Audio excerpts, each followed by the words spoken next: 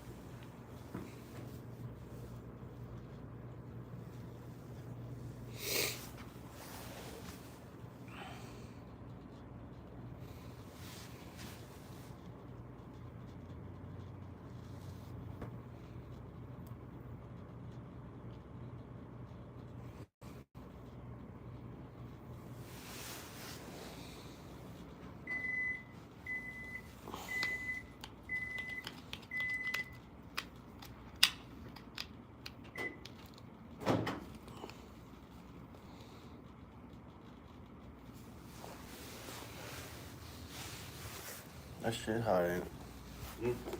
That shit hot, ain't it? But when you put it in there like that, it don't, what's the name? What, cook right? Yeah, it don't be, shit be still kind of cold. Shit. It's a minute and a half.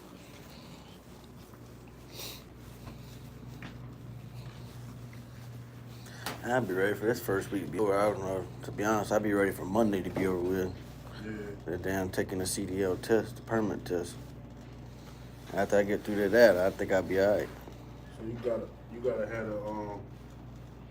We gotta take permit before we can do anything else. before you go to the physical and shit? No, I'm gonna do physical and permit all the same day. Yeah, that's all. But I'm saying we gotta get a permit before we can even get in the truck. Yeah. So basically, we gotta retake all this shit. Just in one bigger portion. All at one time, yep. And we get through this the permit thing, then we'll be alright. It'll be smooth sailing. But if we fail the permit, it's a fucked up situation there. You took the permit before?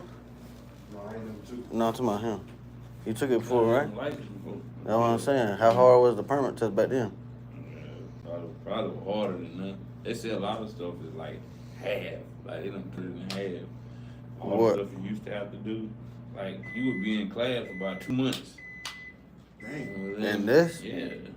So now it's easier. Yeah. You know, it's probably like, seem like it's aggravating though, because it's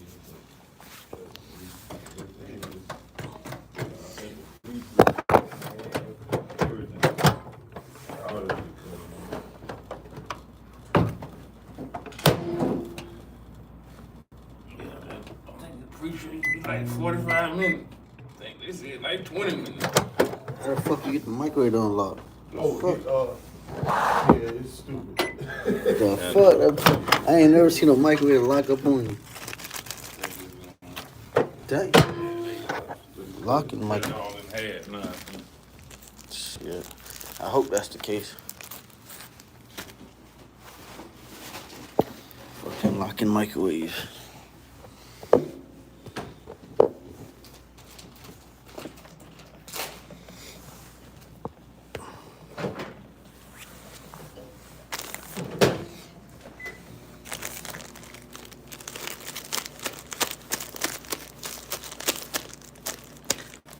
Shit, make it good. You can always go take it. You got time to like leave and go take it. You know what I'm saying? Take what? Permit test.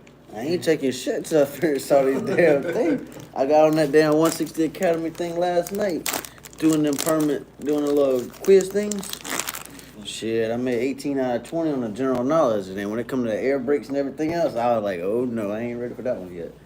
I gotta learn that. So I tried last night. I did the general knowledge about 8 times. Took 8 different quizzes though, and every time I scored at least a 16 out of 20 and 18 out of 20. But I got on the air brakes and shit. How many questions was on? First fucking, huh? How many questions was on On what? the air brake? I think all of them had like 20. But every time you retake the test, it asks different questions. That's why I did so many of general knowledge. But the first time I got on the air brake one, man, I missed the first question. I was like, I ain't even ready for this.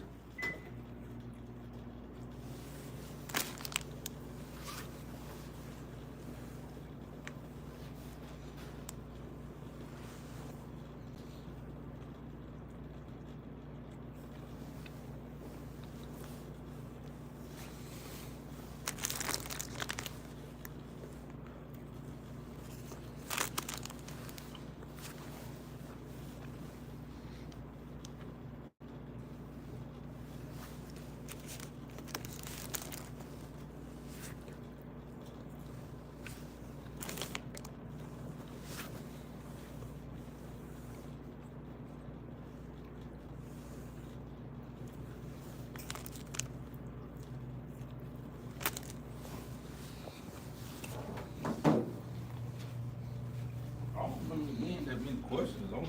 I don't remember it been so long.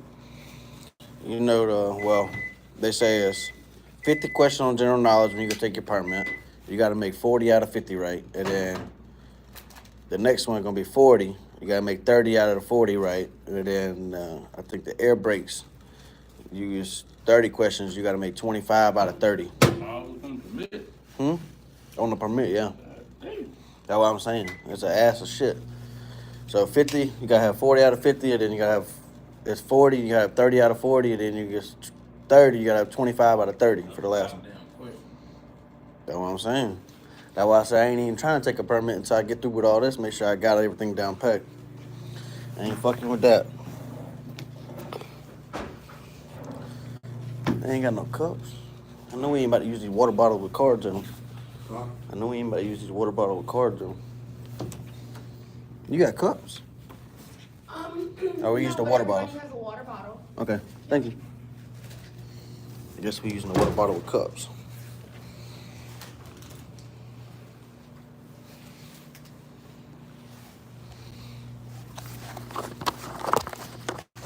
Let's see what this thing says on the inside of this bad boy. What's some of that tea? Washing, hand washing. Do not put the dishwasher.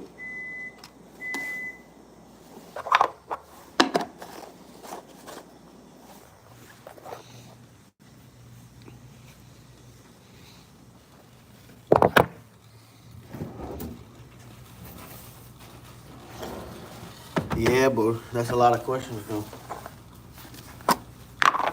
I think she said that, or either somebody said that. Somebody was telling me. I think she said it.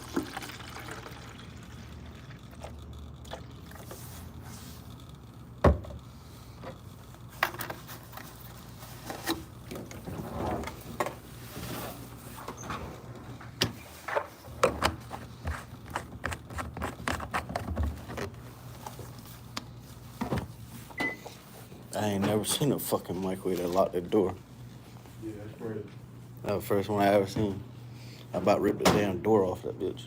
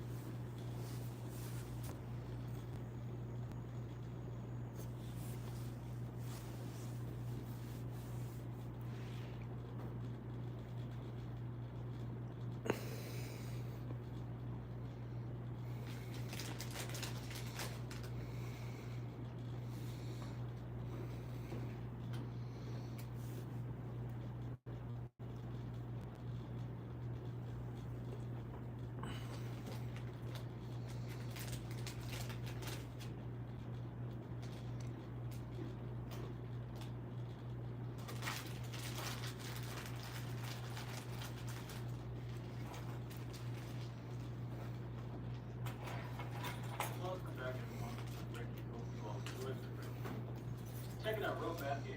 Let's take a look at where we are.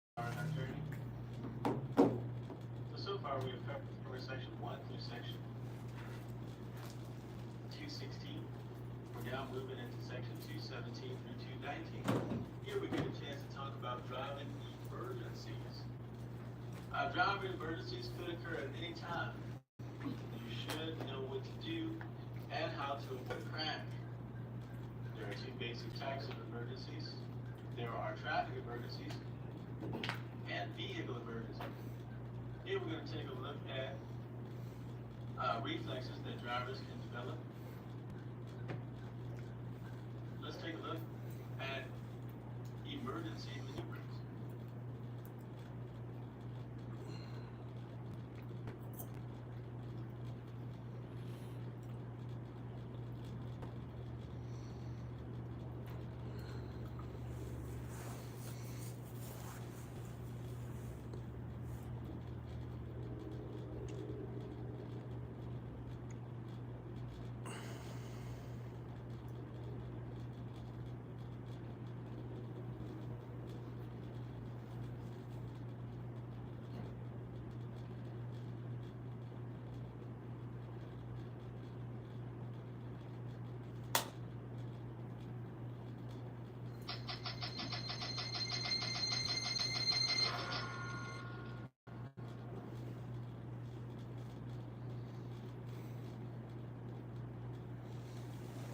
Virtually everyone who drives a vehicle, from the family car to the largest tractor trailer, has experienced a close call. That moment when a split-second decision, a skillful reaction, or just plain good luck prevents a disaster from occurring. Whether the close call is a result of roadway conditions, equipment failure, or human error, as a professional driver, you can prepare yourself for these types of situations by developing your decision-making and your defensive driving skills.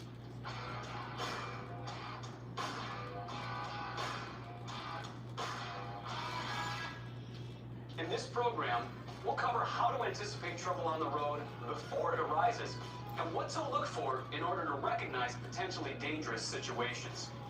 And in the event you need to perform an emergency maneuver, we'll discuss how to avoid a crash and how to recover from an emergency maneuver safely. From your earliest driver training, you've likely heard of the term defensive driving. Defensive driving is defined by the National Highway Traffic Safety Administration as preventing accidents by trying to anticipate hazardous situations and adjusting your behavior to compensate. Maneuvering to avoid hazards puts a lot of strain on your equipment, especially things like your tires, brakes, and steering system. During your pre-trip inspection, it is important that all the parts you rely on for slowing down, swerving, and stopping are in good working order before you hit the road.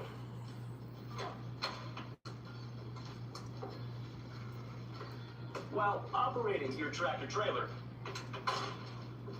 it's critical to remain in the proper driving position with your seatbelt fastened at all times. Keeping both hands on the wheel in a 9 and 3 position will enable you to respond quickly to potential hazards.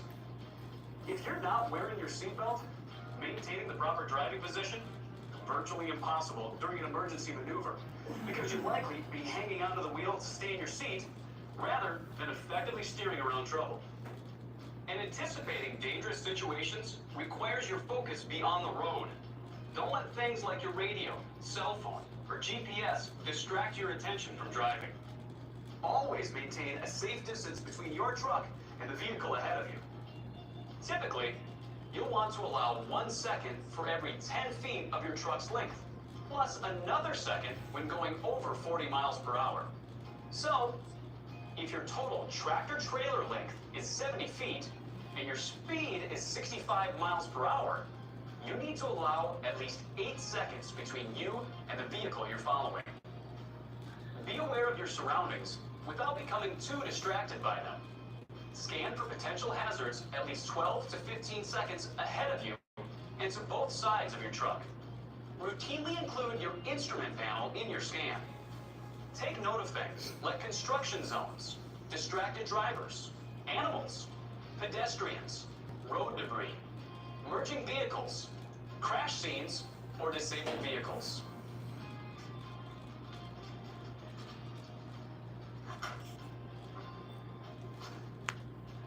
While observing your surroundings, ask yourself questions such as, what if the vehicle approaching the red light doesn't stop? Or, what if that motorcycle changes lanes?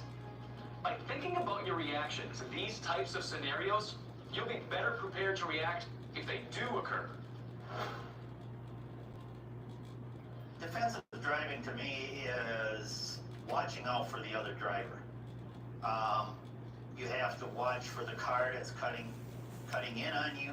You have to watch for conditions in the road. Defensive driving starts from the moment you get into your truck. You're being aware of what's going on around you. You're looking for challenges, opportunities, hazards, anything that you can see. Backing off on speed.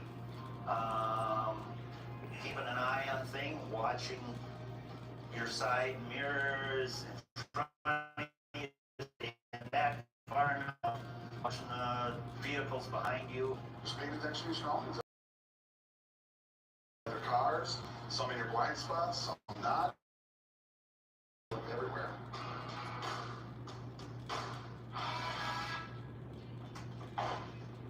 In order to avoid a crash, you'll need to know your escape route before you need to use it.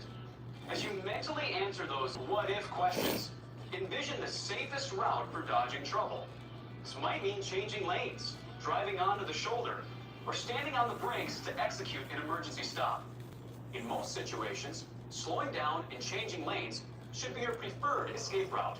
To do so safely, you'll need to start the maneuver as soon as you see the hazard.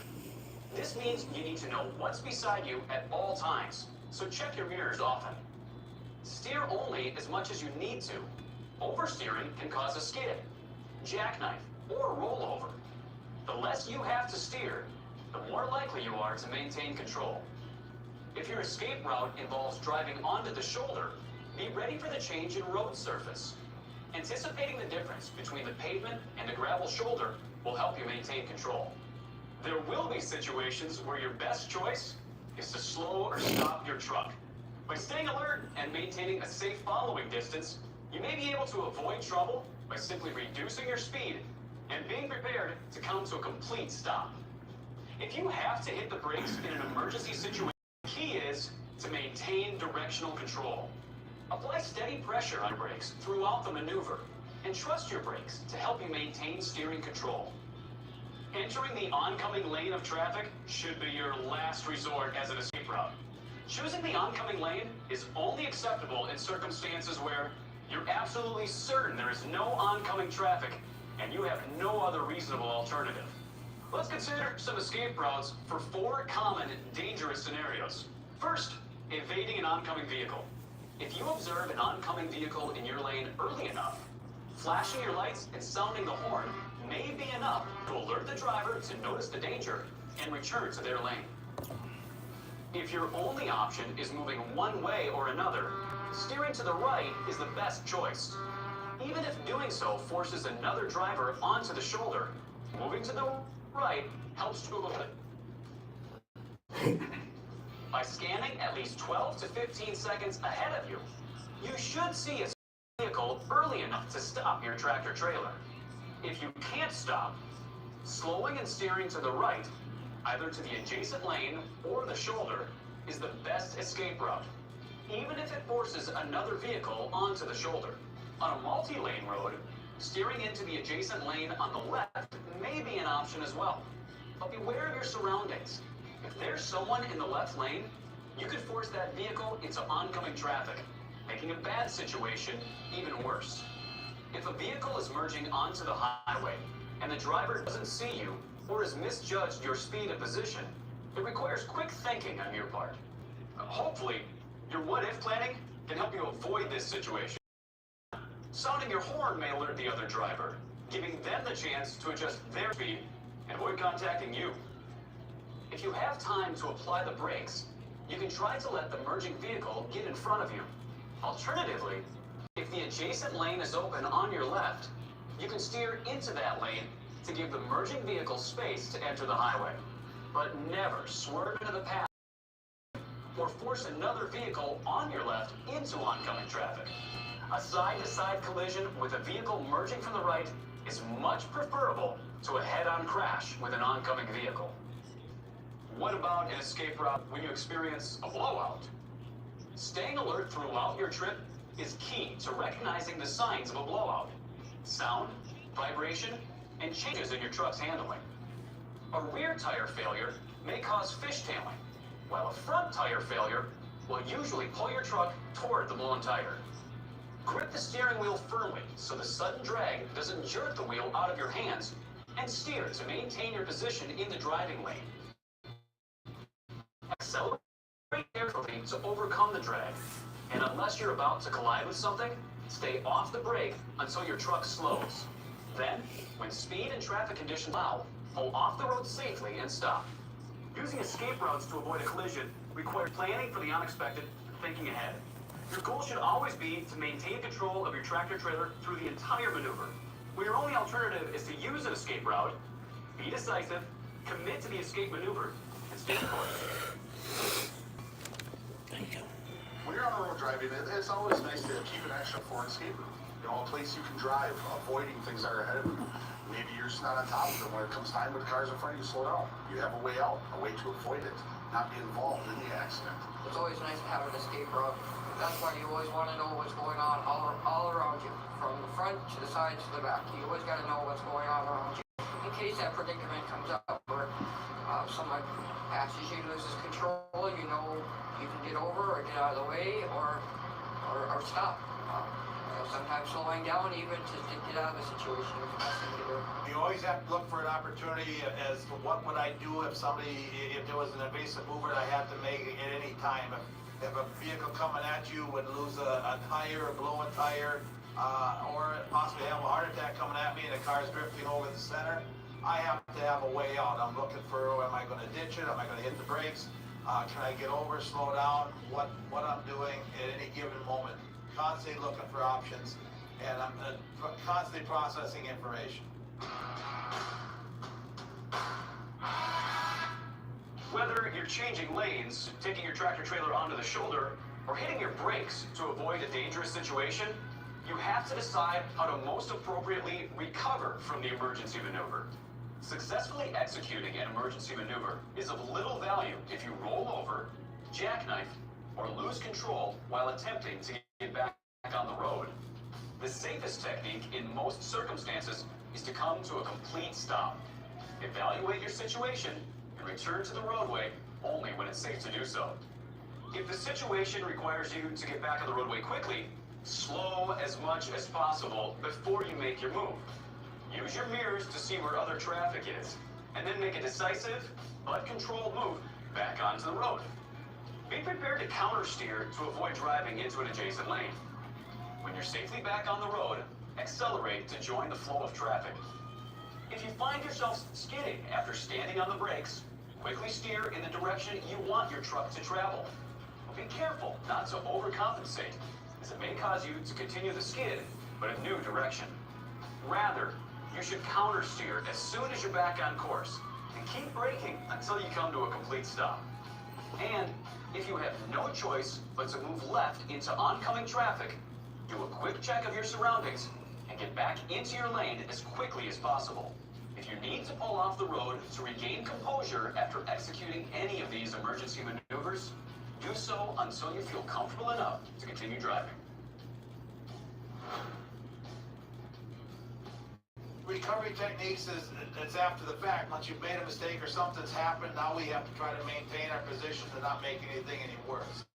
If we're on the shoulder of the road, we'd have to try to recover ourselves, get back onto the road as safely as possible. The first thing I would do is make sure that you are back to normal. You don't want to be making any rational decisions when you're out there. If something happened, take a minute. Take a breath, just relax, and then proceed. When a situation like that, everybody gets a little shaken up. Definitely see if you can find a safe haven within reason, real close. Maybe the next mile or so, get out of harm's way, get off the side of that highway. Get that truck parked, just double check everything. And in the process of that, that'll give your body time to just relax and come back to normal. If you ask any professional driver about emergency maneuvers and close calls, chances are good you'll hear a personal story. That's because at some point in their careers, most drivers either experience or observe a close call. To keep close calls from becoming crashes, It's imperative you're able to anticipate trouble on the road before it arises and know what to look for in order to recognize potentially dangerous situations. And in the event you need to perform an emergency maneuver, it's important to know how to avoid a crash and how to recover from an emergency maneuver safely. Hopefully, you'll never need to execute an emergency maneuver to avoid a crash. But if you ever find yourself in a situation where you do, you should know how to stay safe out there.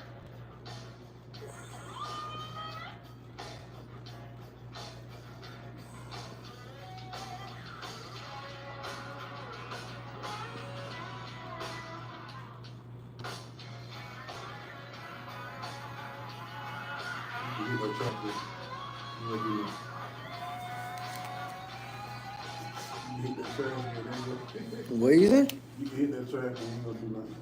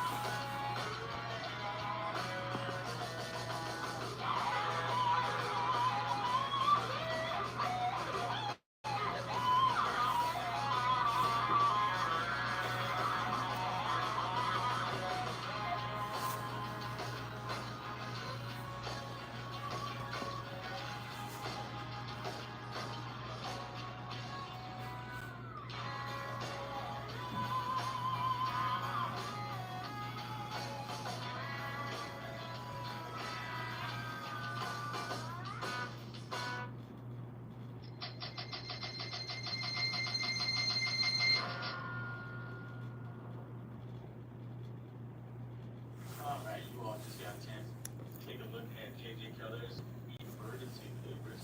We're going to go through and talk about some of these driving emergencies, what drivers can do, and how they can avoid a crash. Traffic emergencies occur when two vehicles are about to collide. Vehicle emergencies occur when tires, brakes, or other critical parts fail. Following the safety practices in this manual can help prevent emergencies. But if an emergency does happen, your chances of avoiding a crash depend upon how well you take action.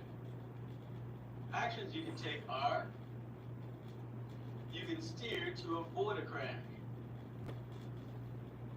Stopping is not always the safest thing to do in an emergency. When you do not have enough room to stop, you can steer away from what is ahead. Remember, you can almost always turn a missing obstacle more quickly than you can stop. When steering to avoid a hazard, you want to keep both hands on the steering wheel. In order to turn quickly, you must have a firm grip on the steering wheel with both hands. The best way to have both hands on the wheel when there is an emergency is to keep them there all the time. You should know how to turn quickly and safely, as a quick turn can be made safely if it's done the right way. Here are some points that safe drivers use. Do not apply the brake while you're turning, as it's very easy to. The more sharply you turn, the greater the chance of a skid or roll over. And last but not least, you want to be prepared to countersteer. That is to turn the wheel back the other way once you pass whatever was in your path. Unless you're prepared to countersteer, you will not be able to do it quickly enough. You should think of emergency steering and countersteering as two parts of one driving action.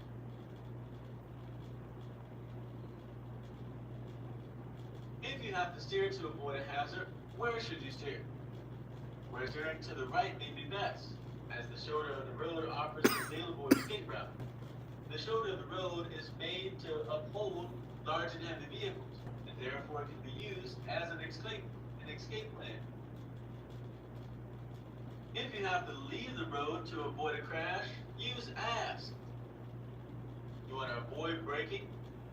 Stay on the shoulder until you bring the vehicle to a complete stop. And keep a set of wheels on the pavement. This will allow you to get right back on the road when needed.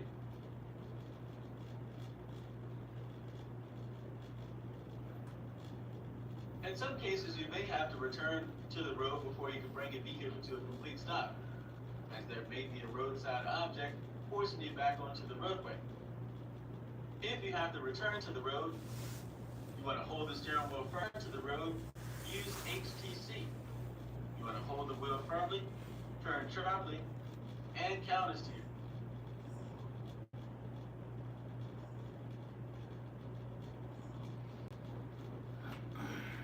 You should also know how to stop quickly and safely. If someone suddenly pulls out in front of you, your natural response is to hit the brakes. This is a good response if there's enough distance to stop and you use the brakes correctly. You should brake in a way that will keep your vehicle in a straight line and allow you to turn if it becomes necessary. You can use the control braking method or the stab braking method. The control braking method, you want to keep your steering movements very small while doing this. If you need to make a larger steering adjustment, or if your wheels lock, release the brakes and reapply the brakes as soon as you can.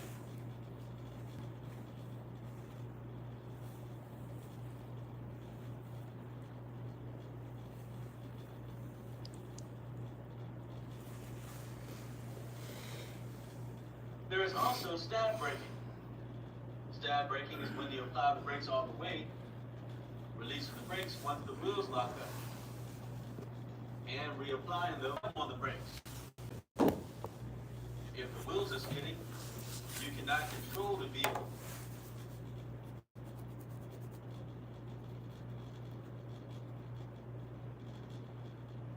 Besides traffic emergencies, other emergencies that could occur involve your vehicle. Things such as brake failure.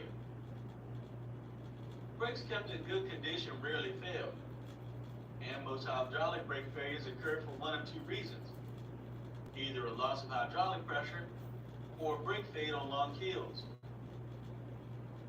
A loss of hydraulic pressure is when the system won't build up pressure.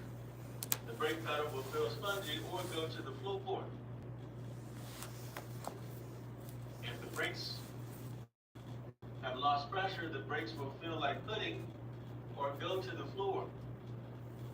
The brakes may feel like pudding, as in pudding pops. If the brakes feel like pudding, you want to use PUD. That's P-U-D. You want to pump the brakes, use the parking brake, and downshift. Stop the vehicle. If not, you can use the parking brake, as this parking brake is separate from the hydraulic brake system and therefore can be used to slow and stop the vehicle. You should be mindful of how much pressure you apply to these brakes. Too much pressure could lock up the wheels and cause a skid. Last but not least, you want to downshift. By putting the vehicle into a low gear, you can use the braking effect of the engine to slow the vehicle and regain control. If all else fails, you need to find something outside of the vehicle to stop it, such as an escape ramp. If there is no escape ramp, you need to make one. You want to look for a side street, an open field. You can use the ditch or a guardrail to slow the vehicle down.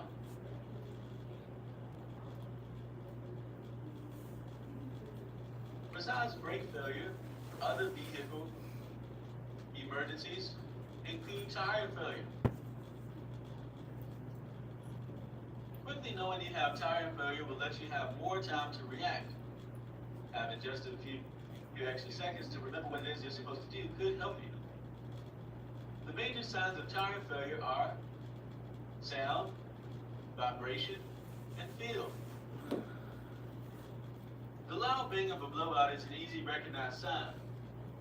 Because it can take a few seconds for your vehicle to react, you might think it was some other vehicle. But anytime you hear a tire blow, it will be safest to assume it's yours.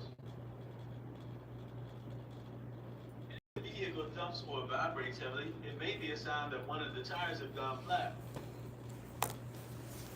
With the rear tire, this could be the only sign you get. If the steering feels heavy, it's probably a sign that one of the front tires have gone flat. Sometimes failure of a rear tire will cause the vehicle to slide back and forth or fishtail. However, dual rear tires usually prevent this.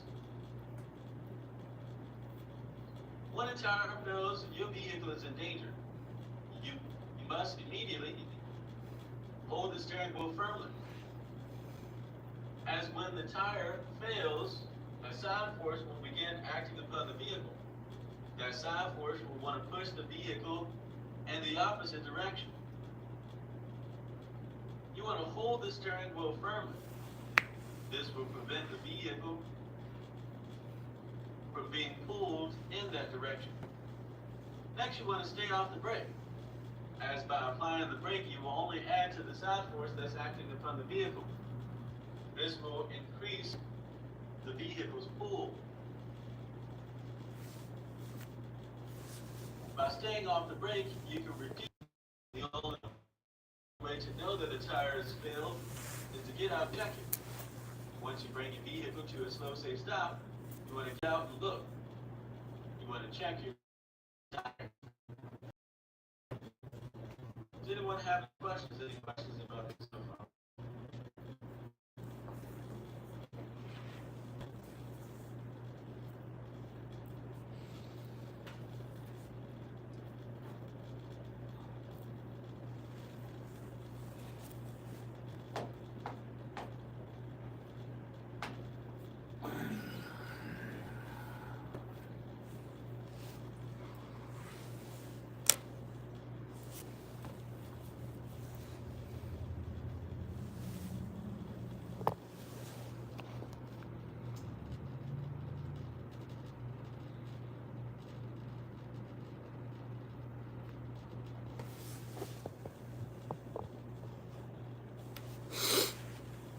In modern-day commercial motor vehicles, many of them are equipped with what we call accident or collision avoidance systems. These are electronic devices used in commercial motor vehicles to assist drivers in the reduction of vehicle crashes, accidents. We're going to take a look at how these devices and innovations are helping to assist drivers in avoiding the crash. Let's take a look.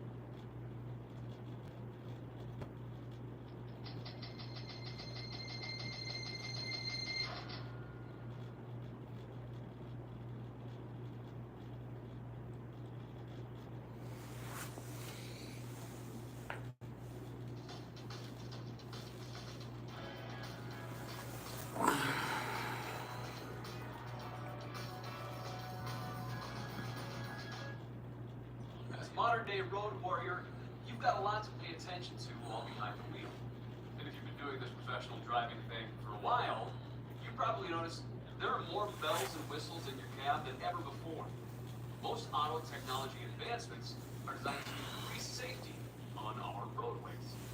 Collision avoidance systems, more commonly known as advanced driver assistance systems, or ADAS, can help you manage your speed and space more effectively. They already prevent thousands of crashes and save hundreds of lives each year.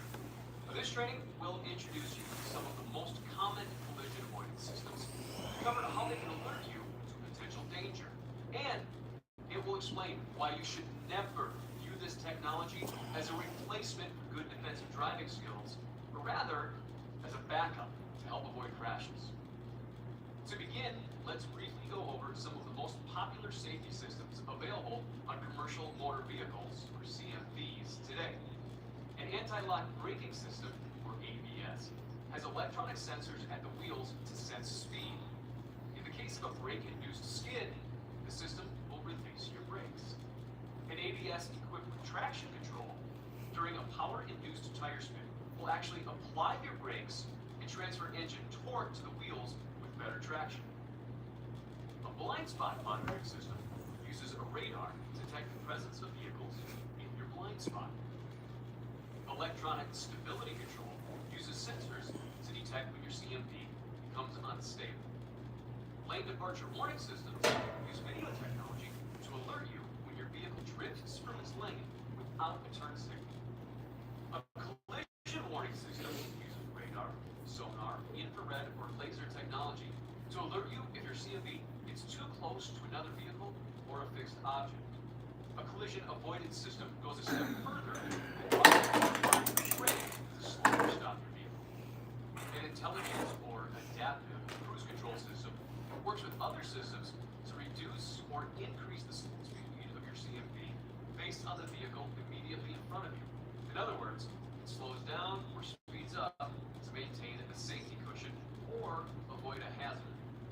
Tire pressure monitoring systems monitor the air pressure in all of your vehicle's tires and warn you if a tire loses a percentage of its air pressure. Fault report systems tell you about any faults the sensor and data system detect. Systems can include sensors for everything from engine performance to light status, ABS faults, and brake adjustment. Many of these systems can report the faults to your company's maintenance provider through an onboard communication system. And finally, most CMVs are equipped with event data recorders. Anytime the vehicle system detects a significant event, such as hard braking or a fault code, your vehicle's data system will capture a record of all operating parameters leading up to and immediately following the event. Collision avoidance systems are most effective when you are familiar with their capabilities. But while their purpose is to help prevent a crash, you don't want these warnings to distract you from your task of driving. Make it a priority to understand what systems your CMV is equipped with and how each will alert you, whether it be through sound, light, or vibrations.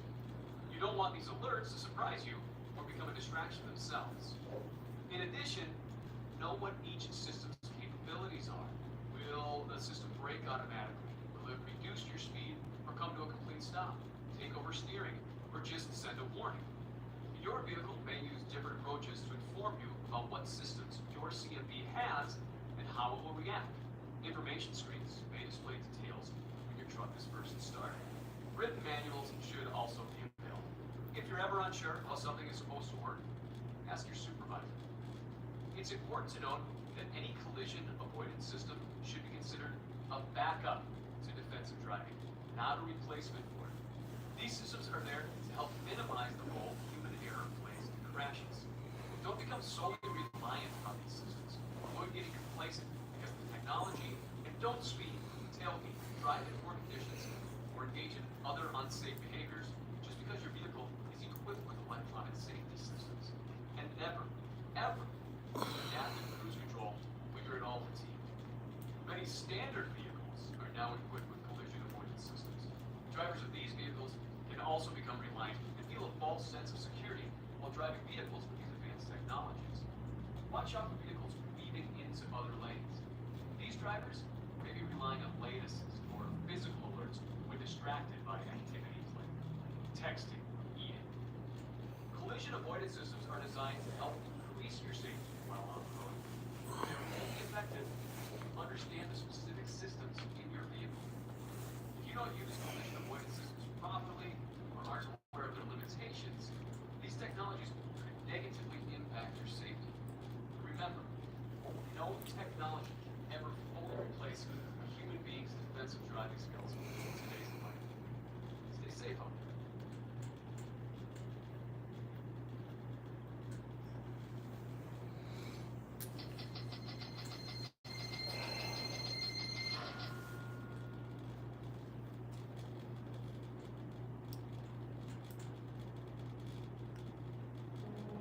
Alright, so there we can see how accident collision avoidance systems are helping commercial drivers to lower the risks. One of the oldest of this type is known as anti-lock braking systems, or ABS. What is ABS? ABS is a computerized system that keeps your wheels from locking up during hard brake application. ABS is an addition to your normal brakes. It does not decrease or increase normal braking capability. ABS only activates when the wheels are about to lock up. ABS does not necessarily shorten stopping distance, but it does help keep the vehicle under control during hard braking. How does ABS work? It's an instant to protect potential wheel lockup. The pressure is adjusted to provide maximum braking without danger of a lockup. ABS works far faster than the driver can respond to potential wheel lockup. At all other times, the brake system will operate normally. Here's a few things that you should keep in mind about anti-lock braking systems. ABS won't allow you to drive faster, follow more closely, or drive less carefully. ABS won't prevent power turning skids. ABS should prevent braking-induced skids or jackknives. ABS will help maintain vehicle control, but not always short stopping distance. ABS won't increase or decrease ultimate stopping power. ABS is an add-on to your normal brakes, not a replacement for them. ABS won't change the way you normally brake. Under normal brake conditions, your vehicle will stop as it always stops. ABS only comes into play when the wheel would normally have locked up because of overbraking. ABS will compensate for bad brakes or poor brake maintenance. Remember, the best vehicle safety feature is still the same driver. Driver say you never need to use your ABS. If you need it, ABS could help prevent a serious crash. Also, batteries not included.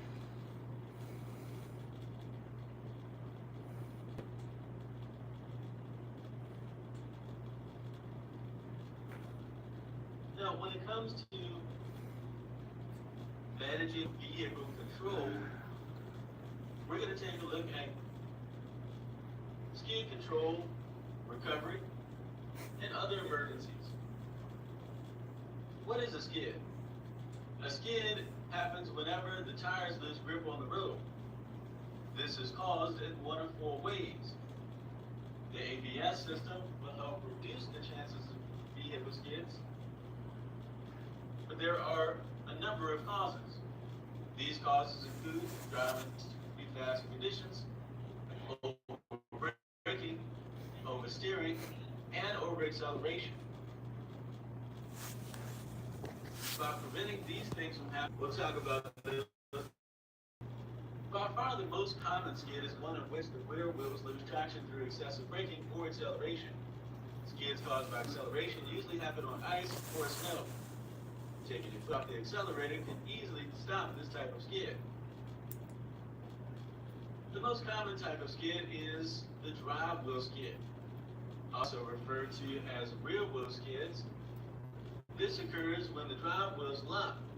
Because lock wheels have less traction than rolling wheels, the rear wheels easily slide sideways in an attempt to catch up with the front wheels.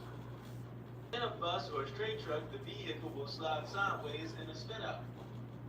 With vehicles towing trailers, the drive wheel skid can let the trailer push the towing vehicle sideways, causing a sudden jackknife. You want to do the following to correct a drive wheel braking skid. The first thing you should do is to release the brakes. By releasing the brakes, the rear wheels will regain rolling traction. Once the wheels regain rolling traction, you'll need to countersteer. That is to turn the steering wheel in the opposite direction. This will prevent the vehicle from skidding in a new direction.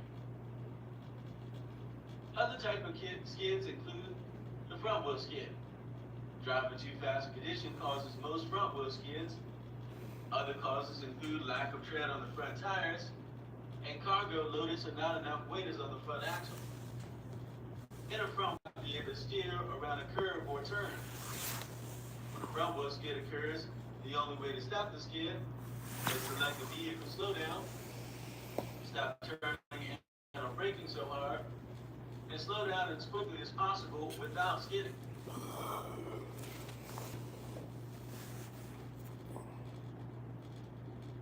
Remember, whenever you're recovering from a vehicle skid, you always want to regain control and then recover. It's always going to be a two-step process. There's a process to regain control and then to recover.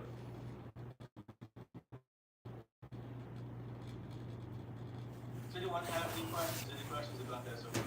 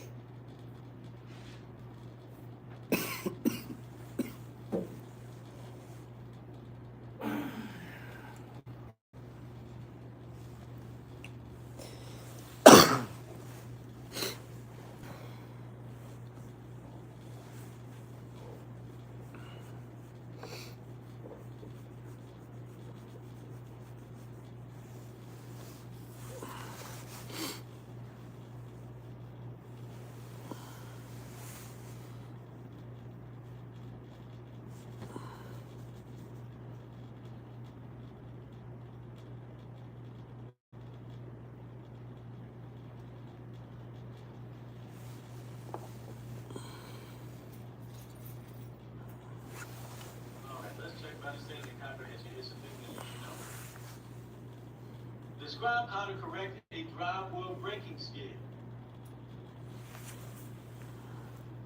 What are the steps to correcting a drive wheel braking skid?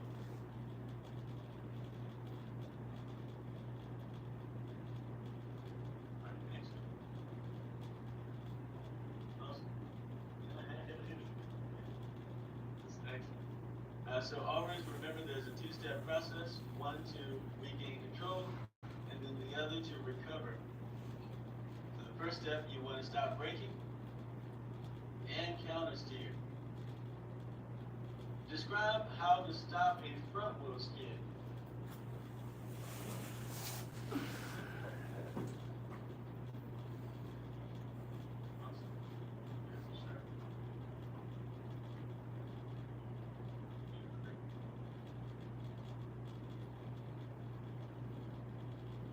To stop the front wheel skid, you want to stop turning and braking so hard and allow the vehicle to slow down. What are the 4 causes of vehicle skids? What are the 4 main causes of a vehicle skid?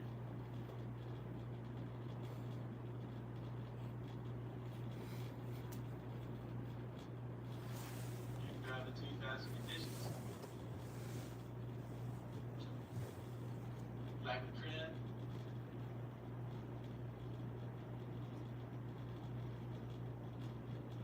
oversteer, over accelerating,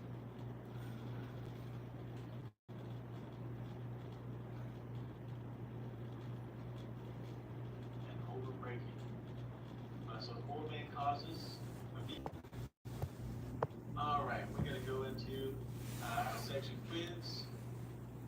This quiz consists of questions. You want to be sure to take your time, make sure that you read all the quiz questions, read all the answer choices, and select the best possible answer that fits the question. Please be sure to take your time.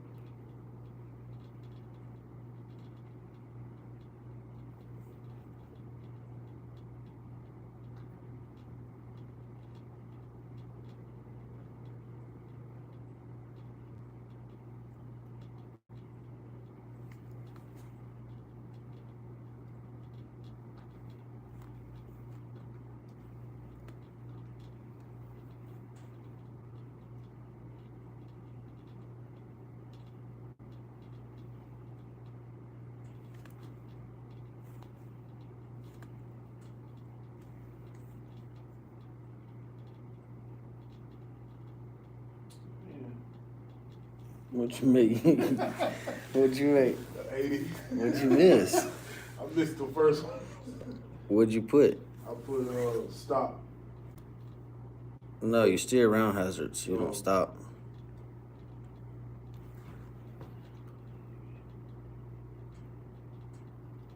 I'm gonna retake that. I gotta get that. What did you put for number 4? False? I put true.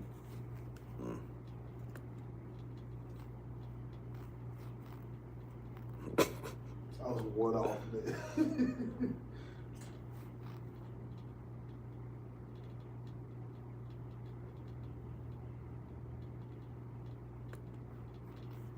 Let's see what I made.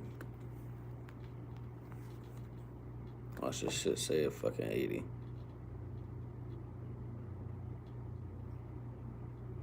I'm cool with it. Got 100.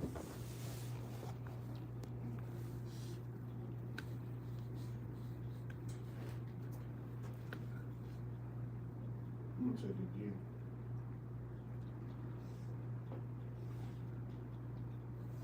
Small quizzes.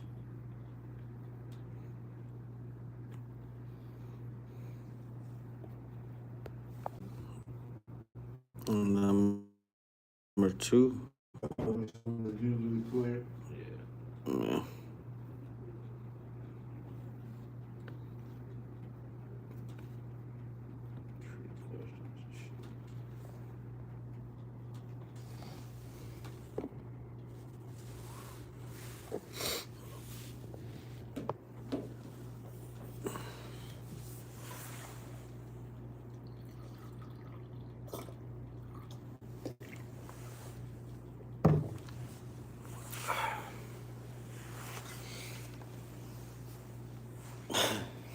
Man said, man. Oh, shit. I feel like the day's going by a little faster than yesterday, though. Yeah, for sure. I think yesterday was just a drag. Not used to sitting in one spot. Got a little warm up from yesterday.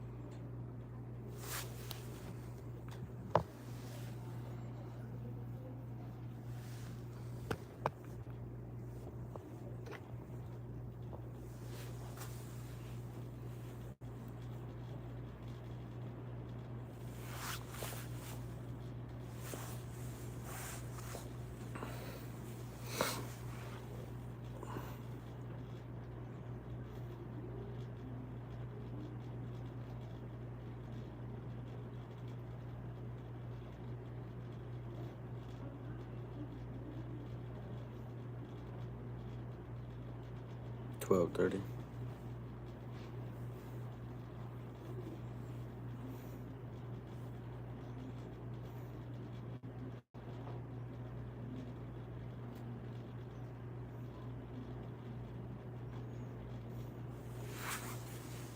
Hey man, what's the worst day for egg day? Egg day? Yeah, what's the worst day for egg day? What's egg day? Egg day? Yeah. You don't know what the worst day for egg day is? Friday. My fucking chat over here stupid. That sounds like some shit they'll put on the back of a Laughing Taffy. Yeah, this is my chat over here talking stupid. They say why do cows wear bells? I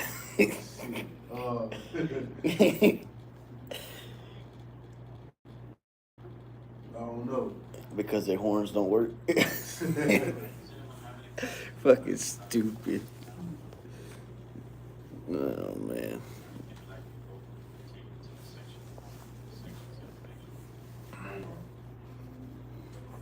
All good. Let's go. Somebody raising their hand. I see. How the hell you say her name? Or his name? How her name? His name?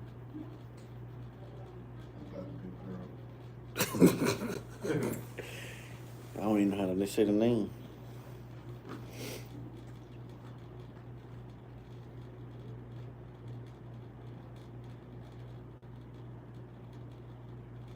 Over here about to fall asleep, my boy over here saying stupid ass jokes.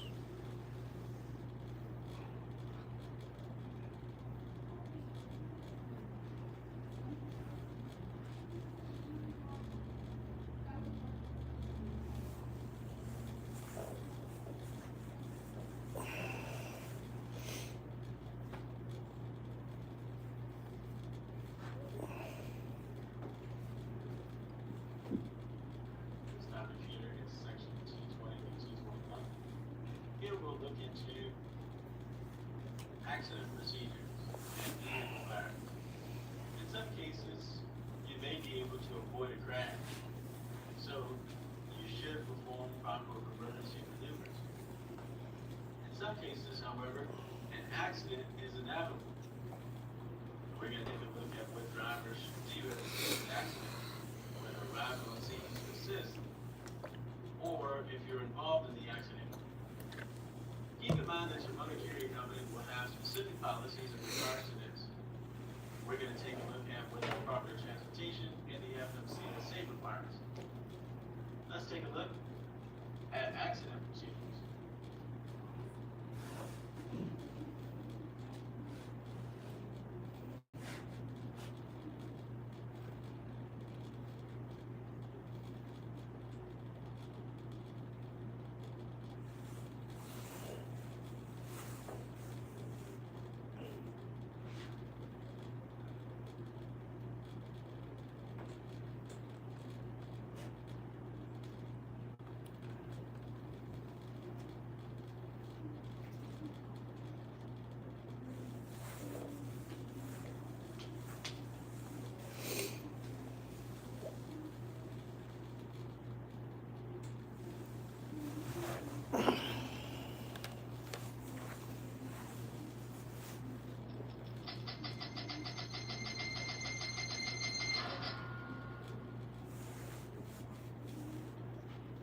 As a professional driver, you probably had some tough days at work. Bad weather, heavy traffic, and equipment problems can combine to make for a pretty bad day. But it's hard to imagine a day at work being any worse than being involved in an accident. Drivers who have shared this experience will tell you, being involved in an accident can feel surreal. In the immediate aftermath, it's hard to think clearly, hard to know what to do, and hard to remember as a commercial motor vehicle driver what you're required to do. That's why it's important to have a solid understanding of the procedures you need to follow if you're ever involved in an accident.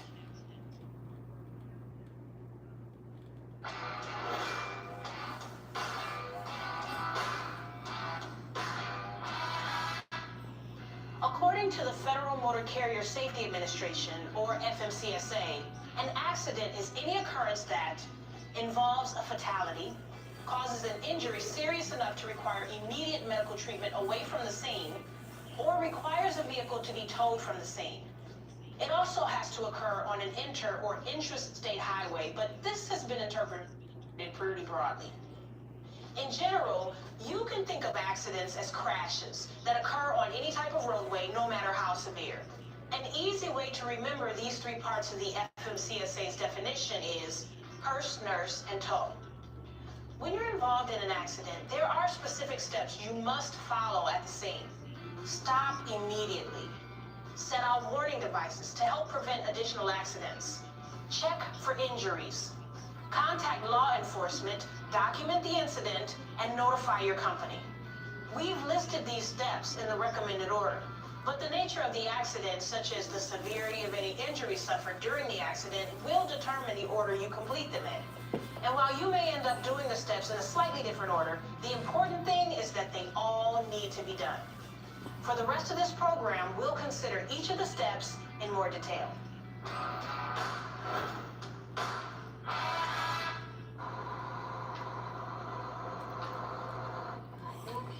once we get out of here, then if we take a left, I think that will be a lot faster. I think we still need to go left.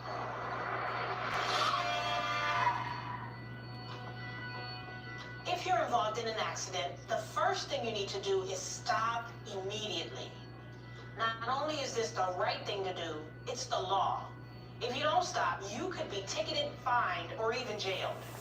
What's even worse, leaving the scene of an accident could cost you your job. Get your truck as far off the road as you can, unless doing so will increase the danger, cause additional damage, or inflict injury to you or anyone else at the accident scene. Next, shut off the engine. Turn on your four-way flashers, set the emergency brake, and check yourself for injuries. You first have to be certain of your safety when you're going to park that truck. Make sure that the coast is clear, that there's not going to be any additional harm that's going to be done to anyone else. When stopping an accident, the first thing I would do is check any participants in the accident to see if they need any immediate medical attention. Second, I would put out the road flares or triangles to warn oncoming traffic of the incident, and then call 911 to get the authorities involved. Truck drivers have to stop at the scene of an accident, and also because we need to know as a company, we need to know what happened, what kind of delays there might be, any of that. Even if it's fairly minor, we need them to stop and let us know what's going on.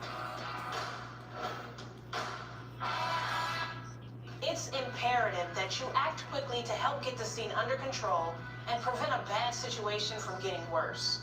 Under the regulations, you have 10 minutes to set out emergency warning devices, such as triangles, fuses, or flares.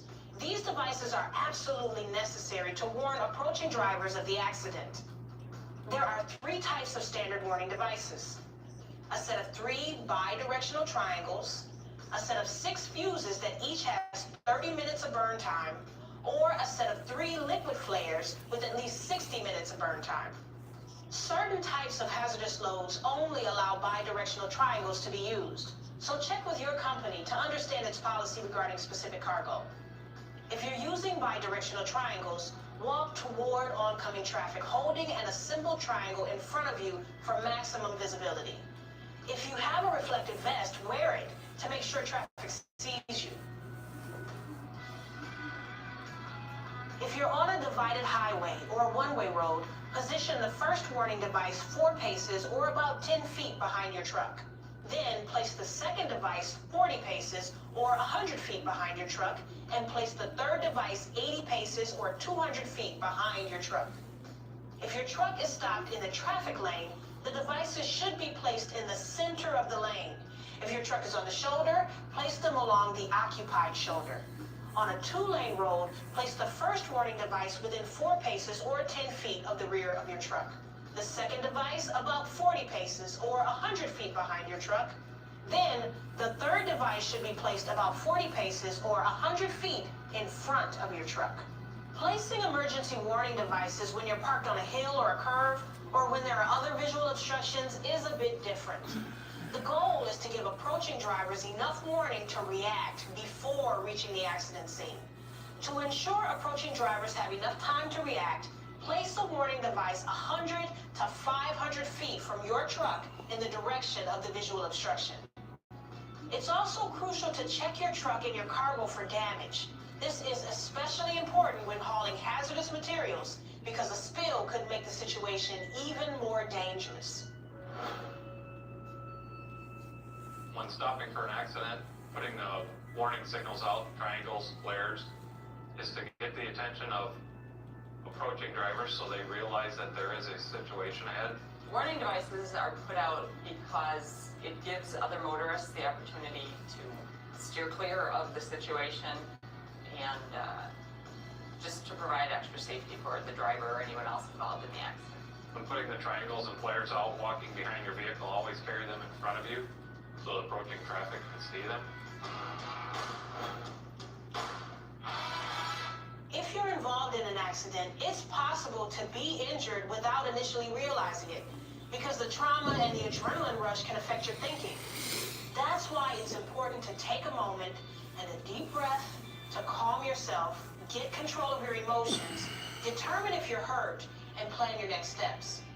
While checking for injuries is usually done third, circumstances may require this to become a higher priority. In fact, the law says that if you're involved in an accident and individuals are injured, you must provide reasonable assistance. At a minimum, reasonable assistance means calling for medical help if help is not already on scene, and if necessary, keeping any injured persons warm and dry. However, you should never move an injured person unless they're in immediate danger of additional injury and you have no other option. If you're trained in first aid, you can administer treatment, but don't attempt anything beyond the most basic care if you don't have the proper training to do so. And as soon as a qualified responder like an EMT arrives, step aside and let them do their work. If you're concerned that providing first aid or basic care leaves you open to a lawsuit, you should know that most states have Good Samaritan laws to protect you, as long as you make a reasonable and honest effort to help. If your vehicle's impeding the roadway, you need to call authorities, call 911, get them reporting to the scene, and then go and address the situation. If you're involved with someone else, make sure they're safe, offer any first aid that you can possibly offer. Even if medical assistance isn't needed for injured individuals at the scene of an accident, contacting law enforcement is still required. If you're unable to or are attending to injured persons, ask someone else at the scene to make the call. Whether you use your cell phone to call 911 or your CB to contact police or highway patrol, be prepared to provide the following information: the exact location of the accident using mile markers or landmarks if necessary, the number of injured persons and the severity of their injuries so law enforcement can coordinate the medical response, and the extent of any vehicle or property damage. Also, provide law enforcement with your contact information in case they need to contact you for additional details. In some circumstances, you may be tempted to leave the accident scene to contact authorities. Don't do it. Leaving the scene of an accident is against the law, and you could open yourself to possible criminal charges. They need to call the authorities to get that involved, to get things rolling there. If anybody should need to be towed or need to be taken to an emergency facility, then they can get the care they need. Let the professionals take care of the situation. I want to protect my company and myself and the other driver that's involved. Documenting the incident in a timely manner is important because your company, law enforcement, and insurance companies will need as much information about the accident as possible. Some states require you to complete your documentation before you leave the scene of an accident, while others do not. But recording the information while it's still fresh in your mind is the best way to ensure your documentation is thorough and accurate. If your company provides an accident report kit, the kit should include forms that will help you document facts about the accident. Using these forms can help you focus on details when your judgment may be affected by the trauma you just experienced. Whether you use a form from an accident report kit or record the details of the accident on a plain sheet of paper or your smartphone, be sure to include the following information: the date, time, and location of the accident, who was involved, including names, license plates, and driver's license numbers, and any injuries or fatalities, and a detailed description of what happened, including weather and road conditions and any hazardous materials, other than fuel, that may have been released. Make every effort to include witness information in your report. Things like first and last names with correct spelling, and contact information like phone numbers, street addresses, and email addresses. You'll also want to take photos as part of your documentation. In many accident kits, a camera is included specifically for this purpose. Otherwise, you can use the camera on your cell phone. Take photos of all sides of any vehicles involved in the accident, of skid marks, of road debris, and of the accident scene as a whole. Get several angles of vehicle damage. As you're taking pictures, be smart about it. Don't put yourself in danger by wandering into flowing traffic while trying to get the perfect shot. Although taking pictures is a necessary step to helping you document the accident, never photograph anyone who has been injured or killed. And don't get in the way of law enforcement or medical responders while you're taking photos. As part of your documentation, you can also make a sketch or diagram of the accident scene to plot the events and position of each vehicle involved. At some point in the process, you may feel the urge to share your thoughts on what happened, but do not. Don't discuss your opinions of the incident, and especially don't discuss who you think was at fault. Law enforcement will make that judgment after interviewing everyone involved and gathering evidence at the scene. Following an accident, you may be angry, confused, or injured. Not the best time to offer opinions or analyze events. When talking to officers, witnesses, or other drivers, be polite, courteous, and professional. Don't discuss guilt or blame regarding the accident with anyone. Don't express your opinions on what happened, and don't provide any unnecessary detail. When speaking with law enforcement, don't avoid answering any questions. Always tell the truth to the best of your ability, and keep your answers simple and plain. Sometimes things can come out that are maybe not intended to come out the way they sound. Sometimes an accident might have happened and it may sound like the truck driver was at fault when in reality they were not. And that can be used against the trucking company if there's a legal issue. So we encourage the drivers to be very careful with what they say, be respectful, answer the questions, but don't give out too much information. You want to be professional at all costs, but you have to be very careful what you say. You don't want to incriminate yourself, and you certainly don't want to give false information. Take lots of pictures, close-ups, further back from all angles. It's very important, obviously, not to take pictures of any injured people or any of that kind of thing, but it's very important to get those pictures because they tell a lot and they help us, they help the insurance company to understand, they can help determine sometimes if the driver was at fault or was not at fault, and that's very important to us. An accident is not only a stressful event in your life, but it can have a significant impact on your company as well. So it's critical you contact your company and provide them with key information regarding the accident. Provide them with the same facts you included in your on-scene documentation. And if your company has any additional policies regarding accident procedures, be sure to follow those as well. Finally, follow any instructions your company may give you about what to do next.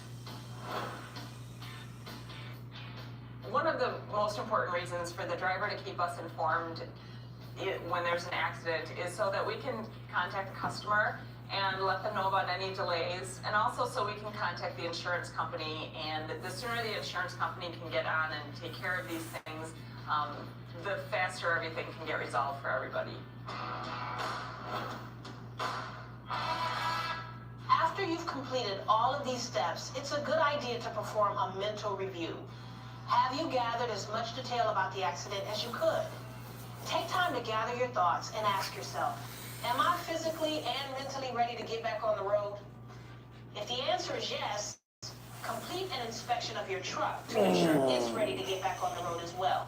Remember, you may be required to take a DOT post-accident alcohol or drug test, so don't drink anything containing alcohol for at least 8 hours after the crash or until after you've completed the post-accident test.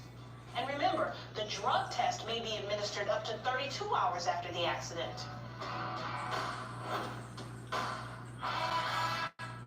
Even if there are no injuries and the damage to your truck or other vehicles is minimal, being involved in an accident can be disorienting and stressful.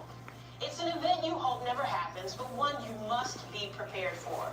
Knowing and following the steps we've discussed here will allow you to react professionally, quickly, and within the law if you're ever involved in an accident.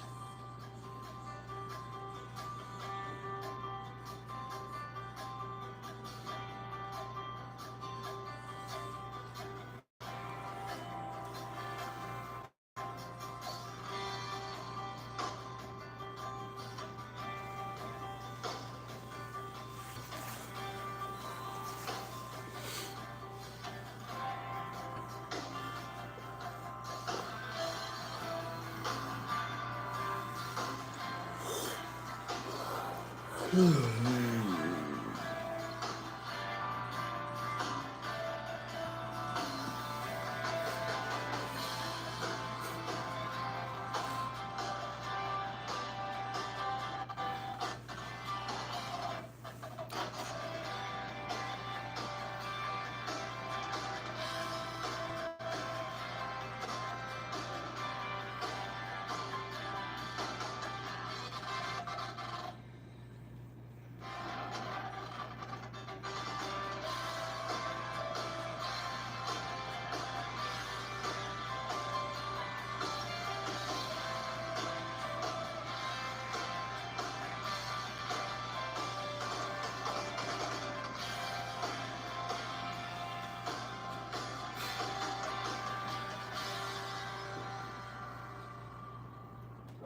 All right, you all just got a chance to take a look at accident procedures.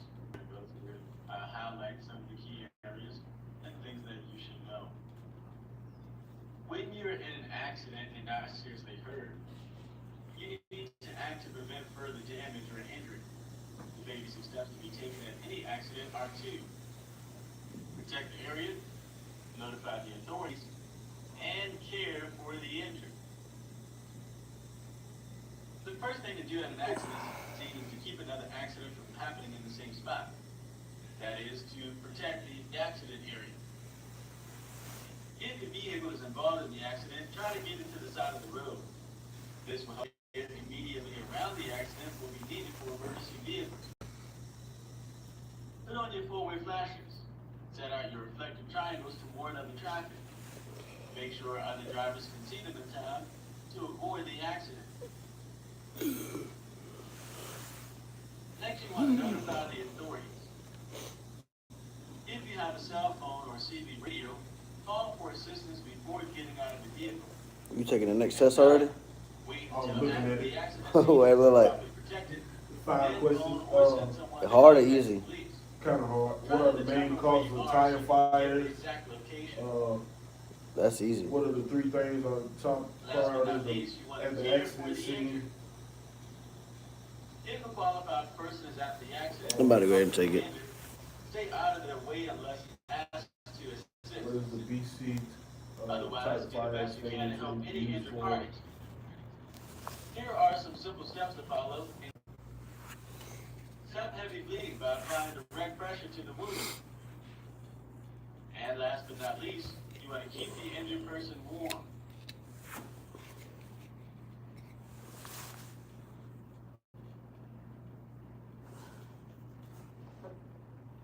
Drivers should also be aware that post-crash drug and alcohol testing may be administered if there's a fatality, someone involved in the crash has to seek immediate medical treatment, or tow. That's hearse, nurse, or tow. That's tow with the W and not tow with the E.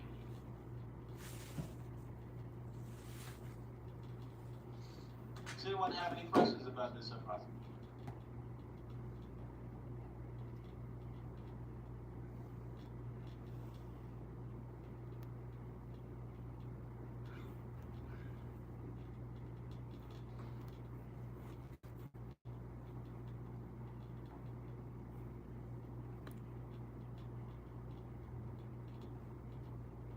What's the next quiz? 22, 20, 21? 21, yeah, it's,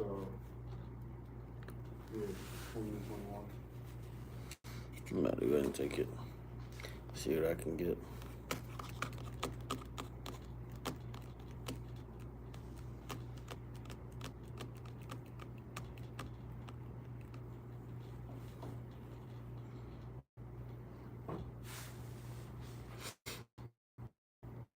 Our next topic is vehicle fires.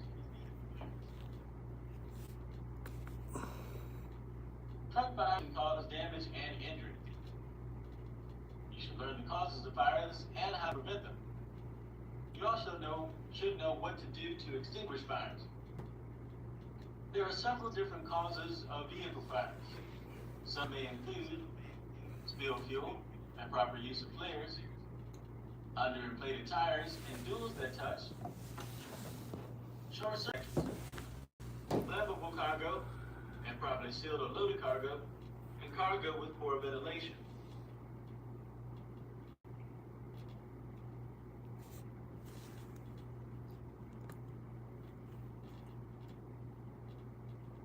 When it comes to vehicle fires, drivers must consider how to prevent them. Remember, only you can prevent vehicle fires. It all starts with a pre-trip inspection. You want to make a complete inspection of the electrical, fuel, and exhaust system, your tires, and cargo. Be sure to check that the fire extinguisher is charged. Follow the correct safety procedures for fueling the vehicle, using brakes, handling flares, and other activities that could cause injury. Check the instruments and gauges often for signs of heat, and use your mirrors to look for signs of smoke from the tires or from the vehicle itself. You want to use normal caution when handling anything that's flammable.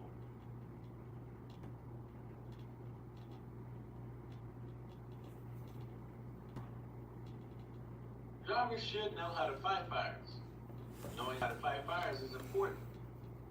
Drivers who are not prepared have made fires worse. You should know how the fire extinguisher works. Study the instructions printed on the extinguisher before you need it. Here are some procedures to follow in case of a fire. Number one, you want to pull the vehicle off the road. You should park in an open area away from anything that might catch a fire. Do not pull into a service station. You should notify emergency services of your problem and your location. Next, you want to keep the fire from spreading.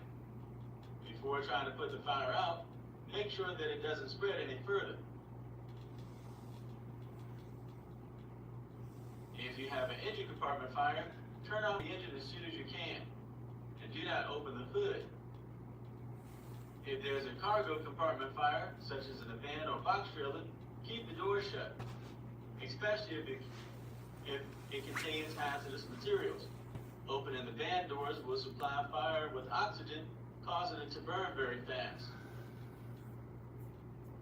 Last but not least, you want to extinguish the fire. Here are some general rules for putting out a vehicle or base of the fire, not up in its flames.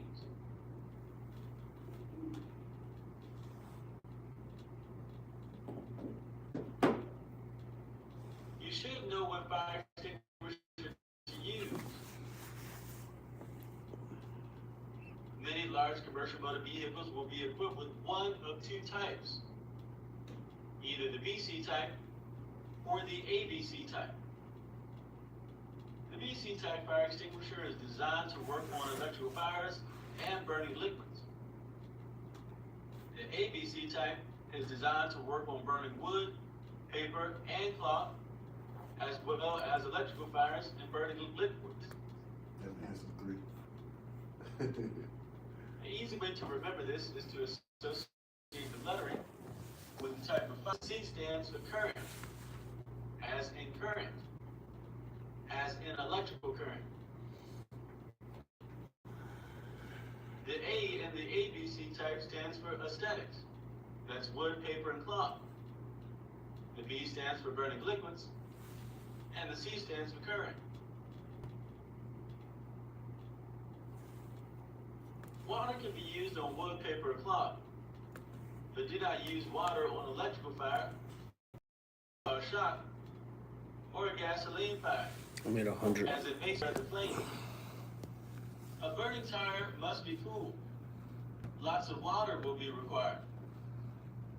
If you're not sure what to use, especially on hazardous materials, wait for firefighters to arrive. Otherwise, position yourself upwind and let the wind carry the extinguisher to the fire. You should continue until whatever was burning has been cooled.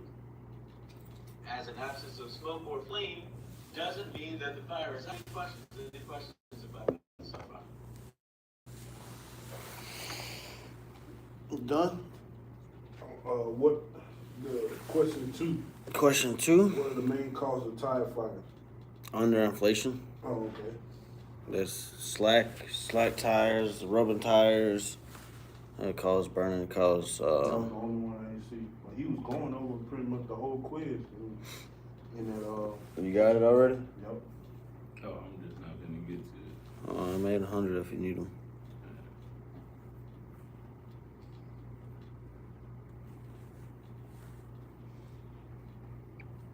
Video. I might go ahead and take the next quiz. Oh, yeah? Fuck it.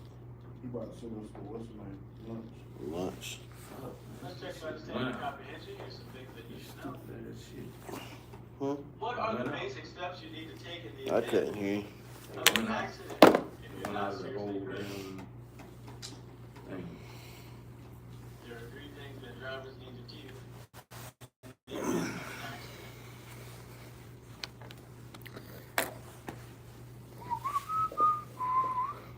Awesome. That's right. Remember PNC. You can tell that man been doing this shit for a long time. He sound like a fucking robot type shit. Like automated machine. That's how you know you've been Why is doing it it for too long. important to keep an injured person warm?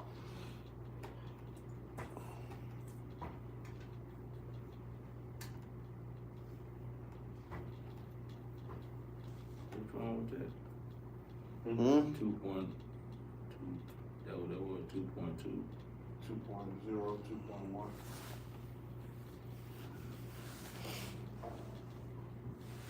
Excellent. By keeping the injured person warm, you can reduce the chances of the individual going into shock or hypothermia. Why is it important to understand what fire extinguisher to use?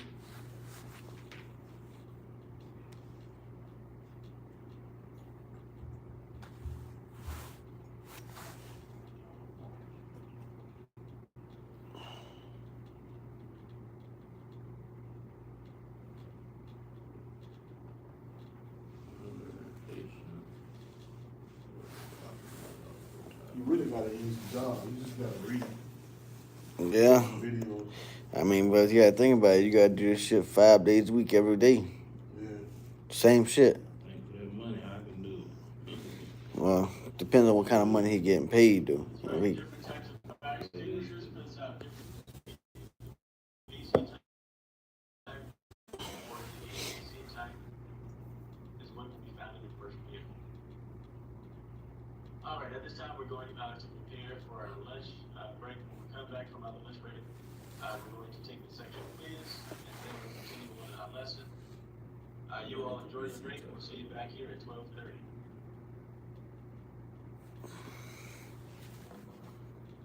What are we doing right now? BC fire extinguisher used for? That's for electrical and liquid fires. Keep the doors closed. Keep the trailer doors closed. Yep. And then the next one's gonna be, what is it? All of the answers. That's it.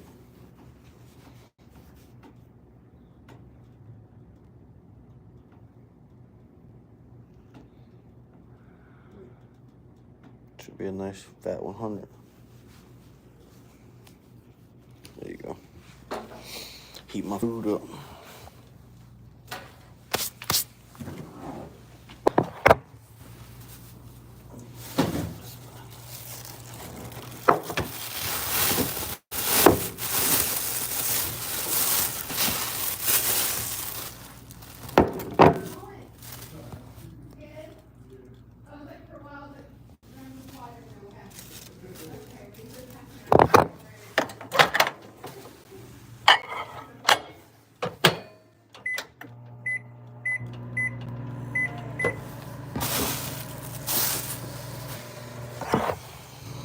I'm gonna get my charger.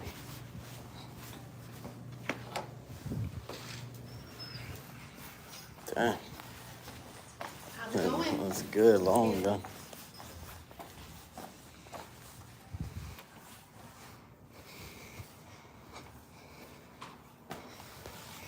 90. Long time no see. 1490. You swap your name or something? It's been super long since I seen you. I don't even remember putting you as a mod. It's been so long. That's crazy.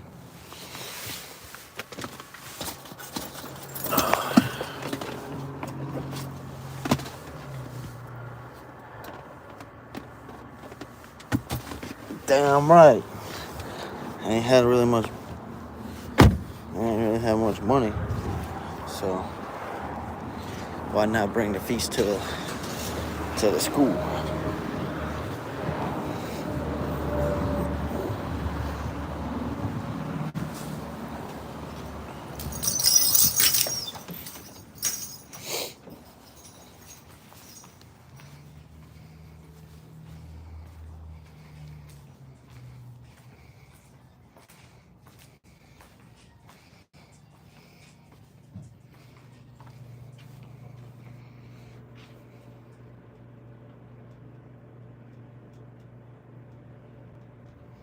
Yes, sir.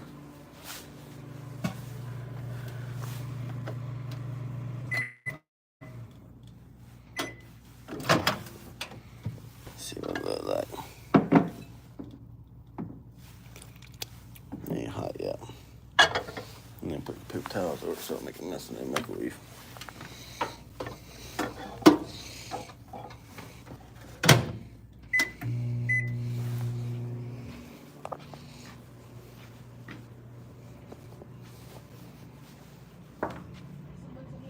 Okay.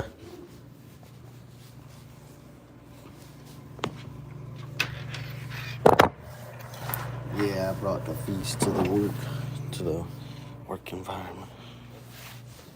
Let's see if I can try to find it.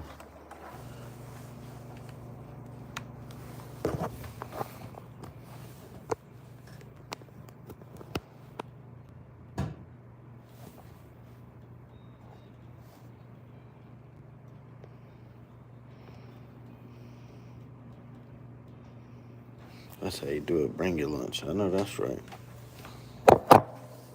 Give me a second. I'll get my food finished.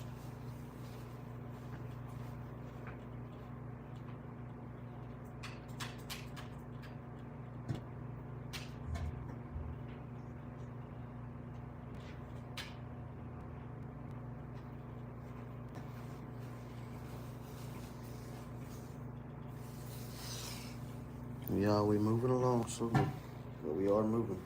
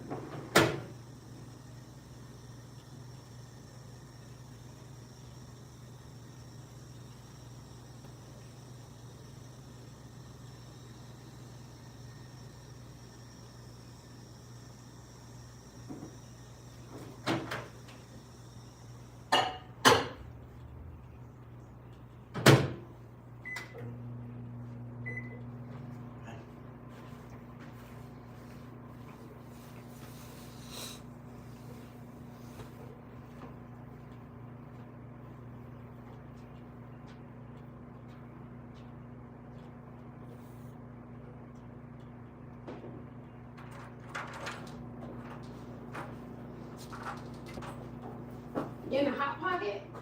No, fish. I cooked some basic fish last night. Ooh, you cooked? Yeah, I cooked. All right. Let the shit explode. I know my sister said that my microwave is really bougie. Yeah, I'm not. I was like, the first time I put something in there, I was like, I almost broke it. So I was like, oh my God, it's not working. I almost broke it this morning trying to figure out how to open it. Man.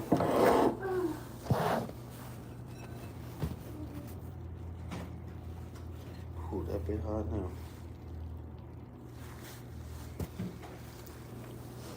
Okay.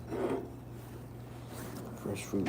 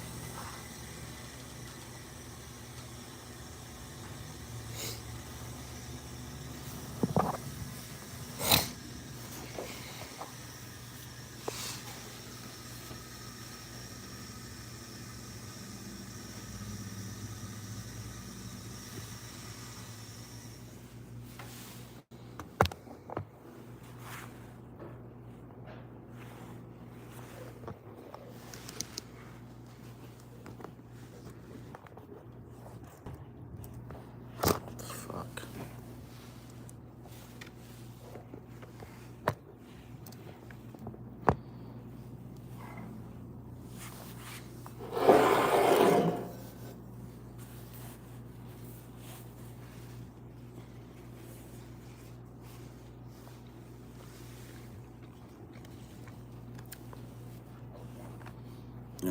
From 8 to 4:30. 50 hours in classroom. 50 hours in the yard. 32 hours in OBDS. And BTW 16 hours.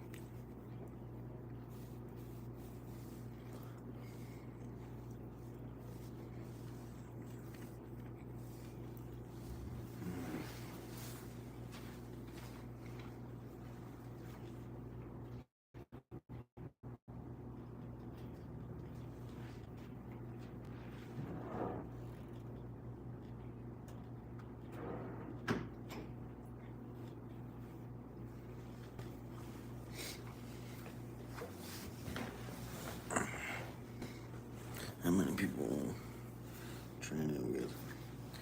In the actual classroom with me, only 2 other people.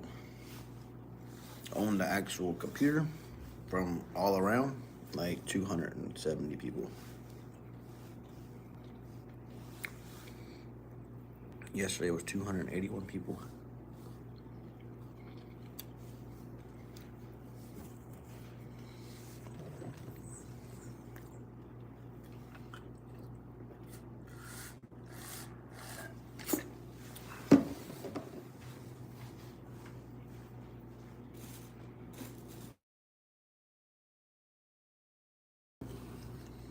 Let me know if it's good that way I don't break it. Yeah.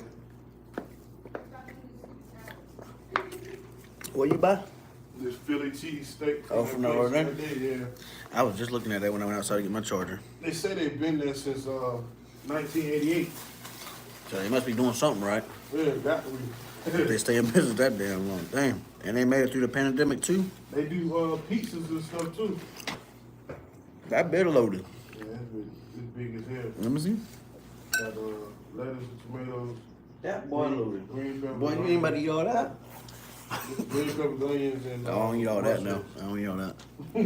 I do the cheese, I do the mushrooms, I do the lettuce, I do all that, but I ain't eating no damn onions, tomatoes, and yeah, I love onions, man. I ain't not do all that. It look good though. Yeah. You can definitely smell peppers and stuff in it. Or the onions.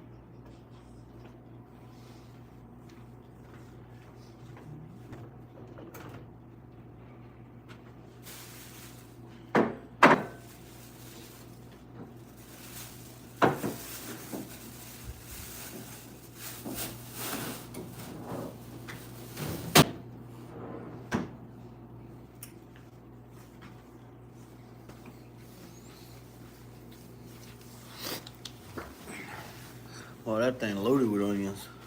Yeah. Done. This is the small one. That's the small stuff? Yeah. They got one that's 12. Done. So I bet the 12 probably like gotta be at least 1.5 pounds. Yeah.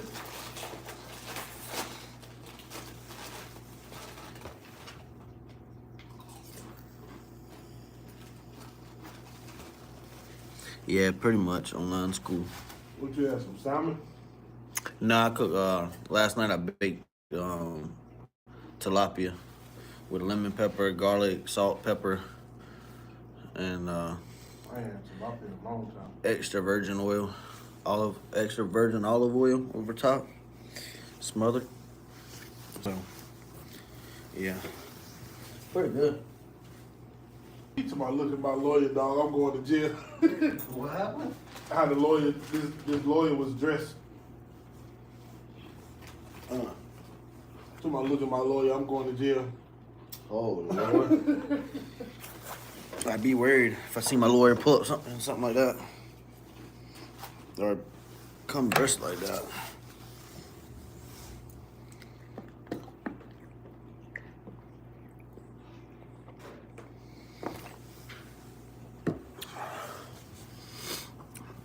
Yo, Ray. Where you at? 30 minutes go by fast. Yeah, dude. You got 8 minutes to put that whole stuff, put the whole Philly down. Yeah, it's worth it. It is? Mm-hmm. That thing big. Holy shit. That's what I said. He said that's the small one. Small one. That's the small one? Yeah. He said they come in the foot long like that. Oh my god. Yeah. That's lunch, breakfast, and dinner. Period. I'm thinking it's gonna be like a little thing from Subway. Nah, that ain't no Subway kind of meal. Well, now I see why they've What been up, Ray? in business that long. Yeah. Yeah, I told them they obviously did something right to stay open through the pandemic. You know, a lot of places lost their businesses. Y'all ever ate at that place called Yesterday's in 5 Points? Damn, that was a good spot. That was a good soul food spot. Really? Before the pandemic. I'm not from here, so. When the pandemic hit, it took that place out, man. Really? It's horrible. They didn't like start like a food What's truck going back on? up or Nah, something? we talking about his food that he got next door. No. Somebody bought it out, new developers, Yeah. and turned it into a whole new restaurant. Oh wow. Mm. That is unfortunate. Yeah. Yeah. So far, my favorite place out here is Reggae Grill. Reggae? Yeah, because I'm Jamaican, so it's like it's as close to like real Jamaican food as I could get. Y'all don't mess with the little Nick's?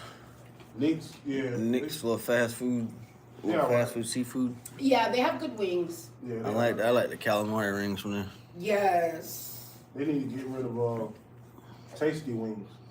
Get rid of tasty wings? I've never been there. Is it bad? Man, I don't normally eat too many wing spots. I don't really care for them. They grease make me sick to my stomach. Really? Yeah. Mm. I don't think they clean it right. Mm-mm. Yeah. That's the worst. I worked at a Pizza Hut, and they didn't clean their oil like all the time. People used to complain about like when we'd have wings. It was so bad.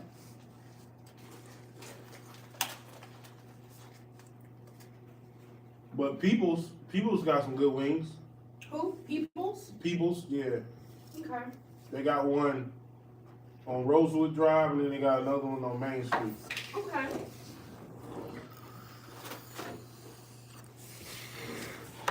Ray said, y'all ever ate gator?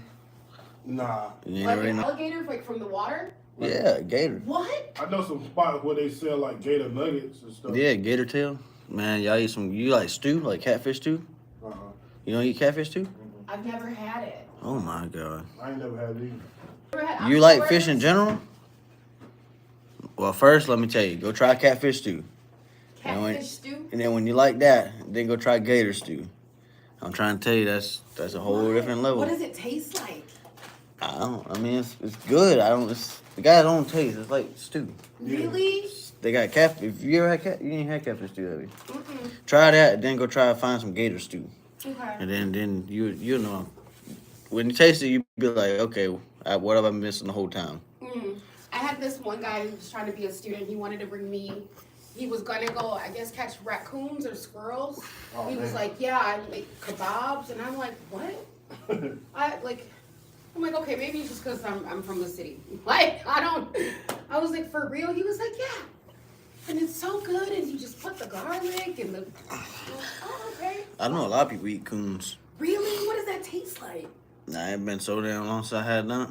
So do you cook it like chicken? I mean, I can't even tell you. I had somebody cook it for me. I don't know. Yeah, I could. Ray, you ever I had couldn't do coons? I can't eat raccoon. What? Raccoons and squirrels, nah.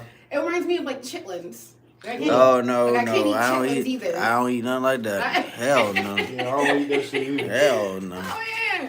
That shit smell. That shit smell like. And I'm like, why do people Shit eat smell like this? shit. Yes, and I'm like, how do you? I never smelled that, honestly. Oh my, you don't want to. Everybody houses I go to, they don't cook that shit. Ooh. Chitlins, boy, that make You'll it turn. smell it from outside. That should make your stomach turn upside down. Oh my gosh. That's nasty. You'd rather go smell a dumpster that's old and been outside in the heat for a week than smell that. It's just like, what? Yeah, it's rough.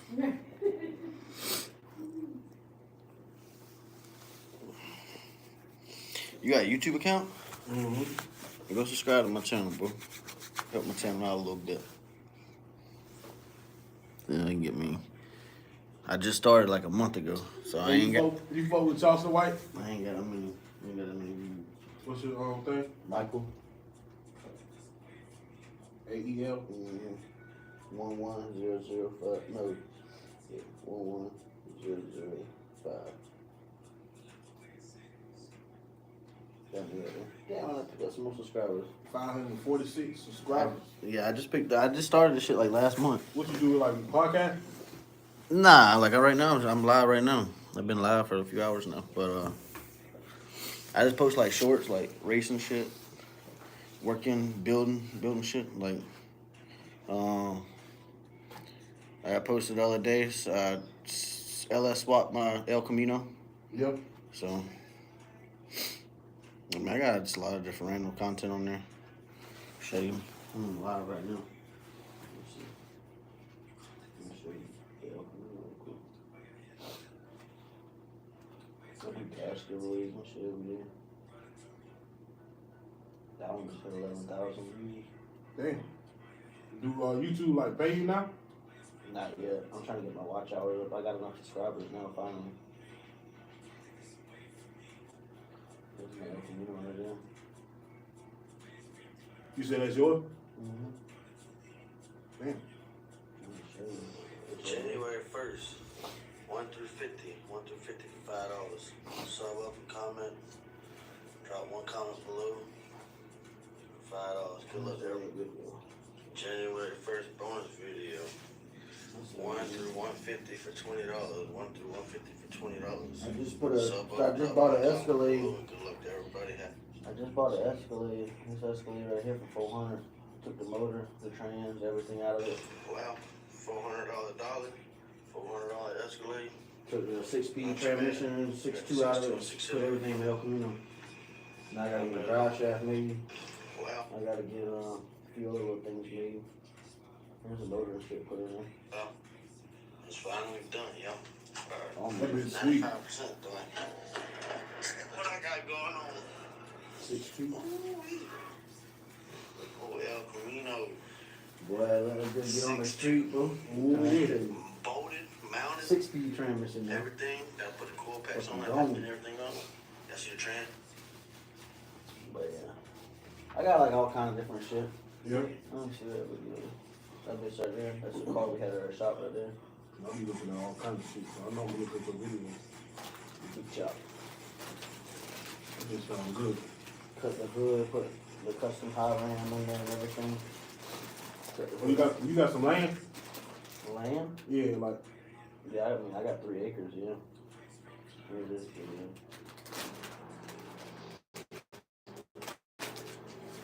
That's that Camaro right there. After we're tuning it right now. Put the custom tuner. Mm-hmm. Just getting a move on, boy. I'm telling you. Damn, been putting a move on. Huh? 1230 got his ass, bro. Yeah, dude. Recruiting subscribers. That's what's up, Mike. Yeah, recruiting subscribers. Yep. Sure am.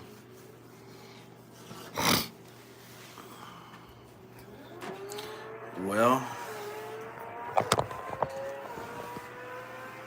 that bit moving though. He said, I think he said when he was tuning it, that was a 0 to 130. What you seen pass by? 60 to 130 mile an hour.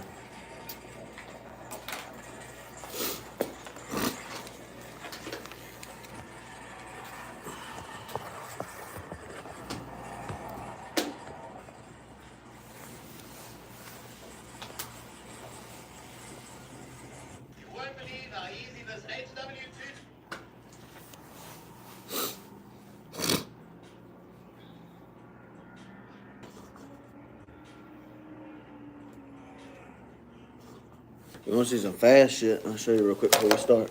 Look at our truck we got. Look at this fast.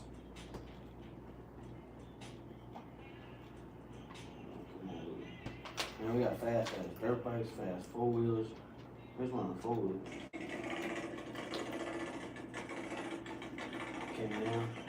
Cams, heads, all kinds of shit. Megaphone pipe. Fast shit, dude. You ever heard of a start? Dirt bike? It's fast. Here's a Ford right here. That was fast. One truck we got. This ain't the fastest one. It's like 900 horsepower truck. 4-wheel drive truck. That's pretty fast. Watch the speed on that.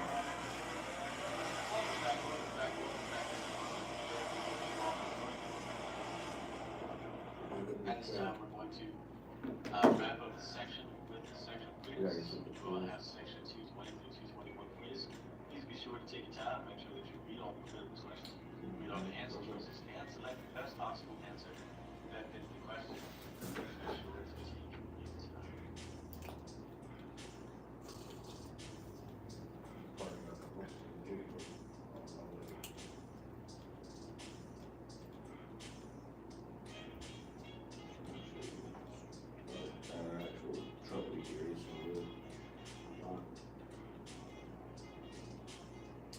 Let's see. That's another thing I should put the beat down on fucking BMW. But not to see. That truck beat that BMW? Fuck yeah. Just got an F1A blower on it. Big ass blower. Wasn't nothing to see. BMW couldn't do that. Made that BMW look slow.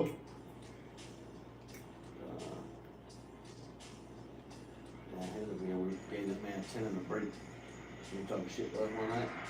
We said, you know what, man? Get on that, man. We get 10 in the break tonight.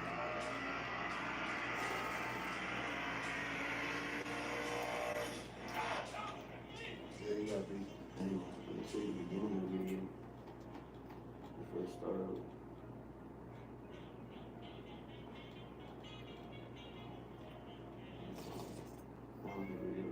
So, oh, there's the video. That's the truck that got 10 in the break tonight. Well, our truck's behind us. Watch how bad we come hunting. Come running that boy down.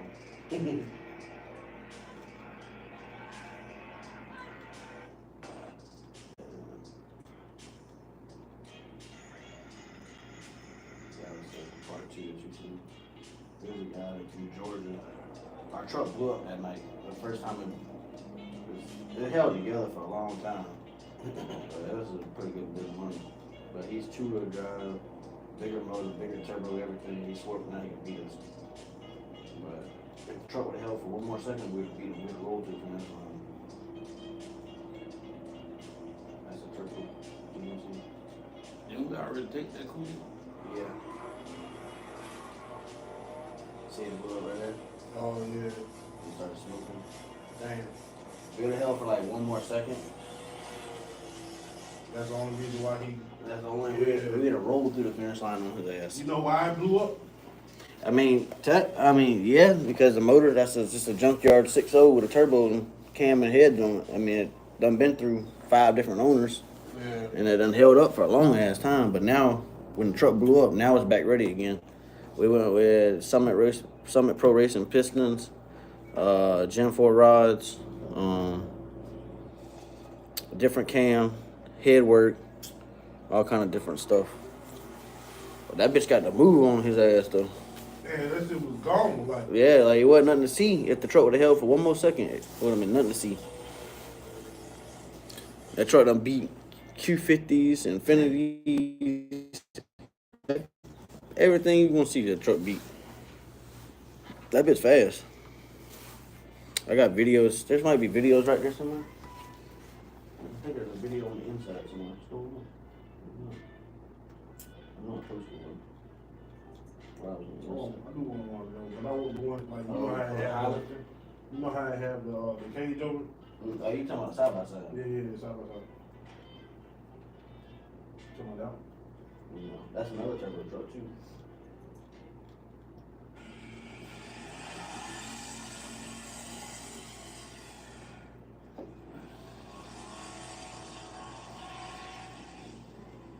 Just the sound, of hidden mattress.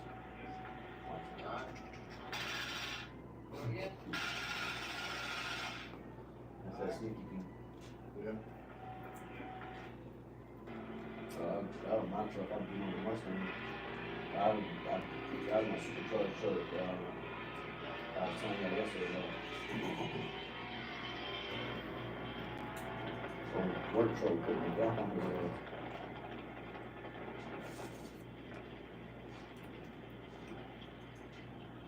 Oh, so I never was. And now we're in the second race.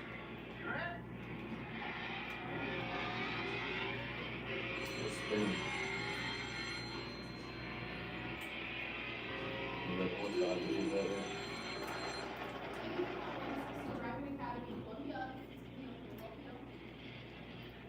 What that is, your 10?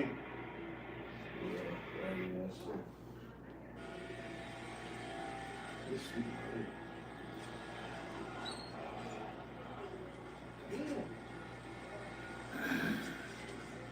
Yeah, full digital.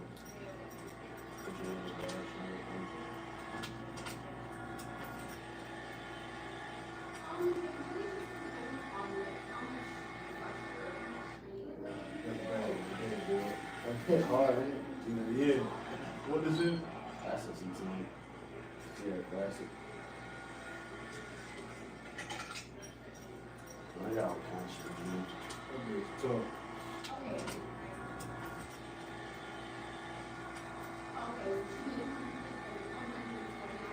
I've seen this in my crib. You should see a video on there somewhere where you see me sitting inside a truck with the dash with the white truck. Let me see.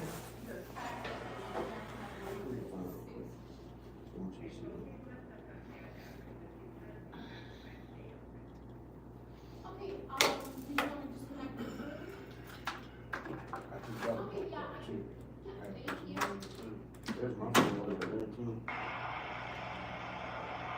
There's mud in the back of my brother's pond.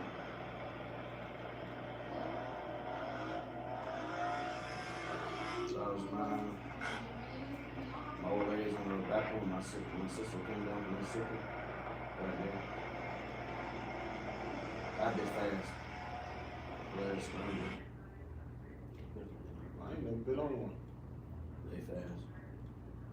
Make good horsepower.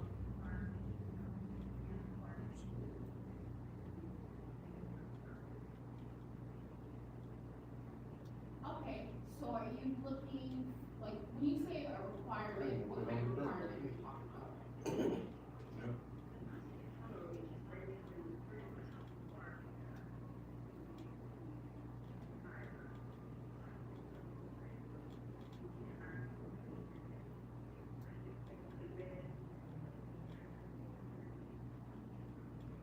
I might try to convert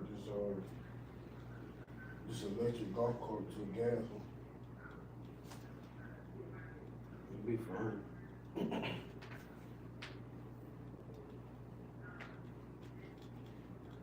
I thought about buying some acres down there in Orangeburg. This girl was telling me about it. You think it's worth it? I'm trying to get out of Orangeburg. I would go to Okay, and so, St. Matthews. That's where I put my hand up. when you got your license, did you go through a school? Well, that's close. Yeah, that's not really close. Okay. Kinda like, And so was that? It's closer to Florence, right? No, St. Matthews is like 30 minutes. Yeah. 30 minutes from Orangeburg coming toward Columbia way. Okay. And it's property taxes way cheaper. Yeah.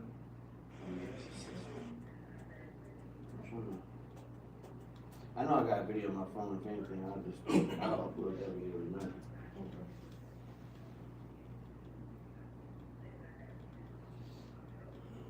Yeah, I'm not gonna buy it for it, just be like, man,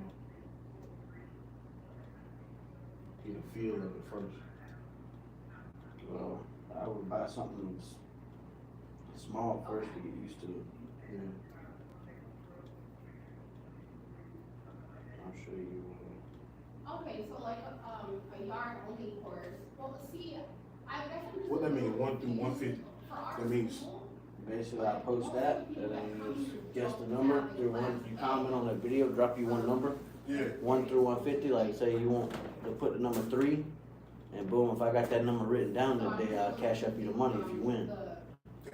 So it's free giveaway.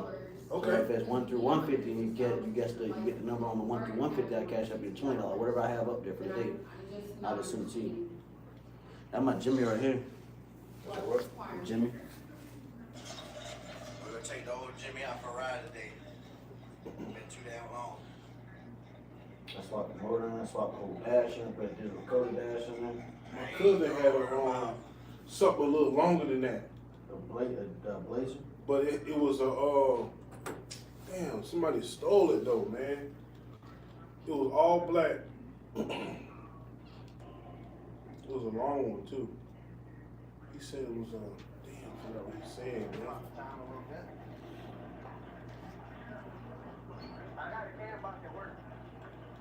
Put the whole digital dash in there, everything.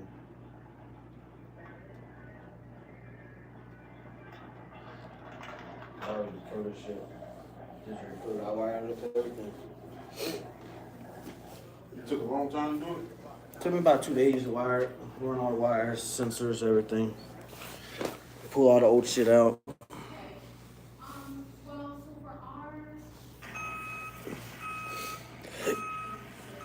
That's probably some boring videos. That's just some videos just to post something for the day. Move some dirt. Yeah, just something to throw on the channel. But some of them videos that I ain't got hardly no views on, I'll probably take them back down and just repost them. Oh yeah, that's a big ass wolf spider. That bit big. It was a bunch of babies on the back for sure. Yeah, I ain't never seen no shit like that. Yeah. I said, dang, that bit big. Yeah, that's a big ass wolf Appreciate spider for sure. That bit big, bro. Motherfucker just don't realize how big that thing is till you see it in person. Mm-hmm. That bit big. I be cutting grass a lot, so I You see them all the time. bitch? Especially under some thick grass. Uh-huh. As soon as you cut it, they come out.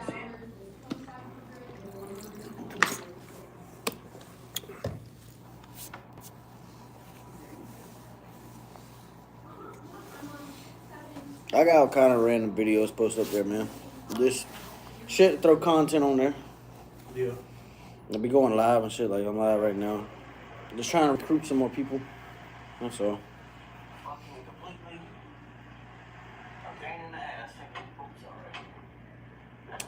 What video is that? What video is that? Taking some bolts out. Oh, that's up in the Jimmy. I swapped the whole rear axle, the front axle, everything.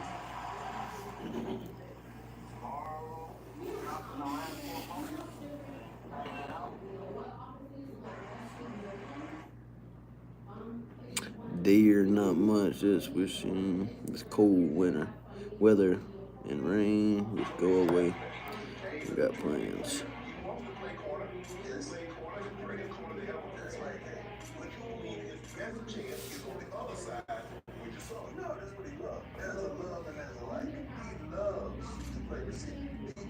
We ain't getting none of that.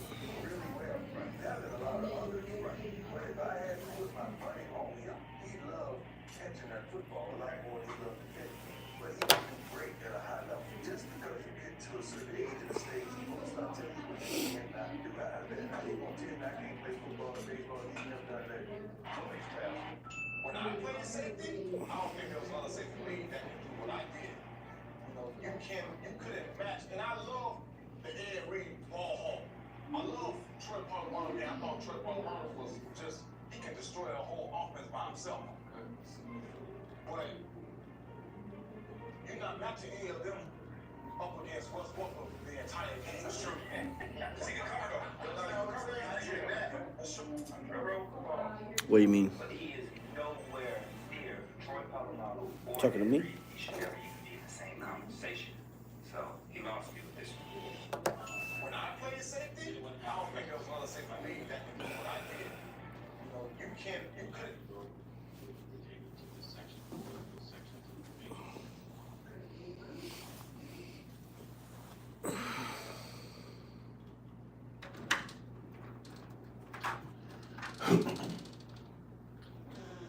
Oh my God.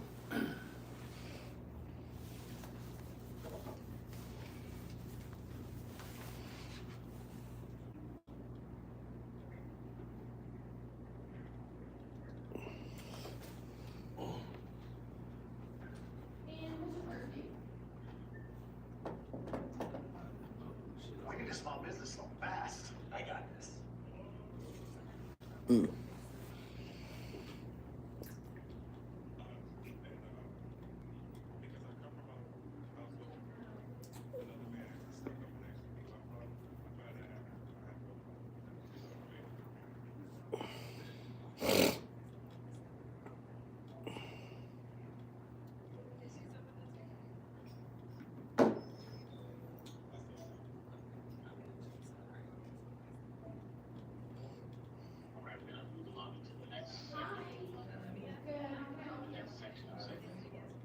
Which is section 2.22 through 2.2. Here we're going to cover a number of different topics. These topics will range from alcohol and driving, driver wellness, and hazardous materials. Now keep in mind that the information that we talk about regarding the hazardous materials here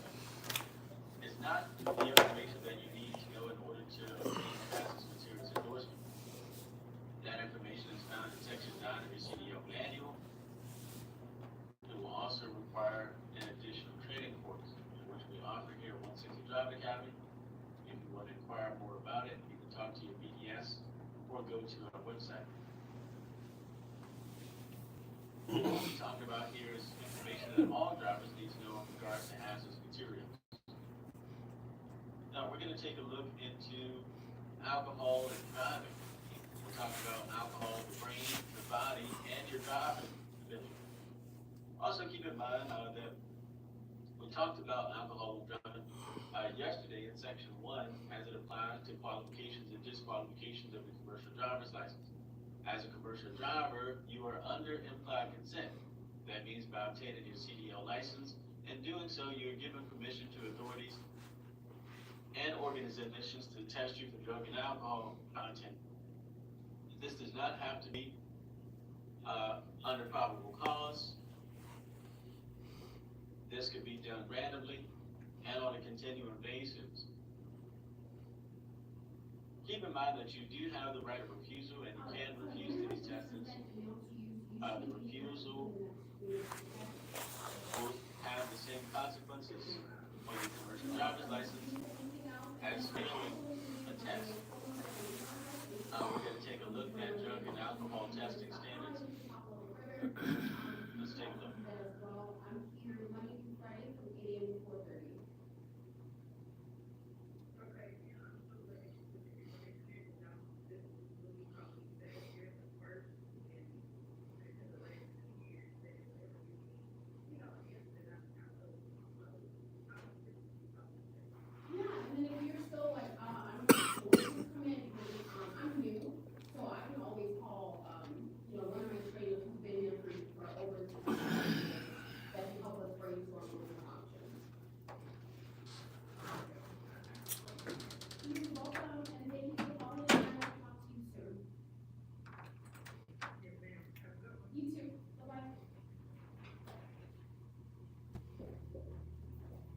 Okay.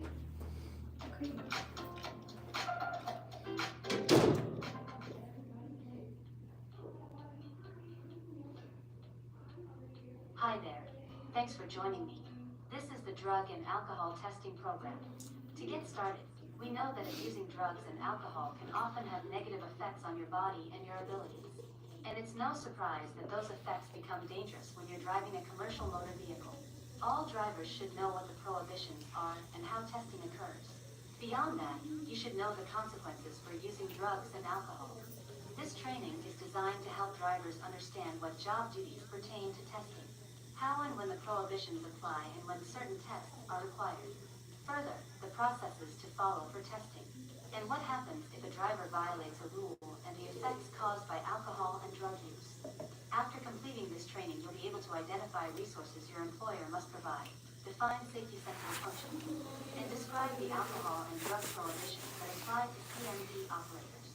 You'll be able to identify what types of testing drivers can expect under various circumstances.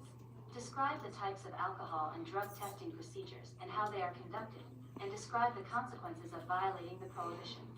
And finally, recognize the effects of alcohol abuse and drug use, including how they impair driving abilities. The fact of the matter is that if you're driving a CMV requiring a CDL, everything here applies to you. Let's dig in. Your company has to provide you with their DOT drug and alcohol policy and a point of contact within the company. Additionally, they must provide printed or electronic copies of the resources and a receipt that you must sign. Be sure you receive and sign these documents so you can stay compliant. All alcohol and drug use that could affect the performance of a safety-sensitive function is absolutely prohibited for all CMV drivers. Safety-sensitive functions include any times where a driver's actions impair their ability to operate their CMV safely. And this is defined as all time from when a driver begins work or is required to be in readiness to work, until the time they're done or relieved from work, including all responsibility for performing their job. Specifically, there are several common activities professional drivers perform that are considered safety-sensitive functions. They include waiting to be dispatched, inspecting, servicing, or conditioning a CMV, and time at the controls of a CMV. Safety-sensitive functions also include time in or on a CMV, not including sleep or birth time, loading, unloading, or attending to a CMV while it's being loaded or unloaded, and remaining ready to operate a CMV. There's also handling receipts for shipments being loaded or unloaded, as well as repairing, getting assistance for, or attending to a disabled CMV. It should come as no surprise that alcohol misuse and drug use is strictly prohibited. So alcohol prohibition include using while you're performing a safety-sensitive function, using during the 4 hours before you perform a safety-sensitive function, or reporting for duty, or remaining on duty to do safety-sensitive tasks with an alcohol concentration of 0.04 or greater. Alcohol prohibitions also include using alcohol during the 8 hours following an accident or until you undergo a post-accident test, or any refusal to take a required test.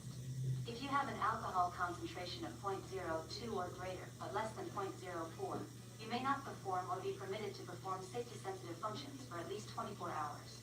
Much like the alcohol prohibitions we just covered, there are also drug prohibitions.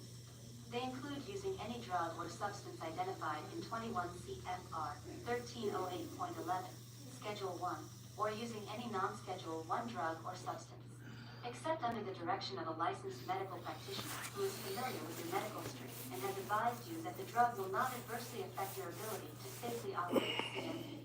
Additional prohibitions include testing positive for drugs, tampering with or substituting a drug test result, or refusal to take a required drug test.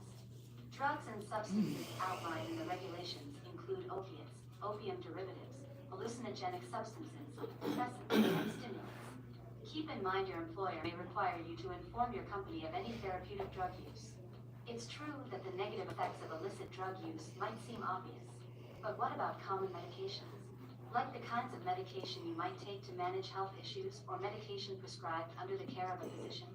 Over-the-counter medications and even prescription medications may interfere with your ability to drive safely and within the requirements of the alcohol and drug regulations. Make sure you know about the possible side effects of these drugs before taking them, especially before driving. And consult your physician if you have any questions about a prescription.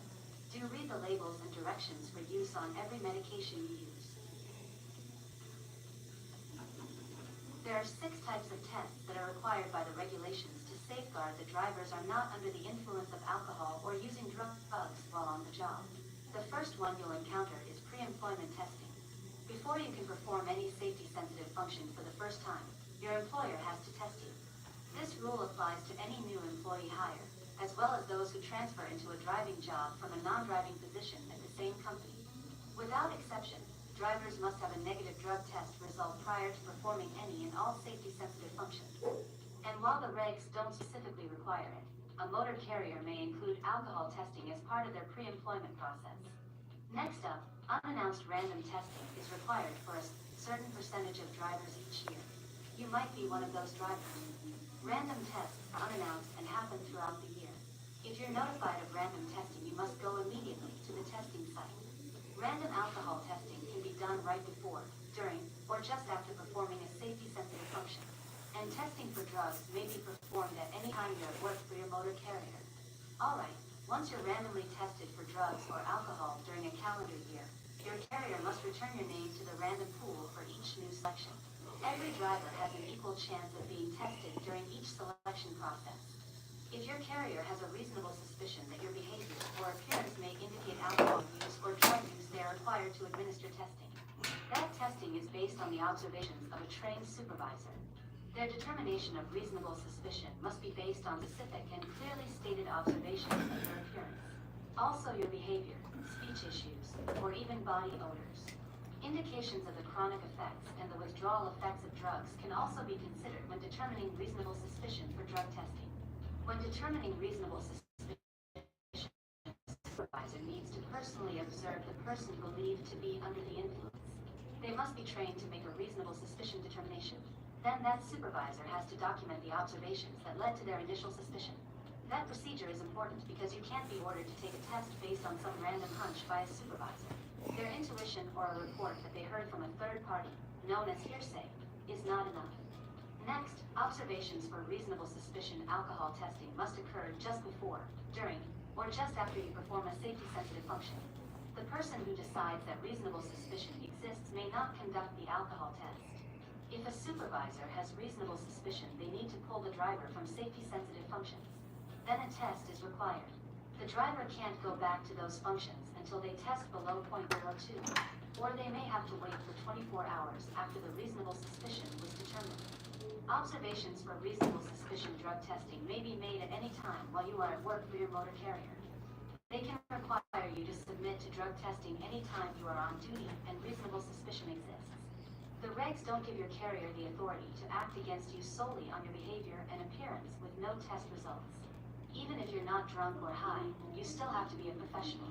Your carrier's policies probably say something to that effect anyway. Hopefully you'll never experience post-accident alcohol and drug testing. But if you are involved in an accident, you'll be tested if a person involved in the accident dies. Or if you're cited for a moving violation and the accident involved injury requiring immediate medical treatment away from the scene. You'll also be tested if you're cited for a moving traffic violation and the accident resulted in the towing of one or more vehicles. Post-accident alcohol testing is required as soon as possible after the incident. Specifically, it has to happen within 8 hours of the accident. Your carrier will initiate that testing. Keep in mind, testing takes place within 2 hours of the incident in most cases. Conversely, post-accident drug testing is required as soon as possible, but no later than 32 hours after the accident. It seems obvious, but if you're subject to post-accident testing, you must remain available for testing. Reason being, if you're not available for testing, it's considered a refusal to test. And a refusal to test is treated the same as failing an alcohol test or testing positive for drugs. Like I mentioned earlier, your motor carrier must provide you with all necessary post-accident information, procedures, and instructions before you operate a CMV. The idea is that you'll be prepared in the event of an accident. It probably goes without saying, but if you fail or refuse to take an alcohol or drug test, you'll be removed from all safety-sensitive functions, including driving. The same is true if your employer has actual knowledge of your drug or alcohol use. Before you're allowed to return, you'll be evaluated by an SAP and successfully participate in any education or treatment program the SAP prescribes. Then you'll test. The results must indicate a VAC of less than 0.02 and or a verified negative drug test. Once you've passed the return to duty test and resume safety-sensitive functions, it should come as no surprise that you will be subject to follow-up testing. The number and frequency of the tests are up to the SAP. Just know that there will be at least 6 tests during the first 12 months following your return to duty. Follow-up testing can be ongoing for up to 5 years. Procedures for drug testing are similar to procedures for alcohol testing.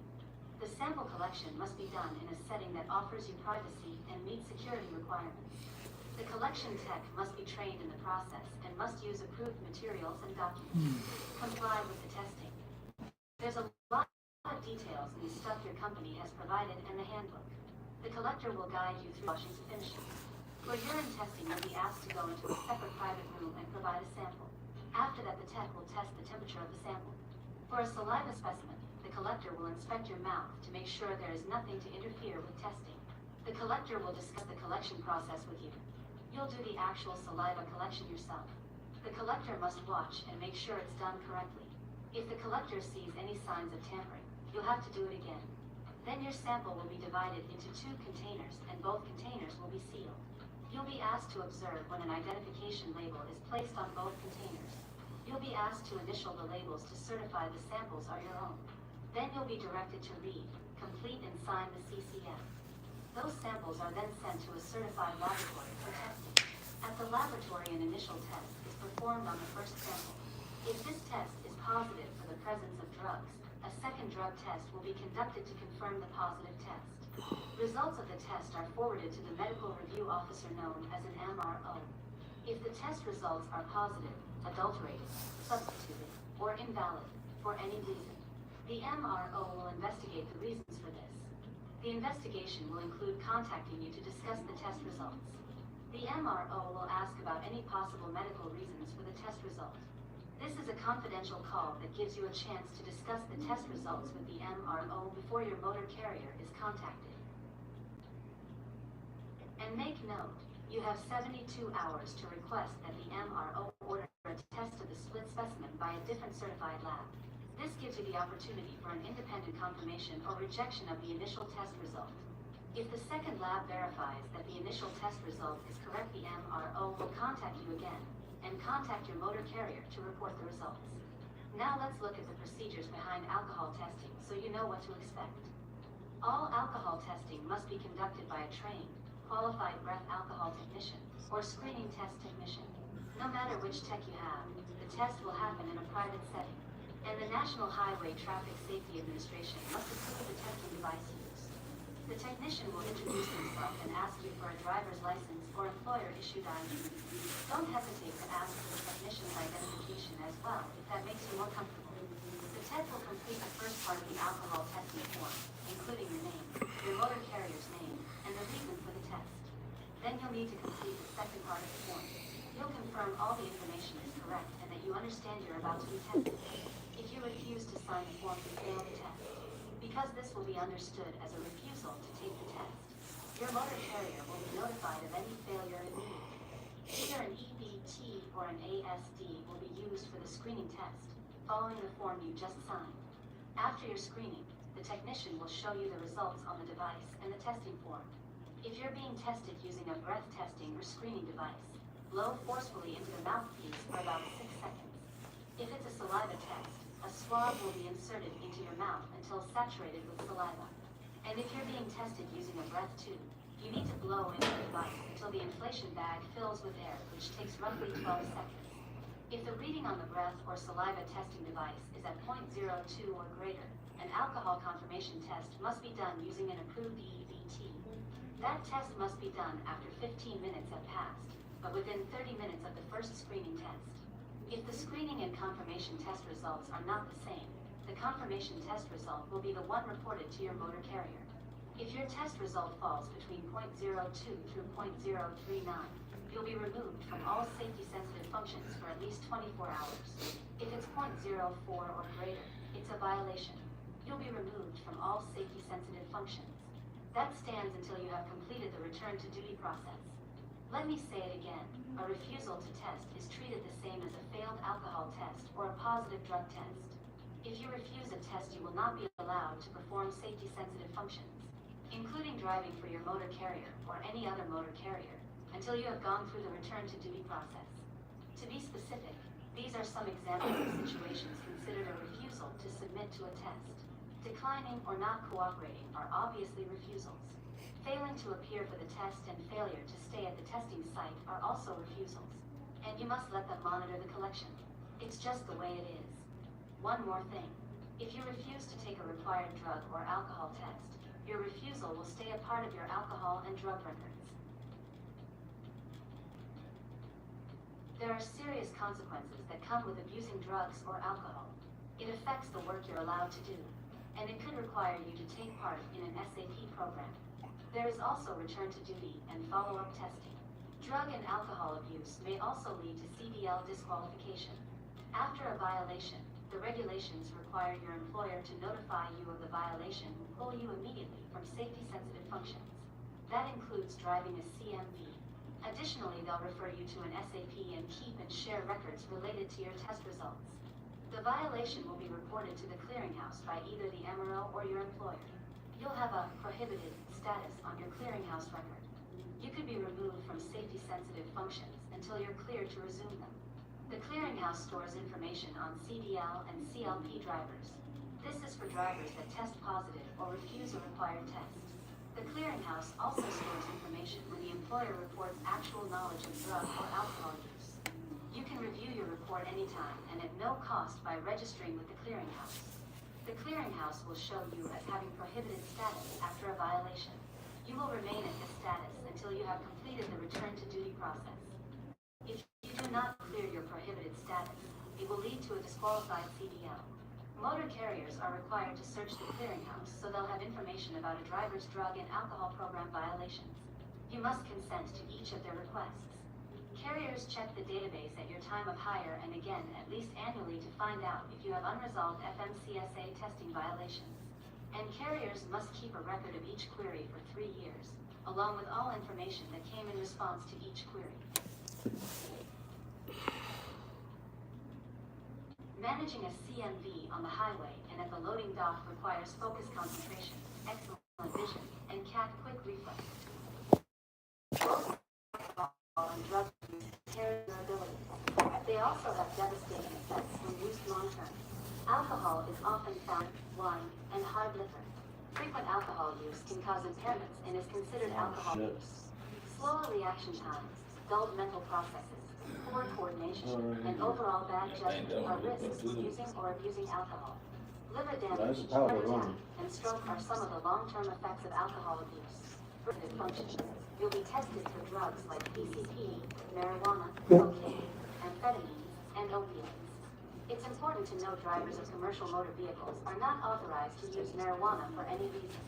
This includes use of medical marijuana or recreational marijuana as allowed by state laws. Some of the long-term effects of drug abuse include depression, irreversible memory loss, and lung infections.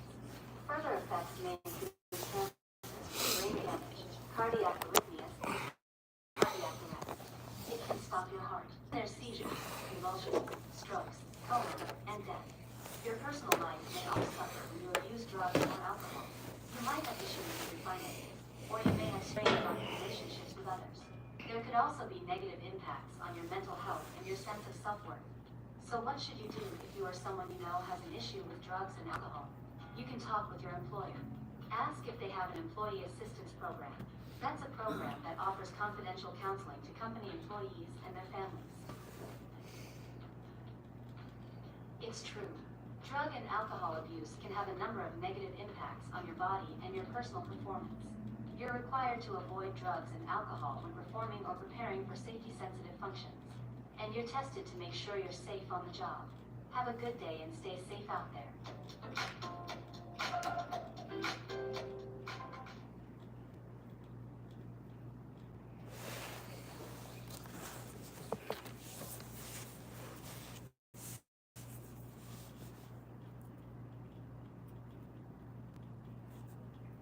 Alright, you all just got a chance to take a look at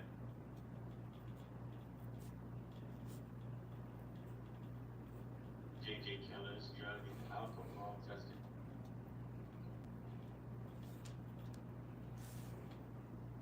We're gonna go through and talk about some things about alcohol and driving. Drinking alcohol and then driving is very dangerous and a serious problem. People who drink alcohol are involved in traffic accidents resulting in more than 20,000 deaths every year. Alcohol impairs muscle coordination, reaction time, depth perception, and night vision.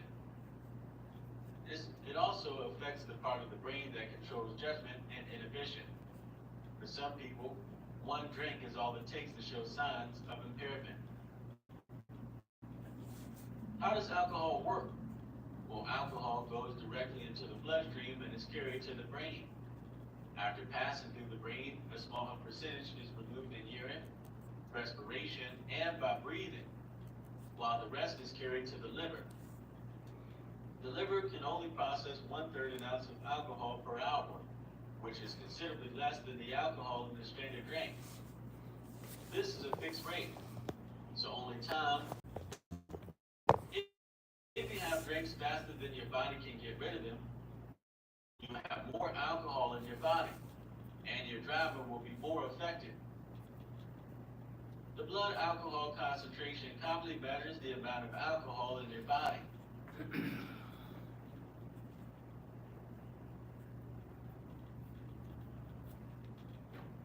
Speaking of blood alcohol concentration, what determines BAC? BAC is determined by the amount of alcohol you drink, how fast you drink it, and your body weight. Blood alcohol content is determined by the amount of consumption, the rate of consumption, and your BMI. BAC is determined by how much, how fast, and your body mass. How does alcohol affect the brain? Well, alcohol affects more and more of the brain as BAC builds up. The first part of the brain affected controls judgment and self-control. One of the bad things about this is it can keep drinkers from knowing that they're getting drunk. And of course, good judgment and self-control are absolutely necessary for safe driving. As BAC continues to build up, Muscle control, vision, coordination are affected more and more. Effects on driving may include straddling lanes,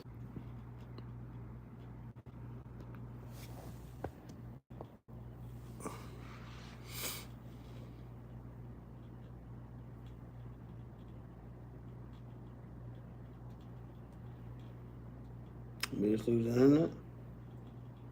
all drivers are affected Never by mind. drinking alcohol. Alcohol affects judgment, vision, coordination, and reaction time.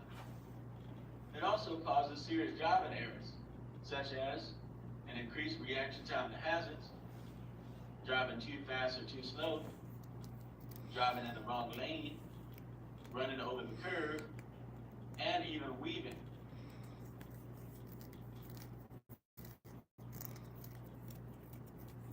Besides alcohol, more and more legal and illegal drugs are being used more often. Laws prohibit possession and use of any drug, such as narcotics, amphetamines, or any other drug that could have fatigue, such as cold medicine.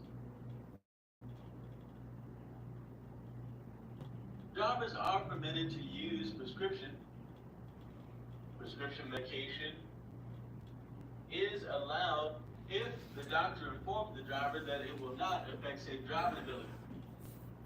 You want to pay attention to warning labels on legitimate drugs as well as doctor's orders leading to possible effects. Do not mix alcohol with drugs. Do not mix drugs with driving at all.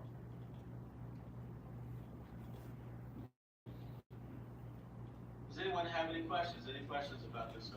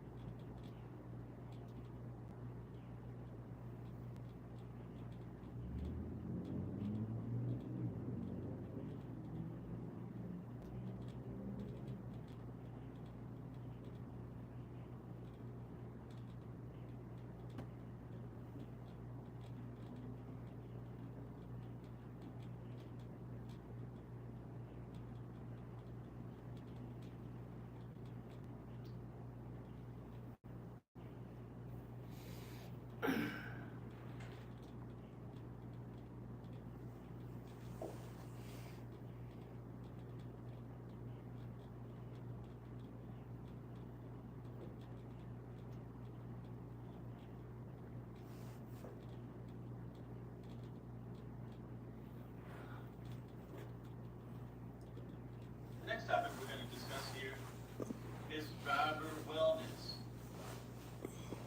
As we all know, drivers must undergo a DOT medical physical examination in order to drive commercial motor vehicles for commercial purposes. Unless a driver is exempt, all non-accepted interstate drivers must complete a DOT medical physical examination performed by a physician listed in the National Registry. Drivers must undergo annual physical examinations to stay in compliance with the regs. This can be as little as 3 months or as long as 2 years. Drivers must also be sure that they're ready to drive. There are certain things that drivers can do to ensure that they're awake and alert before driving. We're going to take a look at some things that drivers can do to prepare.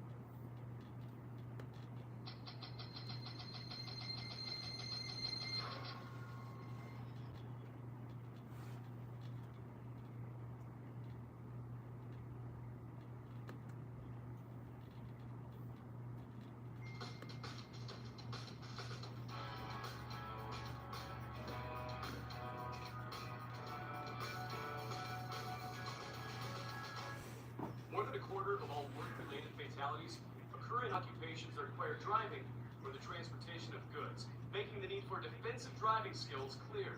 So, defensive driving. We've all heard the term, but what exactly does it mean?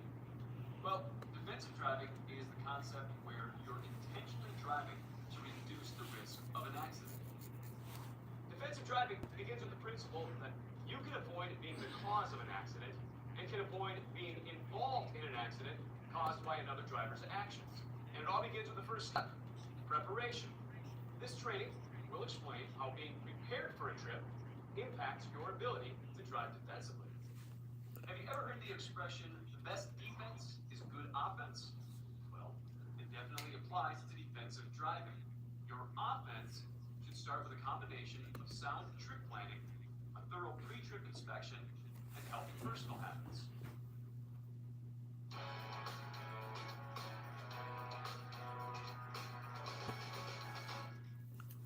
To make a sound trip plan, map out exactly where you're going, meaning map the route you'll take, where you'll stop, and when you'll arrive. A GPS can make planning your trip easier, but you need to use one specifically designed for professional drivers. Free cell phone-based apps are fine for the everyday driver, but they're not always up to date. They are not created with your special needs in mind. A GPS designed for professional truck drivers will give you general route information, as well as information on all overpasses and bridges, route restrictions, and upcoming scales. Make sure to use paper maps in conjunction with GPS routing. Trucker atlases work even when there is no reception and are full of great information regarding the laws of each state, scale locations, and mileage charts between major cities.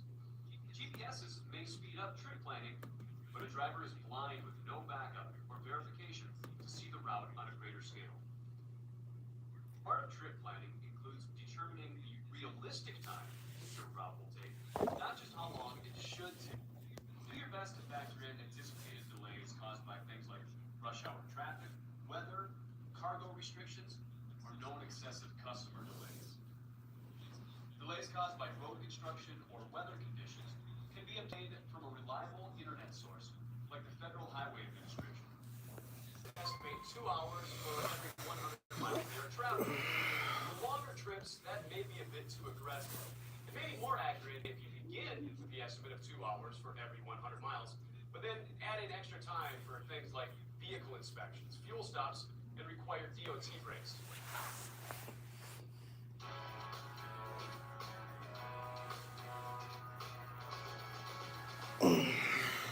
Once you're done trip planning, you're ready for your pre-trip inspection.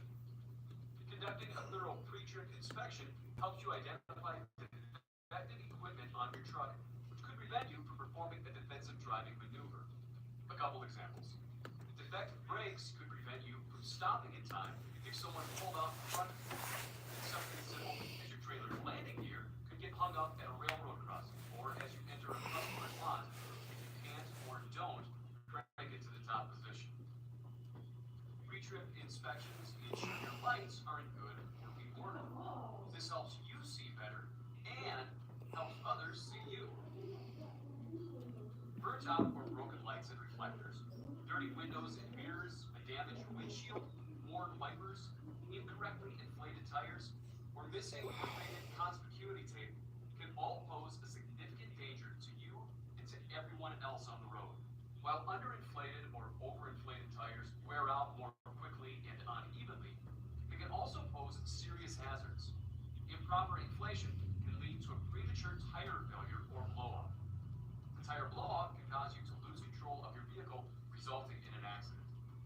Maintaining tire pressure at the manufacturer's recommended level is a basic but critical aspect of every pre-trip. Never drive a vehicle that has defects which could compromise your safety or the safety of others.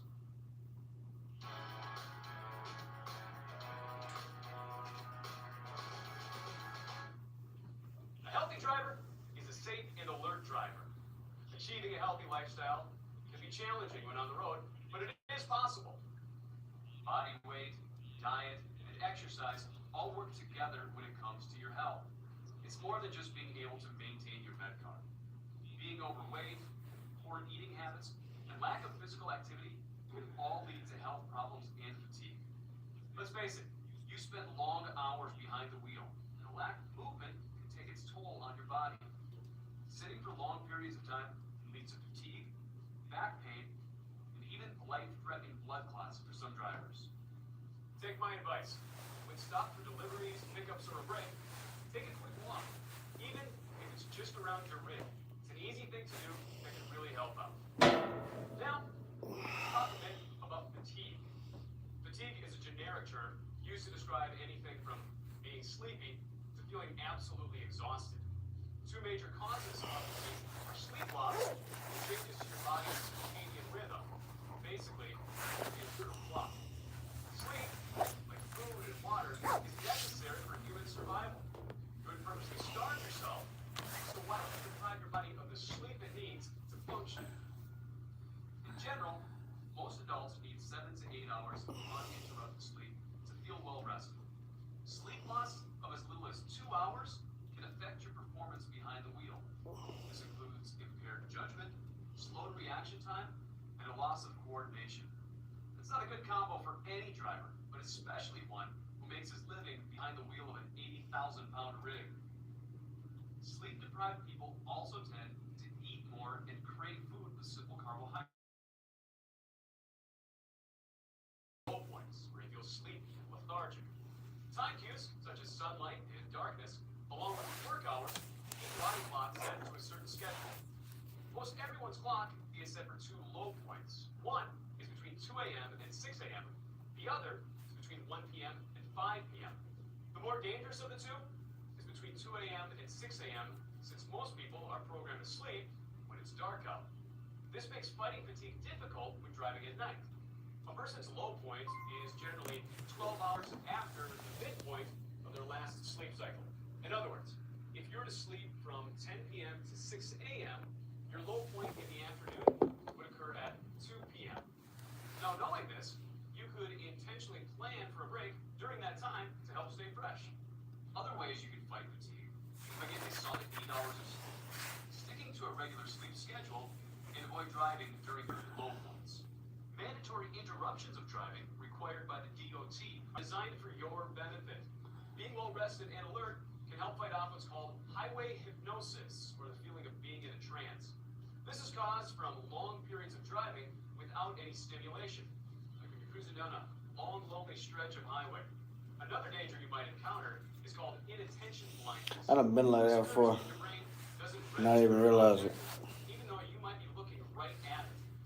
Usually inattention blindness is caused when you're performing routine activities like driving, or when you're distracted, like when you're talking on a cell phone.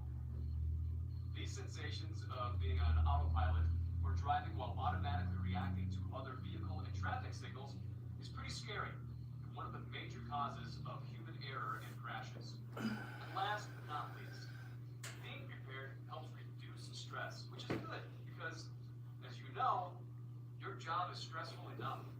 The causes of stress can be immediate, such as headaches or fatigue, but it can also cause long-term health issues like high blood pressure or obesity.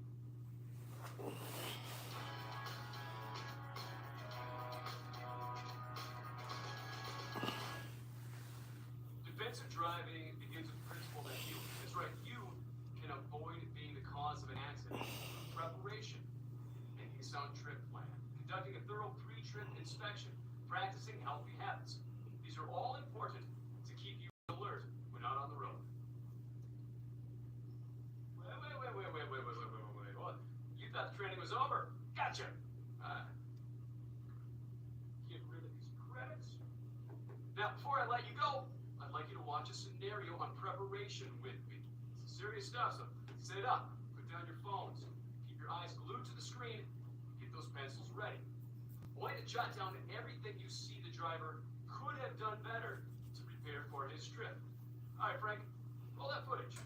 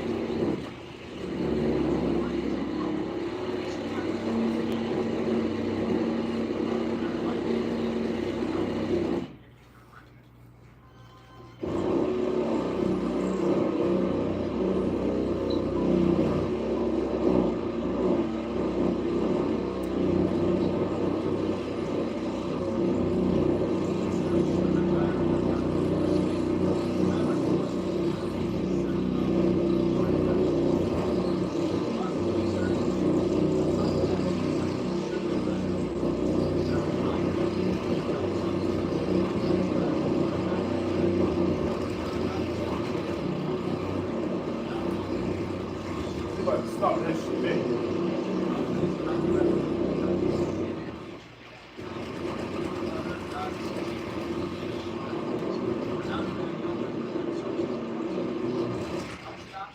Conserve it better in the long run, keeping his energy more consistent.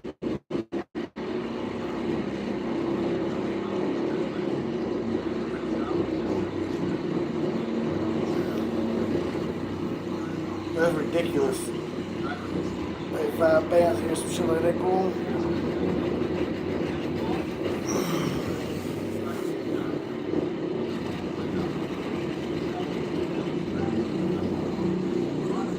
Hey, bro, go there and knock on the wall. Hey, you walk over there real quick and say, hey, bro, cut the shit out.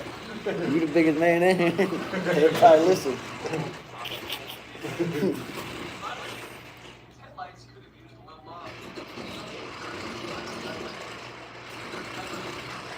Cause it's a barbershop. Why the fuck y'all drilling?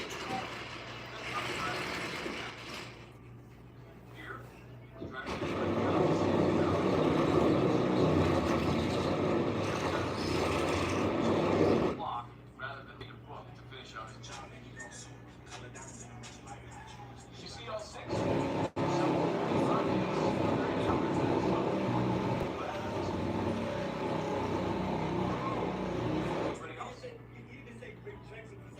Really good one.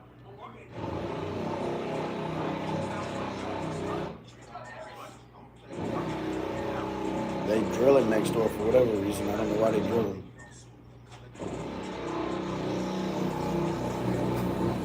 Fucking annoying.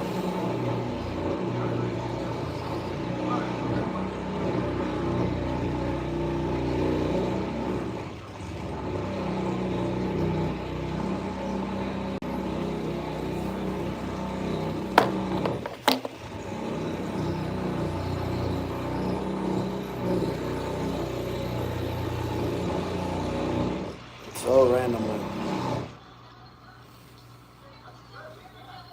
You go over there and tell them to cut that shit out. I told big man over here to go over there and tell him to stop that shit.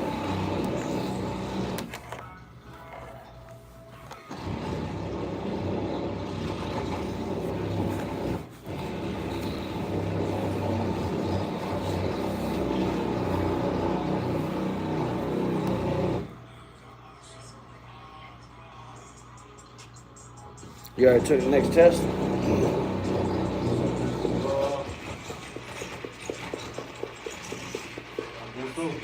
You already took it or no?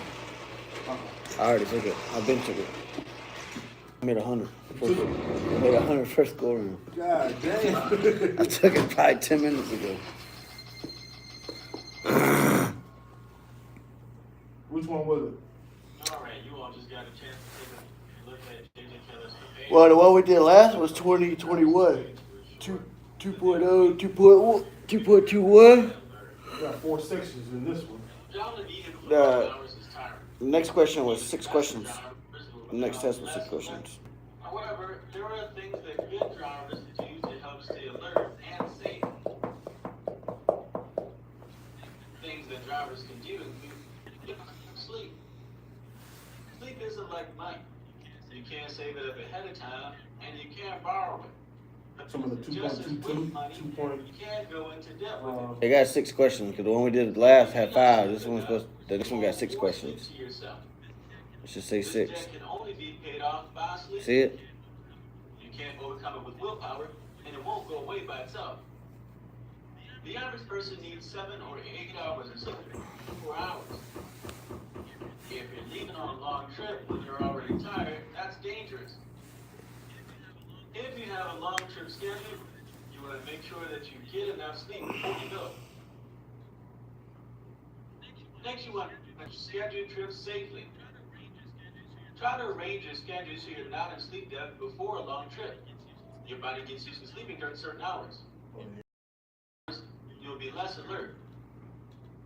If possible, try to schedule trips for hours where you're Got normally it. awake. Many heavy motor vehicle accidents occur between midnight and 6 a.m.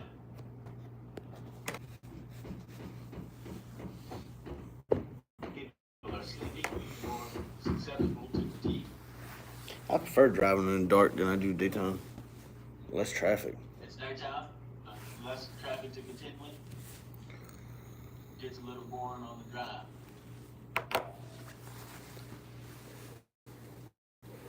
Someone said your internal clock. That's right, your natural circadian rhythm. Naturally, you want to be asleep at night and awake during the day.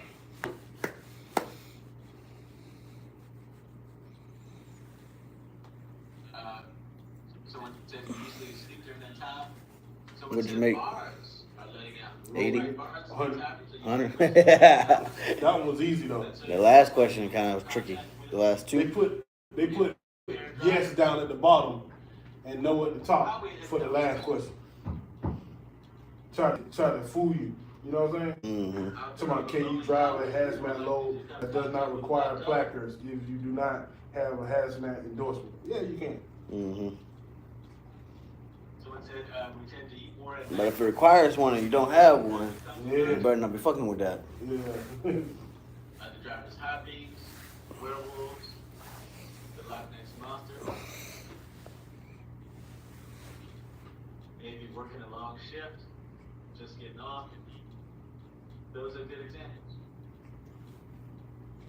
Tired drivers easily fall asleep at these times, especially if they do not regularly drive at those hours. Trying to push on and finish a long trip when you're already tired could be dangerous. Drivers can also exercise regularly. Resistance to fatigue and improved sleep are among the benefits of regular laps around the parking lot. A little bit of daily exercise will give you energy throughout the day. I told you can walk over there real quick and tell them how it is. You also want to make sure that you eat healthy. It's often hard for drivers to find healthy food, but with a little extra effort, you can on the road. Try to find restaurants with healthy, balanced meals. If you must eat at fast food restaurants, pick low-fat items. Another simple way to reduce your calorie intake is to eliminate fattening snacks. Instead, try fruits or vegetables. You also want to avoid medication. Many medicines can make you sleepy. Those that do have a label warning against vehicles or heavy machinery. The most common medicine of this type is an ordinary cold pill. If you have to drive with a cold, you are better off suffering from the cold than from the effects of the medication. Last but not least, you want to visit your doctor regularly. Regular checkups literally can be life-saving. Illnesses such as diabetes, heart disease, physician or a local sleep disorder center if you suffer from frequent daytime sleepiness, have difficulty sleeping at night, take frequent naps, fall asleep at strange times, snore loudly, gasp and or choke in your sleep, and or wake up feeling though you have not had enough sleep. This condition is known as sleep apnea and affects thousands of Americans across the U.S. If you or someone you know has any of the following symptoms, you want to consult a physician or a sleep disorder center.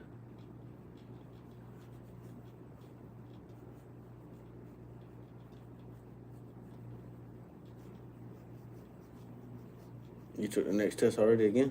The next one after that one? Talking about the 2.2. The one after the 6-question one. No, I ain't take that one. You took that one already? I'm about to take it now.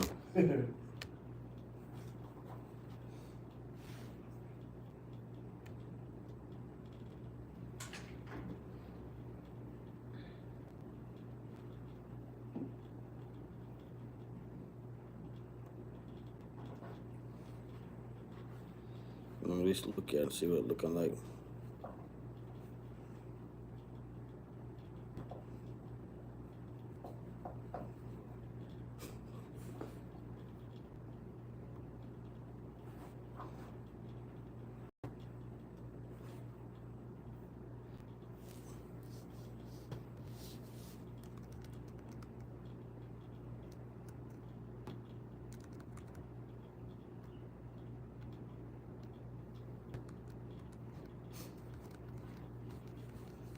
Yeah, what does a day break sound like? What does a day break sound like? I feel like I heard that. The Jake break.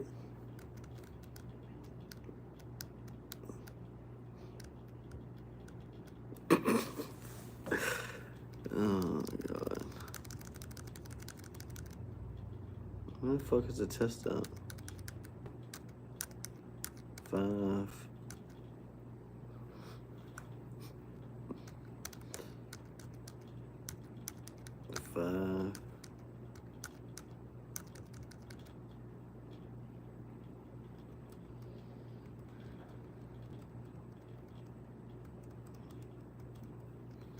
The fuck?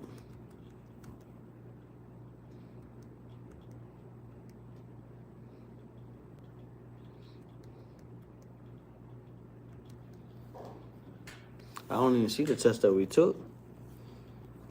Because the next test says 25 points. 25 questions. Where is it? What was the 6th question one we just did? What was it 2.22? 2.22 and then to 2.24? yeah. That's one we just did? Mm-hmm. Why did it say 5 points if it had 6 questions? I don't know. That's weird. That's what I thought was weird about that. Well, shit. You sure that's the one we just took? Mm-hmm. Well, the next one fucking... Wait, they got 2 of them up there. Section 3.0 got a 5 point, and then they got the general knowledge practice test, 25 points. The next topic we're going to take a look at here is hazardous materials. Now keep in mind that the information we talk about here is not ours to obtain in your hazardous materials endorsement. The hazardous materials endorsement can be obtained through a written test at your local Secretary of State's office. It will also require an additional course, federal background checks, fingerprinting, and annual fees. If you wish to indulge in such course, you should talk to your BDS, your POC, or you can go to our website. Here we'll be taking a look at talking about information that all drivers need to know about hazardous materials, as all drivers should know something about hazardous materials. You must be able to recognize hazardous cargo, and you must know whether or not you can haul it without having a hazardous materials endorsement on your CDL license. What is a hazardous material? Hazardous materials are products that risk the health, safety, and property during transportation. These rules are found in Section 9 of your CDL manual. You must follow the many rules about transporting hazardous materials.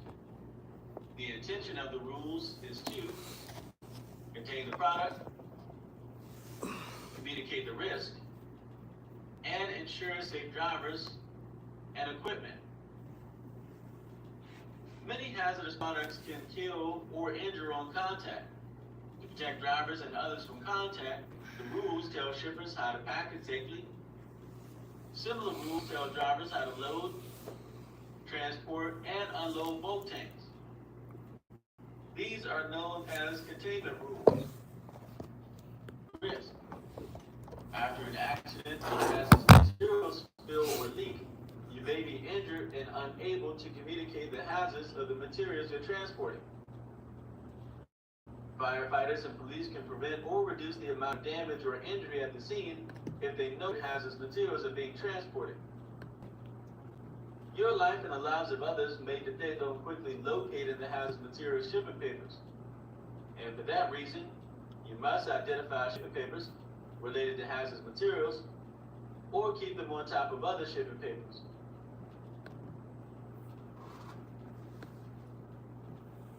You must also keep shipping papers in a pouch on the driver's seat vehicle that identify the hazard class of the cargo. A placarded vehicle must have at least 4 identifiable placards. They are put on the front, rear, and both sides. Placards must be readable from all 4 directions. They must be at least 10 3/4 inches square, turned upright on a point, and a diamond shape. Cargo tanks and other bulk packages display the identification number of the contents on placards or orange panels. Identification numbers are 4-digit code used by first responders to identify hazardous materials. An identification number may be used to identify more than one chemical on shipping papers.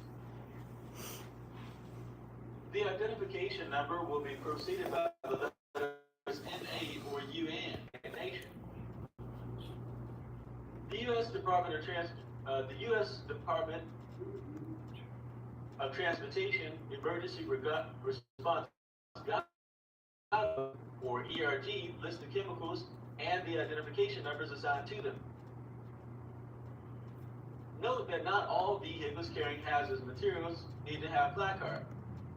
The rules about placards are explained in Section 9 of the CDL manual. You can drive a vehicle that requires placards. You cannot drive it unless your driver's license has a hazardous materials endorsement. To do so is a crime. Now I want to stop right there for a moment and just go a little bit deeper into this and explain the placard rules. So what determines if a vehicle needs placards? This is determined by the product itself, that is the material that's being transported, the quantity of the material loading group, and its packaging group.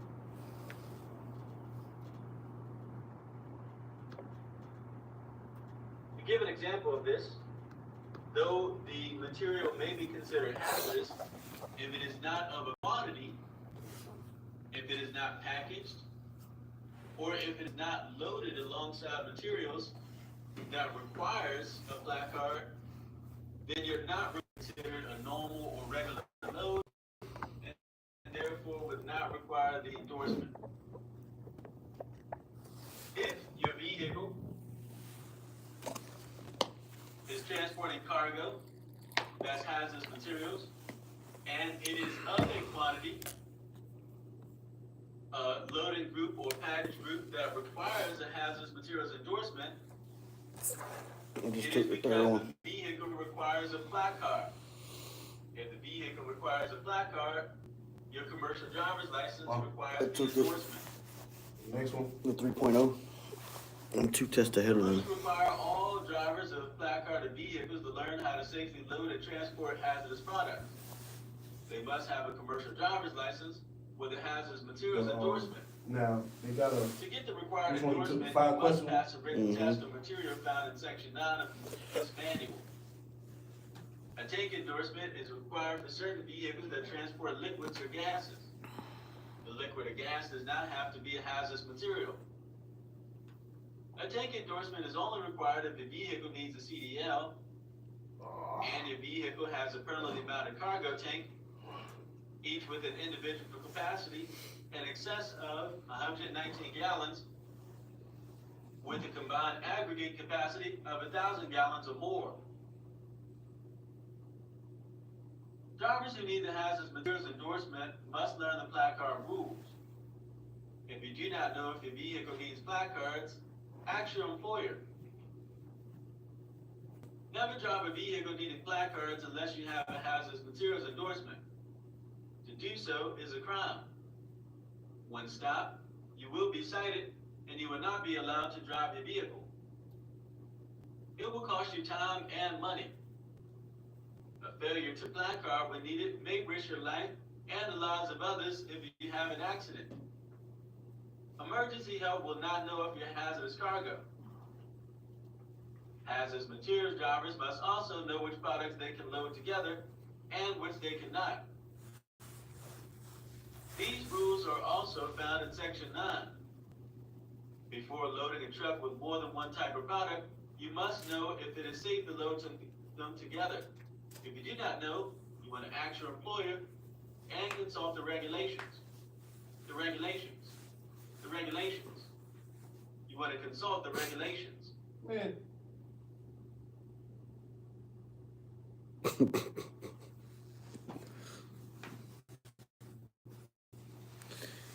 What'd you make on the 5 question? Oh, the third, I ain't took it yet. Why? I ain't click on it yet. Click on it. I made 100. Let's see what they talking about. A little tricky, but it's alright. Pretty simple.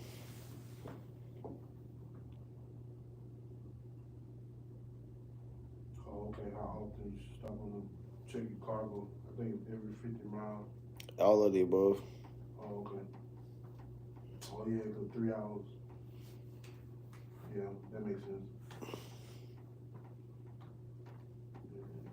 Lose weight. What was that?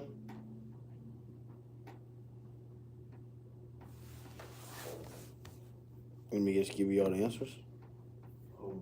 How is gross weight rating different from gross admission weight? Yeah, I don't know that one. Manufacturer specification. We took the 2.2, 2.24, right? I done took them all. I done took them all. I'm saying we did that one already. No, y'all We haven't. ain't do that. Y'all probably about to do that after this one. Yeah. After these questions right here. You know the next one? You know the next answer? Tie downs, flatbed load, 4? No, 2. Oh, shit.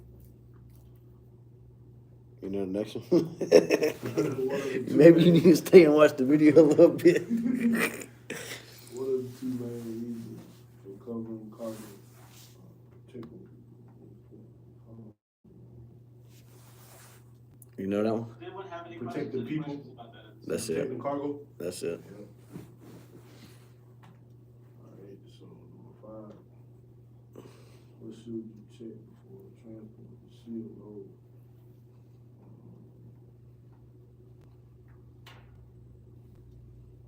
Keep in mind and remember that if the vehicle All requires a answers. placard, No. the driver is required to have the So endorsement. you ain't gonna check the weather? If the No. driver, if the vehicle does not require a placard, Legal weight the limits. driver is not required to have the endorsement. And the driver can operate the commercial motor vehicle just as they would any other vehicle. So remember, placard requires the endorsement. No. Non-black card It is ain't not coming required. and make you drowsy. They got that. All cold medicine got something to make you tired. That shit ain't gonna work for me. What helps a drought sober, cold shower, time, fresh air, and comfort? I've heard, I'm not a drinker, but I've heard cold shower. Then I've heard coffee. What all is it? What they got an option Time. for sleep, right? No, No. time. Put time. Take your time off. For understanding and comprehension, here's some things that you should know. Driver hazmat. What are 3 ways to avoid driver What you say? fatigue? I got it. What are 3 ways to avoid driver fatigue? Hazmat load. If it does not have hazmat endorsement. Being tired of lethargy while you're driving. My boy over here a fool. Driver sleep, eat healthy. Work You out, talking about? rest, Hazmat take load that plenty does of not protein, require protein, practice. all other Do not foods. have an endorsement. What is that? Can you drive hazmat load medications. that does not require practice? Yes. Yeah. Yes, you're allowed to. Drink some C4. You said drink some C4. You never heard of that drink? Oh, yeah, I saw that. C4, like the ghost like I a, don't fuck with no egg. it's like a pre-prep drink. Some of these things are getting outrageous with the name time. I had a student last week drinking C4 back to back. Yeah, no. Something's called Ben. I saw that. What you got, 100? They got a drink out called Go ahead and take the next one. Go take the next 2 of them, Top actually. selling beverages. And the beverage. I'm all the way down to where you take the 25. I might take the 25 quiz now. We have to be. People rush to the store to buy something called liquid death. It's called death, folks. It's called death. Names have meanings. Yeah. Yeah, my boy said, Mike, they talk about lot lizards yet? Trucker's best friend. He said they carry special packages. That's what DJ talking about. Boy, fool. Well, they might give you the $5-10 special, bro. You want to schedule trips for times you're normally awake. Exercise ready. Eat Go ahead, healthy. you gonna take the 25 quiz? Avoid medication. Huh? And visit your doctor regularly. Keep chasing this shit. What are the 3 factors that determine the VAC in your system? There are 3 determining factors for VAC. Your blood alcohol content.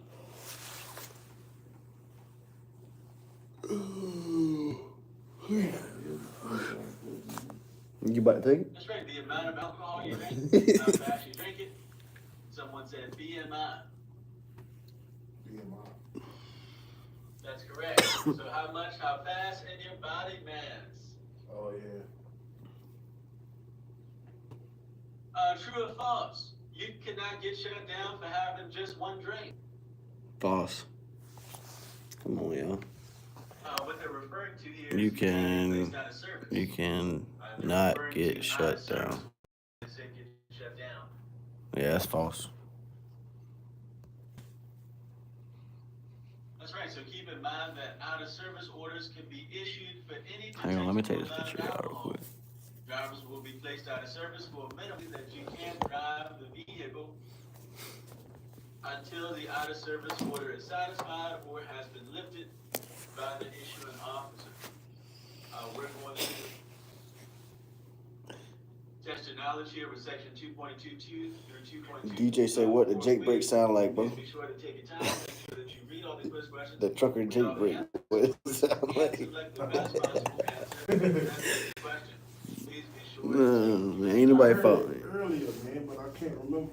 Ain't talking about the Jake break, bro. When you going down the hill and the bitch saying, whoa. We popping the Jake break on the bad boy. Oh, Peter Belt. You already on 25 questions?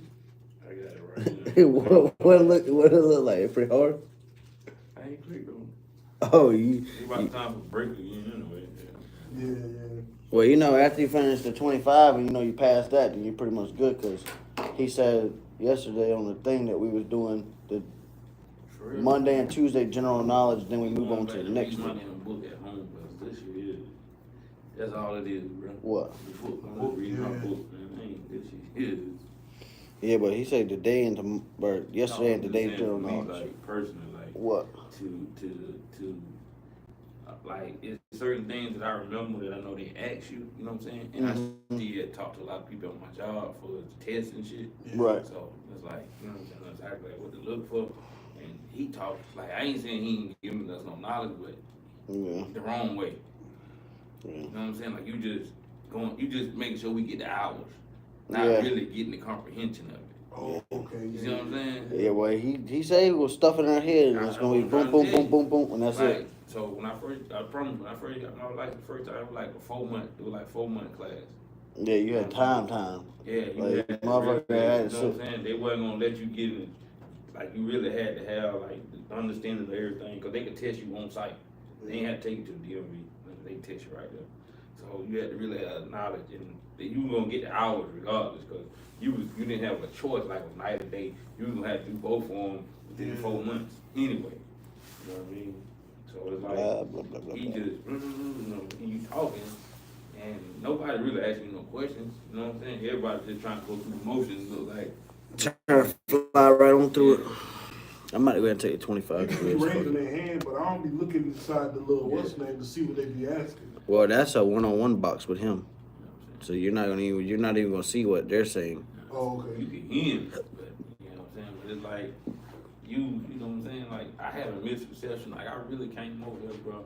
I was like that woman basically like lied to me. It was another lady. Yeah. And then I came back because I was unsure, because I thought my job was gonna, open up last year and get some more slots that people would, probably put you back in the warehouse still, but let you go ahead and go to the training. And she kept saying, like, it was a lady in here, and it was a guy. And he was saying he was an instructor. Yeah. And it was some people in here. But the whole time I was talking to the instructor was out there, and another lady was out there. I'm thinking, like, what they learning on? Maybe somebody in here, because she pulled the door shit. By the time I got ready to sit down right there, she pulled the door shit. It was people in here. Now that I'm thinking about it, the dude was coming to sign in to go to the yard. You know what I'm saying? Because it made sense, because by the time I came back the second time, I said to the black dude that was in here that day, he instructed, she was like, oh yeah, he was just coming in, he was headed out to the yard. So I was like, what the other lady was then? She was just like me. I was like, oh, okay. So she just helped people, Oh, okay. I was like, so now I know it wasn't nobody in here. Yeah. Yeah, there wasn't nobody in here that really could say hey man, you drove this truck, you know, blah, blah, blah, woo, woo, woo. I know you got your license, you got to have something, you know, X, Y, Z, everything. Mm-hmm. You just going down, like somebody like a college student. We ain't steady for the I started at 25. 120 hours, we need to take me, like, We're gonna figure out if I know how much I do know. We're gonna figure out how much kind of score I get on the 25. I think gonna say 5 right out of 25. I think once you get out there, when you look at the truck, that shit is like, you remember that shit easy.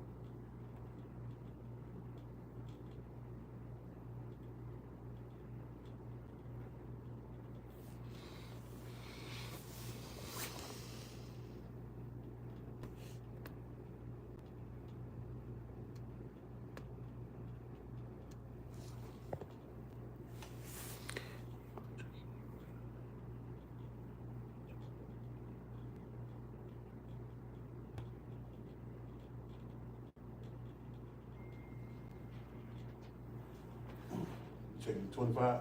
Mm-hmm. I'm doing it now. I'm gonna see where my knowledge at for real. If I learn anything, I'll tell you boys right now.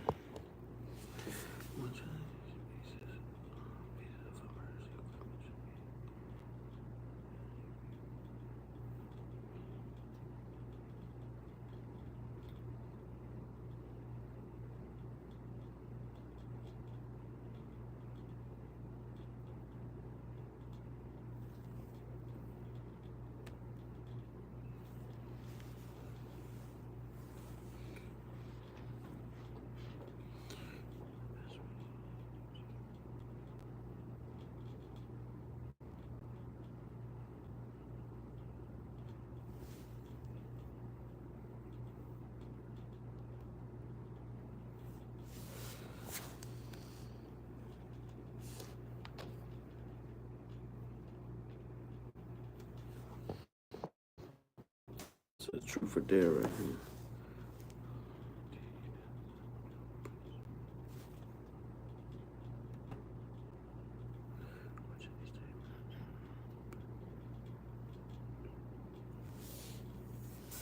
Oh shit, here we go.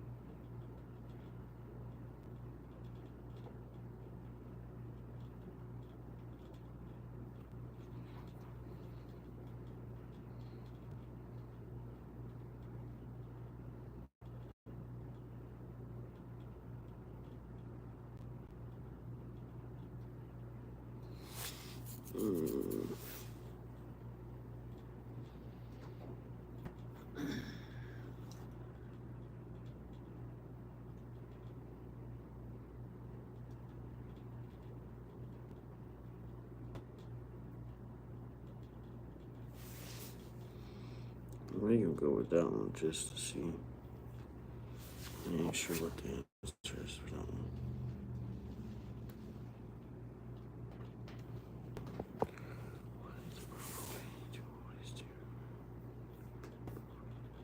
What side of town you from? Like, so we moved around a lot when I was a kid, so like, I've been all over the place from Rosewood side to Ridgewood to Edison Court. Shit, pretty much everywhere. So I know a lot of people, you know what I'm saying? I went to Dreer, Eau Claire, and Johnson.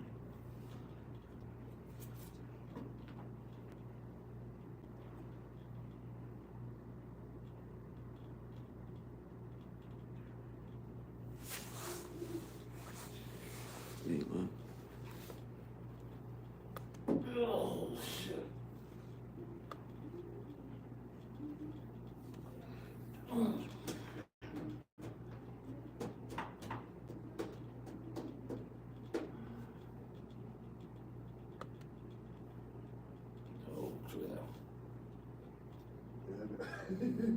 I gotta keep that school, man. I finished off at Johnson, though. Back in back in the day, you know, Nightner was the little popular road back then. Nightner? Yeah. Yeah. I used to live right there by the A1 store right behind the A-Road. Right there on Duke Avenue. Used to go to Hyde Park just about every day. And then sometimes Hyatt was checking on too many people. At Hyatt, when you go to go around the corner, go to Lord. Cut through the woods. By the manor.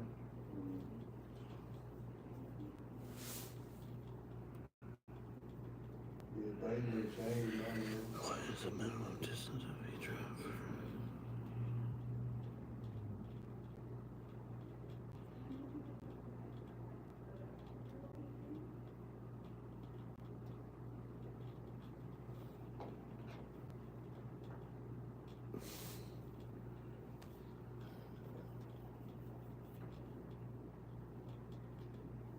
Fuck, I forgot that question.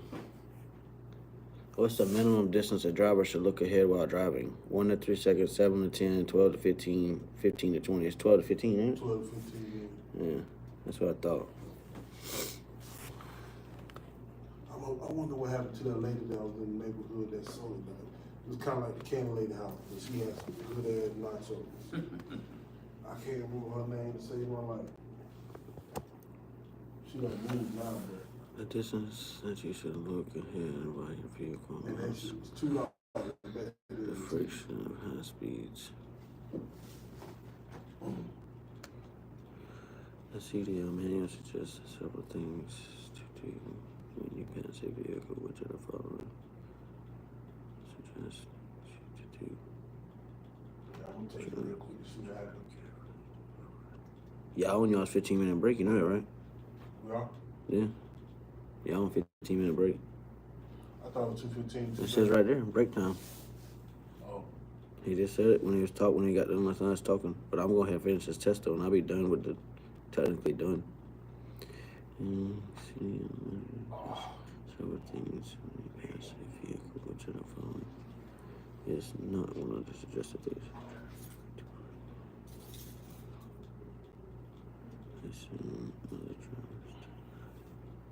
Man, it was I had a teacher's name is Claire Harris. Oh my goodness. I need to see her. I know her daughter's probably like around my age now. Damn, that teacher's fine.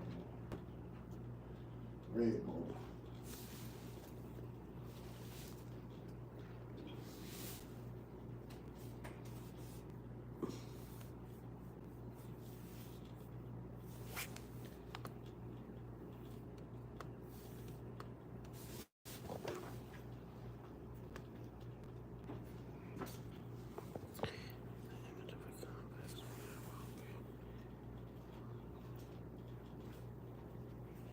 So we come back 2:15 or is it 2:30? Probably, I ain't sure. You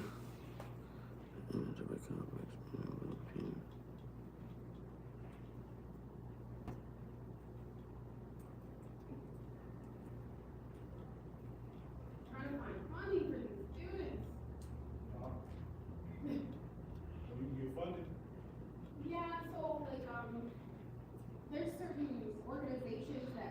real good. certain people to come to class. So I'm just Googling like, okay, please God, let me find something else for these people. I feel bad, you know, somebody can't afford it. Mm. It's like, oh.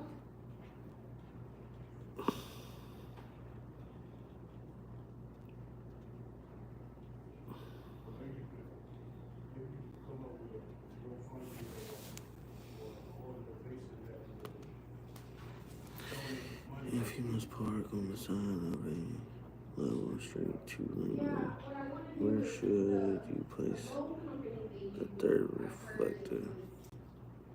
Oh man, this thing said park. Where must you park? On the side, level straight two-lane.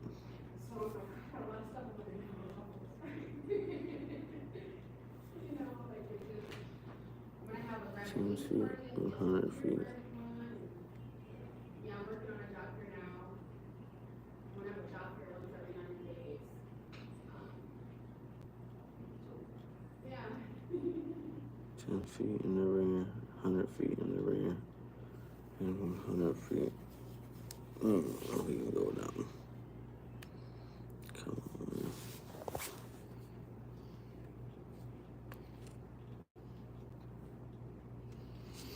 You should avoid driving through deep puddles or flowing water but if you must, keep your brakes from being contacted from turn. Increase the engine. Gently press the brake pedal on the side at the same time. Apply hard pressure on both.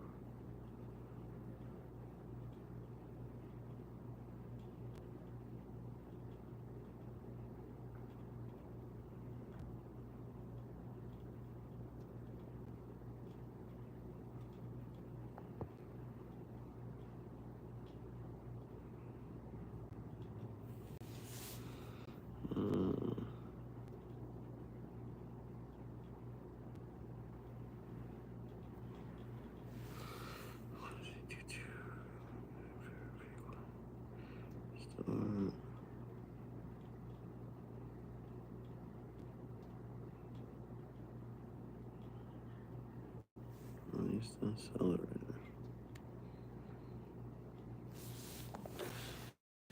Yeah, I'm probably about to fail this test.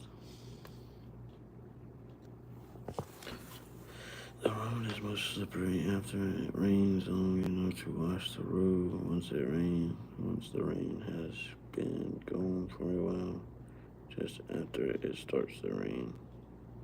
Right after the rain starts. Just after it starts raining.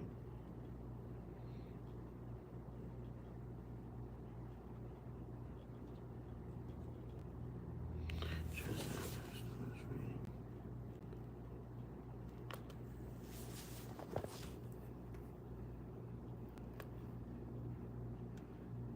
What's these statements true about speed management? Empty trucks always stop in shorter distance and fully load.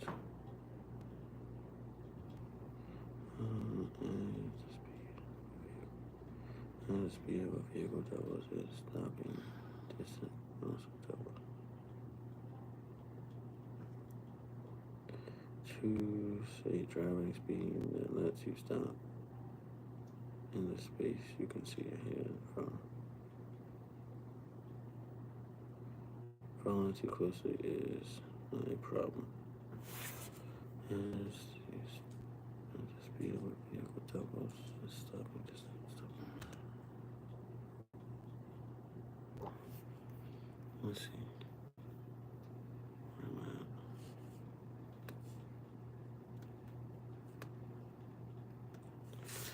You are driving a vehicle with a light load. Traffic is moving 35 and a 55 mile an hour zone. The safer speed of the vehicle situation is most likely. You are driving a vehicle with a light load. Traffic is moving 35 and a 55. What's the safer speed? Which of these can cause a vehicle skid? Entering the curve too fast, too much weight on the front axle, not enough acceleration.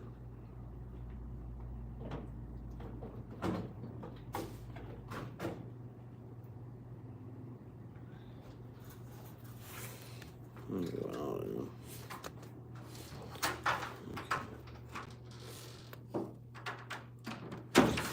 You are driving a 40-foot vehicle at 45 miles an hour. Driving conditions are ideal for dry pavement and good visibility.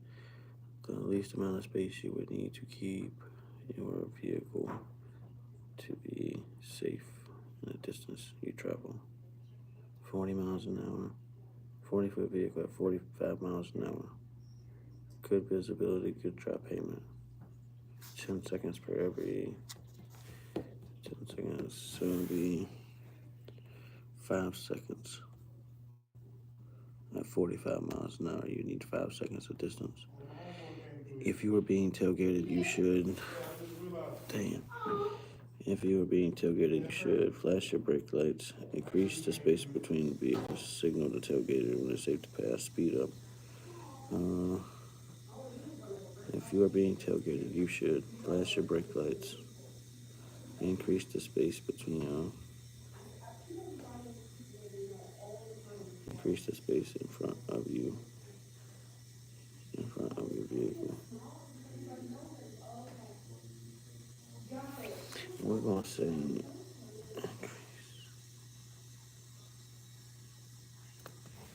All right. Let's see what I made, y'all. Okay.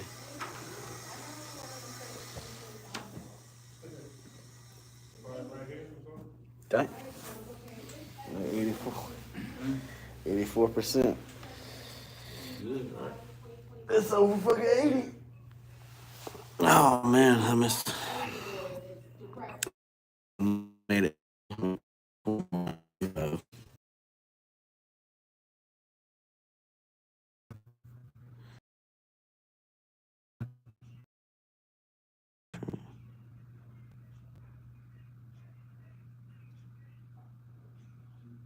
You should avoid backing whenever you can. Why didn't I get that shit right?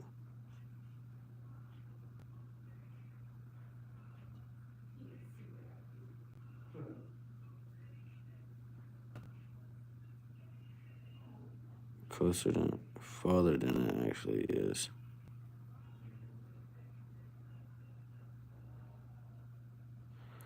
Which of the following statements is true? Empty trucks always on speed management. Choose a driving speed that allows you to stop in the space you can see ahead. How did I get that one wrong? As it says, empty. Which of the statements about speed management is true? As the speed of a vehicle doubles, its stopping distance also doubles. That was right. What? Also, a driving speed lets you stop in the space.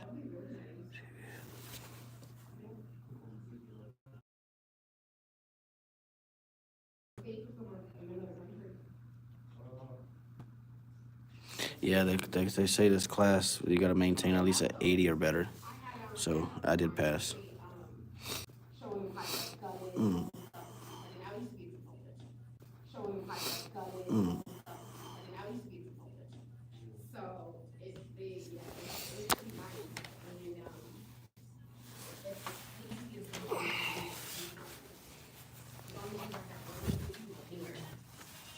I passed. You passed?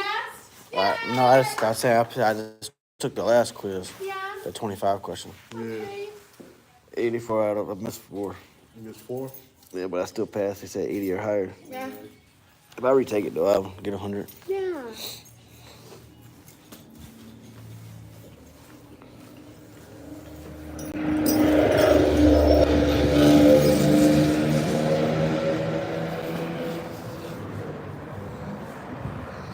Y'all been over there cutting shit up while I've been over here fucking doing the damn thing.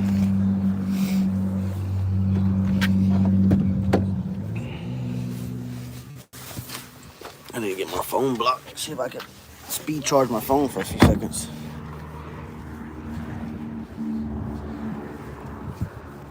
That's what y'all say.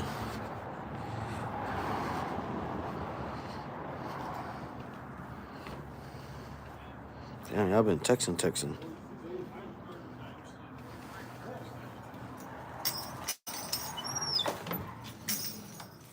when I get back to the gym, I'm like, all I want is fruit every day.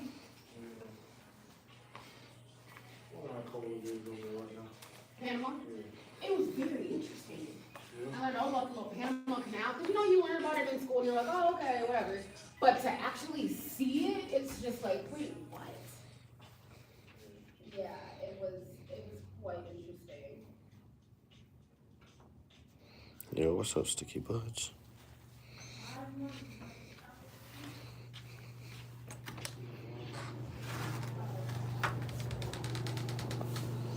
I'll take a leak real quick.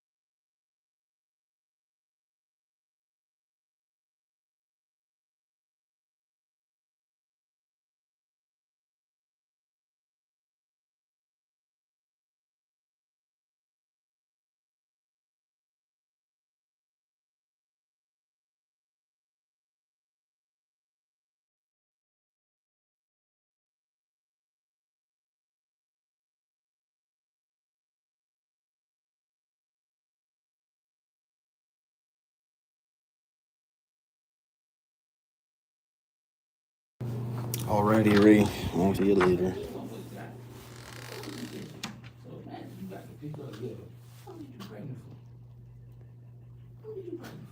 Crazy. Me and you, we all fucking. That's an hour. I ain't never tried to sing no whole album. Hey, she tell me what, what's up?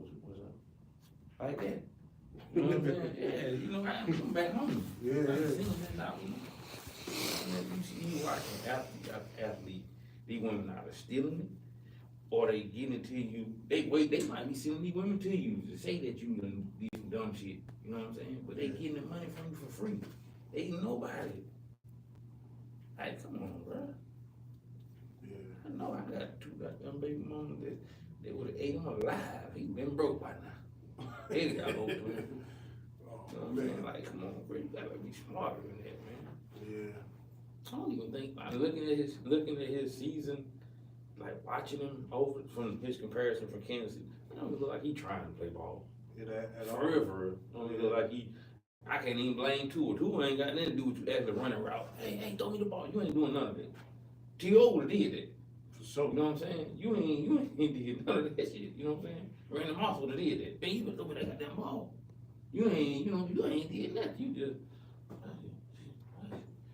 We lost another one. We lost another. You know, like you're going through the motions. You know? Good thing you ain't heard of that. You know, so you good, but. You ain't fooling you like you really. But now that I ain't mad at you, man. Get that money, but a lot of them say that's what. Welcome back. He definitely enjoyed that break. At this time, we're going to It did. Not defensively, but offensively. so far, we have y'all would have had something. section 2.2. And now you want out. Last section of general knowledge.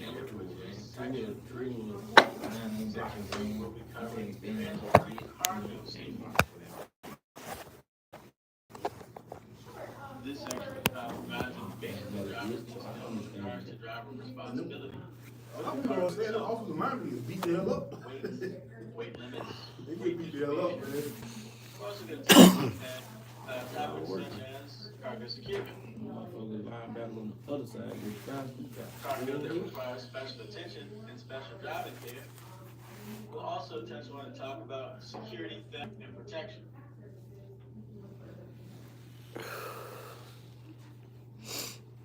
Take a look at driver responsibility in regards to the cargo. Remember, whether or not you load or secure the cargo yourself, you're responsible for inspecting the cargo, recognizing overloads, poorly balanced weight, knowing your cargo is properly secured and does not obscure your view ahead or to the sides, and knowing your cargo does not restrict your access to emergency equipment. Let's take a look.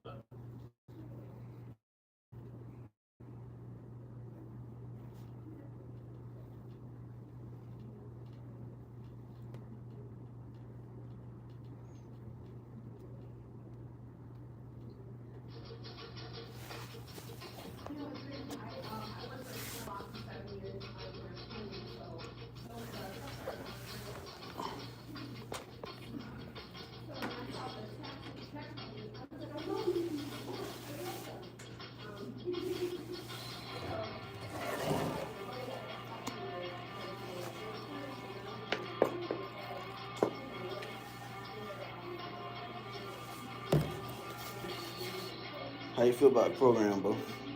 How you feel about the program? I got to do it, man. I got to go through it. The only thing about me now, I might talk with jump. I'm here. You know what I'm saying? That's it. That's all that counts. Show up, make an effort. I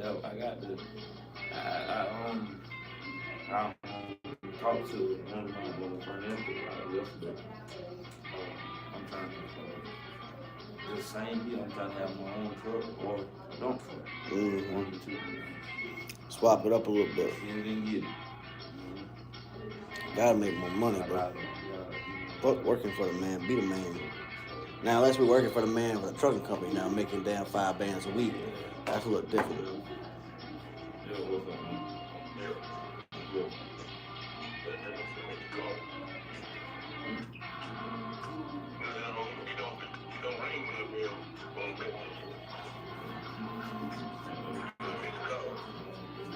You already took 25?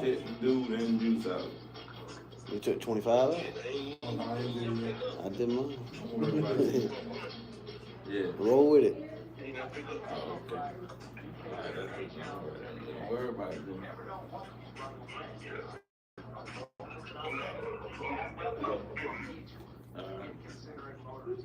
I'll check with you later on. But there are others that you can and must control. It's your job. For most drivers, cargo security is part of the My job. brother had 10 trucks. I can tell you where they at. 10. What, he went out of business? He drove himself out of business. He did bad. You know what I'm saying? Damn. He did bad. Yeah, pretty. He drove himself out of business. So, yeah. He should have got out the way and let somebody else take it over that was eager to do it. Try to explain it to him. Oh, you know, he probably gave you the lecture. I don't want got 10 trucks. What he said. You don't know everything. You don't know everything. I'd be like, bro, look at you, bro. Whatever you're doing right now, it ain't even working no more. It's a lot of trucks. I bet he had the money when it was running good, though. Crazy thing about it is, say for instance, you on the driver, you done drove all week. Friday come, you look at your check, that fuck in Vegas. He in Vegas? Yeah, hey, man, look in. What you calling me for? I need my money, bro. Man, how did you come back? Oh, no. You know what I'm trying to tell you? Hell no. He already done got paid for the work. He did all the deliveries, the load. He done got paid already. Boy, that truck could be for sale. Parting it out by the time you get back. Oh, okay. So I rent that bitch out for what my paycheck was. Somebody come get that bitch. that's how he was doing people, man. I kept trying to explain to him. You're trying to live beyond your means, big boy. And at the same time, you're shitting on your people. That ain't right. Just slowly but surely, it just went downhill. Like the people that worked on the equipment, you know, they would come, you know, fix on the shit, trying to get paid. You might give them some of the money. Never all of it. I always, and I felt bad because I went to school with a dude that used to fix them. Clay used to fix on the truck and stuff for me. I went to school with him, so he would always see me and be like, "What's up, G?" Shake his head. I don't know, bro. I work for somebody else, man. I can't do it, you know what I'm saying? I never, you know, I tried it, it didn't work out. So. The driver, he has responsibility to ensure that the load is secured properly and retains that security. So he needs to inspect his load on a regular basis when he's out on the highway and make sure that something hasn't come loose. You need to check every time to make sure that your load locks do work. Because they do freeze up, rust up, they don't work, they don't hold properly. So, I always check mine, kind of grease them once in a while, keep them working properly. Depending on the type of trailer, check securement devices, tailgate, tailboard, and doors. In addition, examine the frame and undercarriage for cracks and the wheels, rims, and tires for visible signs of damage. Check the suspension for cracks, damage, or excessive wear. Finally, make sure your trailer brakes are in good working order and are properly adjusted. Take the time to read the bill of lading to find out exactly what type of cargo you'll be hauling, so you can determine the best way to distribute the weight and secure the load. Pre-trip planning goes a long way as well. Your gross vehicle weight or gross combination vehicle weight will play a role in which roads you can or cannot travel on. You may want to avoid steep mountain terrain or bumpy road construction work zones. I ain't trying to go through no mountain terrain. Fuck the mountain terrain. Next, examine the load itself. Are there any broken or damaged containers? Any leaks or foul odors? Are the containers the right type, strong enough for their contents? Are the containers appropriately sealed? Does the load match the paperwork and content and quantity? A major source of cargo claims, cargo theft, starts at the dock when a driver is intentionally shorting product. This is the time to raise these questions, because later is too late. When you accept the load, it becomes your responsibility. You will need to determine the weight limits of your tractor and trailer, gross vehicle weight rating, axle weight, and bridge load formula. Knowing these capacities, along with the weight of your cargo, will help you stay within the gross weight limits for your vehicle. Overweight fines can be costly for both the driver in terms of downtime and the motor carrier. Two kinds of weight-related fines include over gross and over axle. Finally, let's touch on one last thing before we go on to the actual loading. That's your personal safety. It's not only a good idea, but with some carriers, it's mandatory that drivers wear safety glasses, gloves, and sometimes a hard hat. Check with your safety director about what your company requires. When you begin loading, distribute the weight as evenly as possible. Total up the weight of all the cargo and distribute it over the floor of the trailer, front to back and side to side. Do not place the majority of the weight in any one area. You should know the manufacturer's maximum load per square foot on the trailer floor. Cargo that's too heavy may damage the deck. Make sure you know the allowable individual axle weights to avoid exceeding their limits as well. If you have sliding rear tandems, placing them in the rear position puts the most weight on the tractor drive axle. If they're in the forward position, most weight will be put on the trailer. In addition to even weight distribution, you must consider the center of gravity of your load. Always keep the center of gravity as low as possible. To accomplish this, place the heaviest cargo on the bottom. If you have a partial load, distribute it evenly across the axles. The higher the center of gravity, the more your load will influence how your vehicle handles. A top-heavy load is more likely to tip and roll over when you drive around the curve. By their nature, some loads, such as bulk liquid, have a higher center of gravity. Extra caution is needed while hauling a load of this type. At times, cargo will fit snugly throughout the trailer from top to bottom, side to side, and front to back, and therefore require a genius move that one. Other loads demand a great deal of forethought as to placement, stacking, and securement. How and where you place and stack your cargo plays a role in how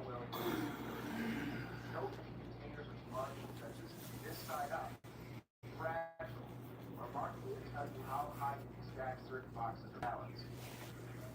Never place heavy containers on light ones, or strong containers like a wooden crate on a weaker container, like a cardboard box. Secure heavy items away from lightweight or fragile items. Any item that could possibly roll or slide must be secured in such a way as to prevent it from moving. It's the driver's responsibility. I mean, the shipper loads the freight, but the driver's the one that handles the freight down the road, and he's the one that's responsible for anything happening. If the truck tips over because the freight was loaded wrong, then, you know, it's usually the driver's fault when it comes down to the end of it. Just everybody needs to pay a little more attention to how they load their truck. Load the truck right, so when you know that your truck's going to ship going down the road. Now that we've looked at load placement, let's focus on securing your load. Remember, proper securement means none of your cargo will move, either individually or as a whole. Securement can be accomplished by a number of different techniques with various securement devices. Let's take a look. One option is blocking. Blocking is used to prevent horizontal movement of individual articles of cargo. An article of cargo is any item that is considered cargo. A common method of blocking is to nail a block of wood to the deck against the front and or sides of the item. The blocking must be strong enough and tall enough to prevent the item from moving side to side or horizontally. Next, there's bracing. Bracing is used to keep an article of cargo or an entire load from tipping by placing a structure, device, or another substantial article against it. Bracing may also prevent the load from shifting. A large sheet of plywood is often used to brace a load. Again, it must be strong enough and tall enough to provide adequate securement.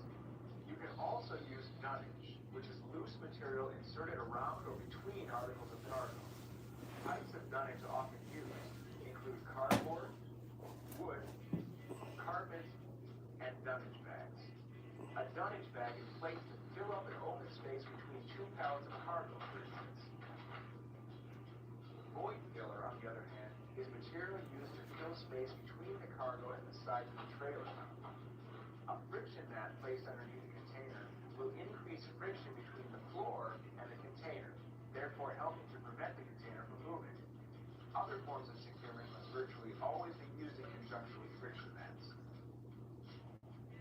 Another common securement device is the load bar, often referred to as a shoring bar, a cargo retainer bar, or a load locking bar. When placed horizontally from wall to wall, a load bar prevents the cargo from shifting and or tipping. A vertical bar, which runs from floor to ceiling, can also be used. Then, of course, there are tie-downs. A tie-down attaches to a trailer's anchor point and restrains the cargo from moving, shifting, tipping, or falling. An anchor point is the place where you attach the tie-down to the vehicle or the article of cargo. Tie-downs can include rope, cord, bungee cords, web strapping, steel strapping, wire rope, and chains. Be sure to use edge protectors when tie-downs are placed against the exposed hard edge of a piece of cargo. The edge protector protects both the tie-down and cargo from damage, and it also allows the tie-down to move easily when you tighten it. In some trailers, there is a built-in track which allows for the use of retainer bars, shoring, decking beams, and custom nets to separate the load and prevent movement. These tracks, found in the floor or on the trailer walls, can also be used as anchor points for tie-downs. Regardless of the device or system you use to secure your cargo, it must be in good working order, with no damaged or weakened components that will threaten its performance and overall safety. You need to be the judge as to whether your securement devices are in good condition. If in doubt, replace them. They do wear out. So, it's best to replace, when you see things broken on load lots and things of that nature, it's best to replace them as soon as possible, because I myself have had to pay claims on damage, There are minimum strength requirements regarding load securement.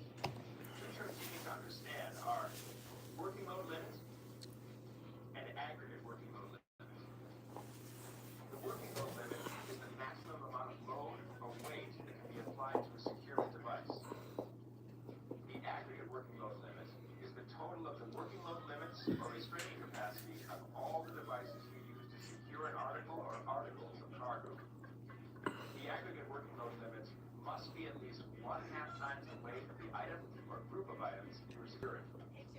For example, if you have a 3,000-pound container, the total strength of your securement devices must be a minimum of 1,500 pounds. 3 indirect tie-downs with working load limits of 500 pounds each would achieve a 1,500-pound minimum aggregate working load limit based on an article of cargo weighing 3,000 pounds. Tie-down manufacturers designate the working load limits for their products.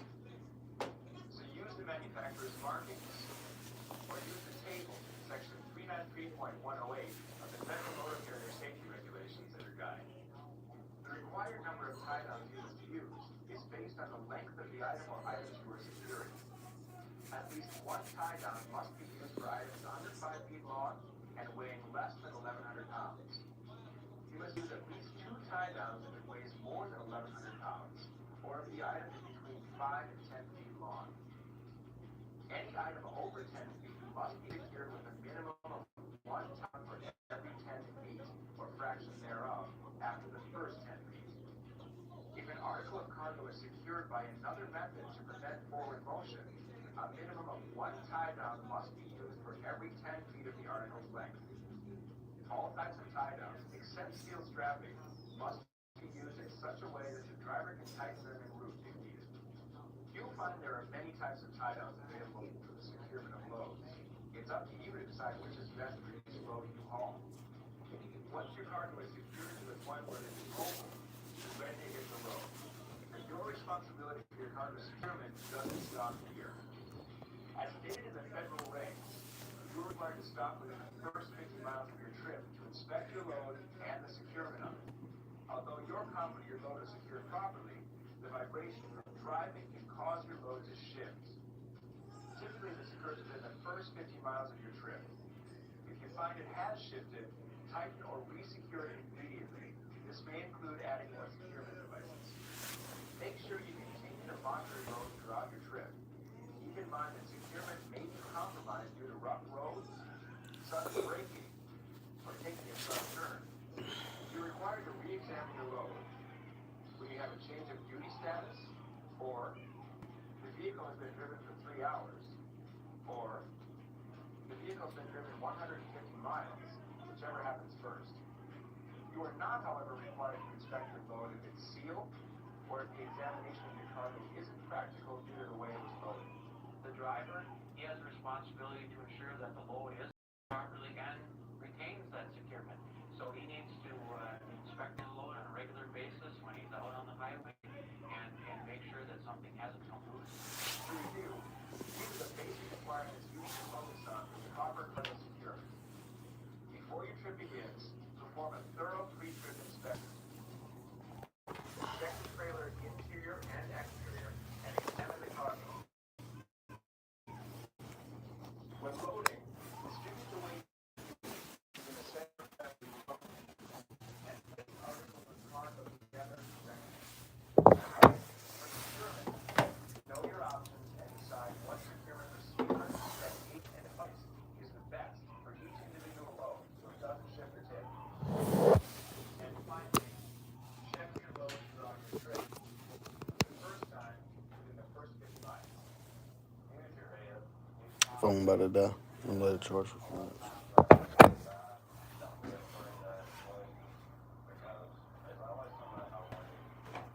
your cargo is shipped around the side of your truck, especially when you make emergency maneuver, it may be the difference between you keeping control of that truck.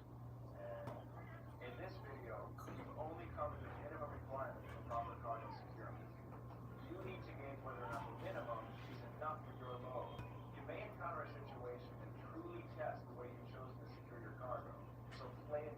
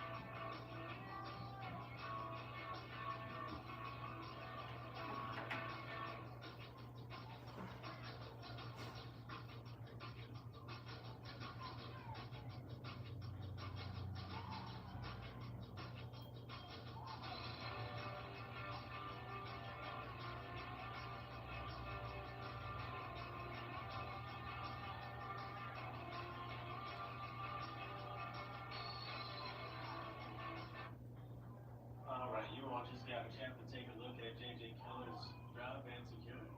We're going to go through and talk about things that you need to know in regards to your cargo. Now, you're responsible for not being overloaded, and therefore you must be familiar with the following weight definitions. Weight definitions such as gross vehicle weight and gross combination weight. The gross vehicle weight, or GVW, is the total weight of a single vehicle plus its cargo. It is the weight of the vehicle and its load when the vehicle is loaded. Gross combination weight, or GCW, is the total weight of a power unit plus the trailer plus its cargo. It is the weight of a combination vehicle when the vehicle is loaded. These are actual weights. Other weight definitions that you should be aware of is gross vehicle weight rating and gross combination weight rating. Gross vehicle weight rating, or GVWR, we discussed yesterday in section 1. This is a rating. It is the rating of a single vehicle, and the gross combination weight rating is the rating of a combination vehicle.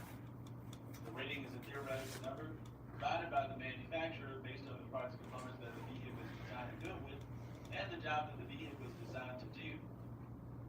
What goes into these ratings? The tire load. The tire load is the maximum safe weight that a tire can carry at a specified pressure. This rating is stated on the side of the tire. The suspension system has a manufacturer's weight capacity rating, which should not be exceeded. This is to ensure that we don't overload the suspension system. Then the coupling device has a capacity rating. The coupling devices is rated for the maximum weight that it can pull and or carry. This should not be exceeded.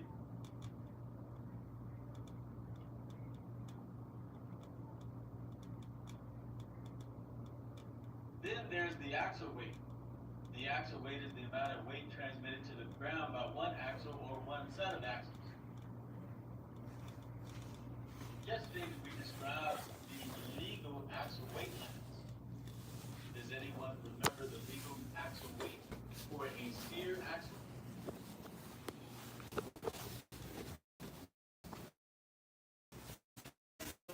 Now, how about a single axle?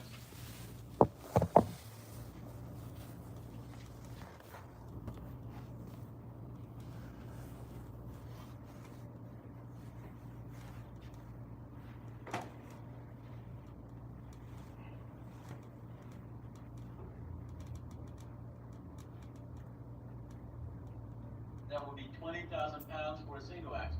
How about a tandem axle?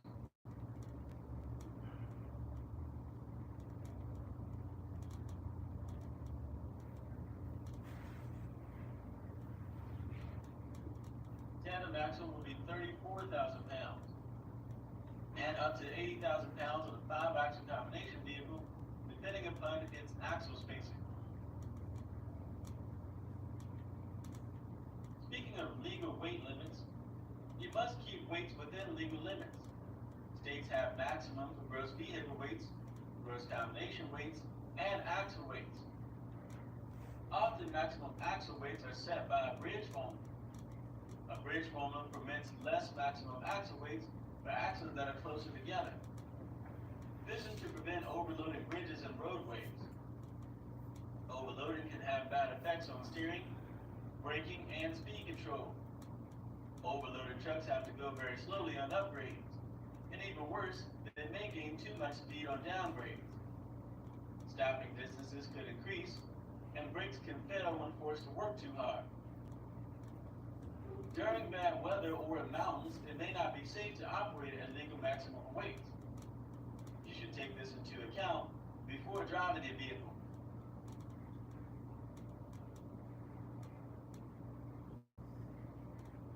We're going to take a brief look here at how bridge formulas work. We're going to keep in mind that bridge formulas permit less maximum axle weights for axles that are closer together.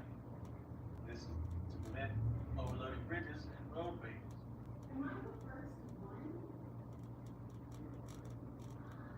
Take a look at the bridge formula want to see here in this image, we can see an example of this. Notice we have example A and example B. Both examples are of commercial motor vehicles crossing a bridge. Both vehicles are weighing in at 80,000 pounds. Note that both bridges are supported by both earth and structure. On each end of the bridge there is earth. On each end of the bridge there is structure.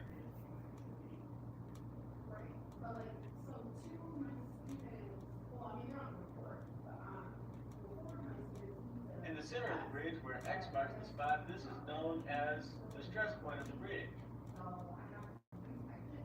This bridge, being that it's not supported by structure, will have to support the weight of itself and any vehicle in passing. Note that the vehicle in example A is a tractor-trailer rig.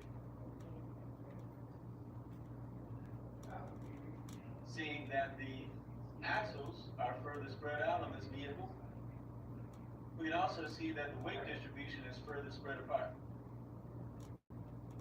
That means when the tractor goes onto the stress point of the bridge bearing its 60 or 70% of the weight, it will go off. Later on, the trailer axles will come onto the stress point of the bridge bearing its 30 or 40% of the weight. This means that the bridge will not have to support the entire 80,000 pounds of this vehicle all at once, and therefore it can prevent this vehicle to pass. Taking a look at example B, we can see the axles on this vehicle is closer together.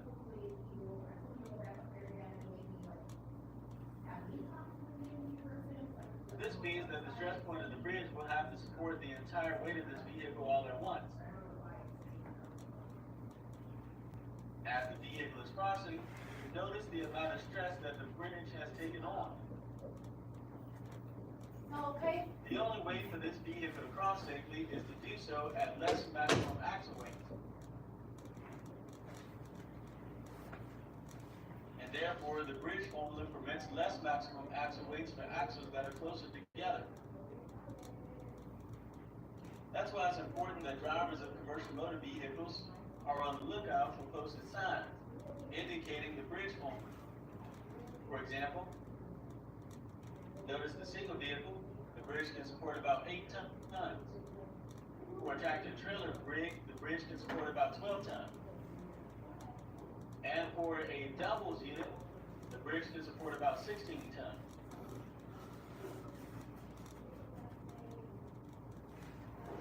This is all to assure that the bridge is not overloaded.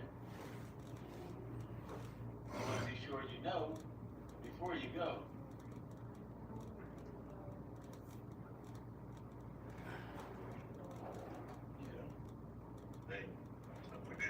Drivers should also be aware of their cargo and center of gravity. The height of a vehicle's center of gravity is important for safe handling. A high center of gravity means you are more likely to roll over. It is most dangerous in curves or if you have to swerve to avoid a hazard. It is important to distribute the cargo so it is as low to the ground as possible. You want to put the heaviest parts of the cargo under the lighter parts. It's also important to balance cargo weight. Poor weight balance can make the vehicle handling unsafe. Too much weight on the steering axles can cause hard steering. It could damage the steering axle and tires. Underfooted front axles can make the steering weight light and too light to drive safely. Too little weight on the driving axles could cause poor traction. The drive wheels may spin easily. During bad weather, the truck may not be able to keep going. Weight that is loaded so there is a high center of gravity causes a greater chance of rollover. On flatbed vehicles, there is also a greater chance that the load will shift to one side or fall off. Taking a look at the example given here in figure 3.1, we can see an example of what this looks like. Notice all the improper ways to load the cargo is to the left and all the proper ways to the right. For example, the first one we see here is an improper vehicle. Notice that this is a straight truck. Because it's a single vehicle, it cannot support the entire length of the cargo. This would cause the cargo to fall off. We should use a combination vehicle, as pictured here to the right. Combination vehicle will support the entire length of the cargo and ensure that the cargo is secured. Next, we can see all the cargo is loaded to the front of this drop van. That means too much weight is on the steer and drive axle. This could cause hard steering or damage to the suspension or steering components. No weight is on the trailer unit, which could lead to cracked whip effect. Here we can see all the cargo is loaded to the rear of the vehicle, so not enough weight is on the steer or drive axle. This could lead to a vehicle skid. Too much weight on the trailer axles could damage the suspension or tires. We should center the cargo on the rig, ensuring that the weight is properly distributed between the axles. Here on this flatbed trailer, we can see that the cargo is loaded to one side, so it makes the trailer lean. This can lead to a rollover. We should center the cargo on the rig. This will ensure that the weight is distributed evenly.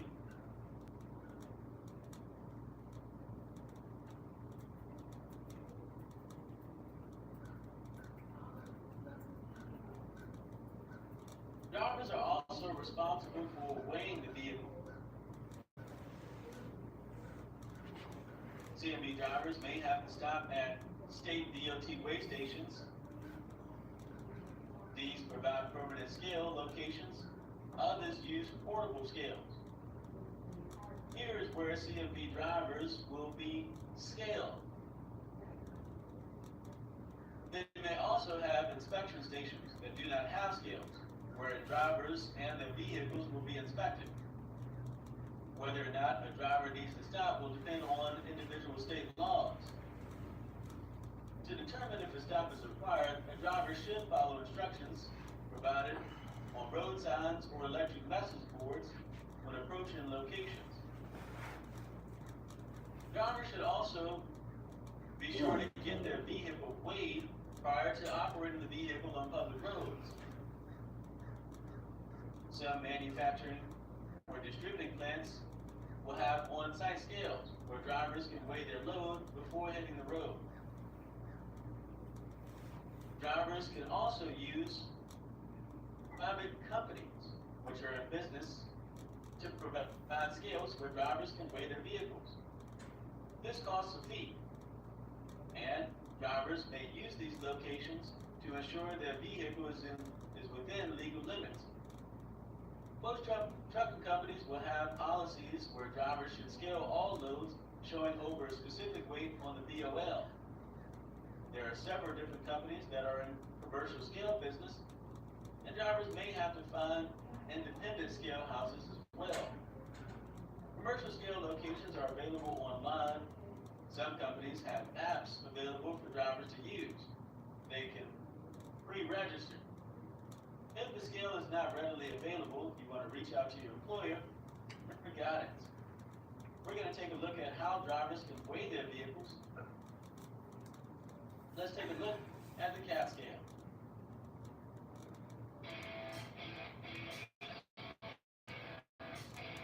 Actions speak louder than words. That was Bill Moon's belief when he founded the first fully automated platform scale in 1977. To put action behind words, every single CAT scale weigh comes with this guarantee.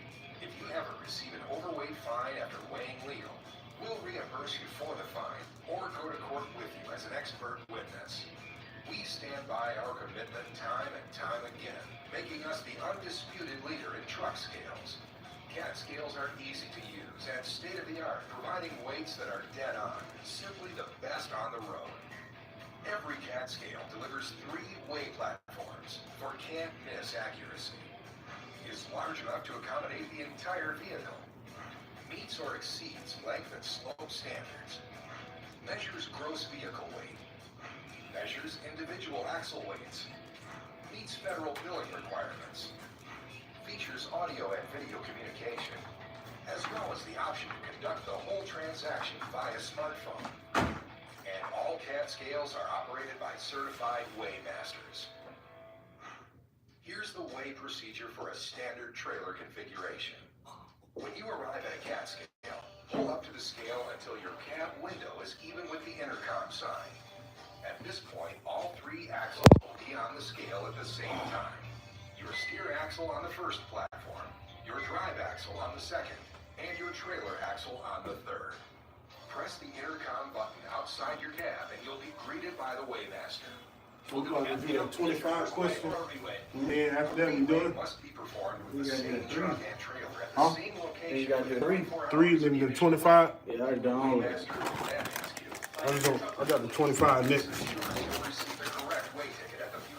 Yeah, after the 25, we're good. First round, you want this one? You want that? For even faster service, use the Weigh My Truck app from CAT. Fast and easy. Complete the weighing process using your smartphone and never leave the cab. This is a great option for drivers to save time weighing. Your payment is processed, and the weights are displayed on your phones. You can get back on the road. Your digital scale ticket will be emailed to you, your company, or whomever else you choose, up to 5 email addresses. The hard copy ticket is still available inside for up to 1 hour if you need it. The Weigh My Truck app also automatically recognizes when you are eligible for a re-win. Find out more about how you can save time weighing and set up your account online at weightruck.com. For a sprint axle configuration, you'll follow this weigh procedure. Pull up to the intercom so the steer axle is on the first platform, the drive axle on the second, and the front axle of your trailer on the third platform.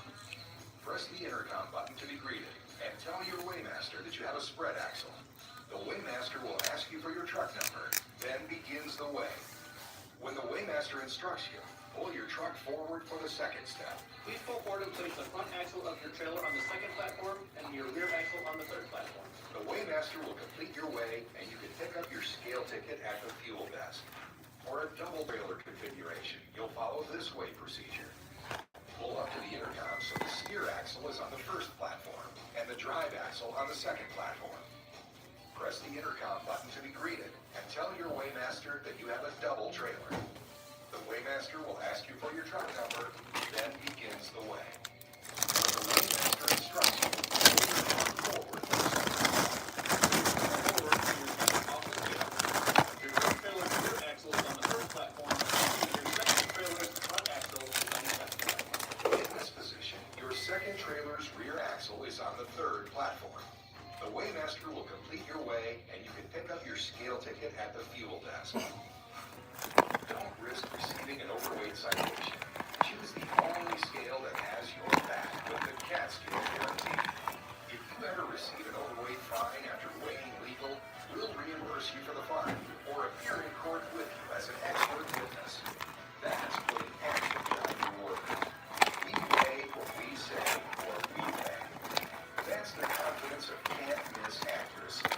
A CAT scale. Can't-miss accuracy. On a CAT scale.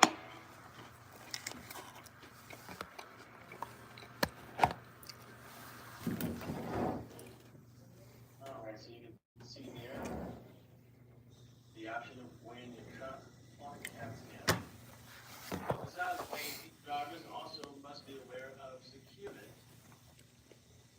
As seen in the counter wheel, drivers will use methods known as blocking and bracing in the cargo. Blocking is using the front, back, and or sides of a piece of cargo to keep it from sliding.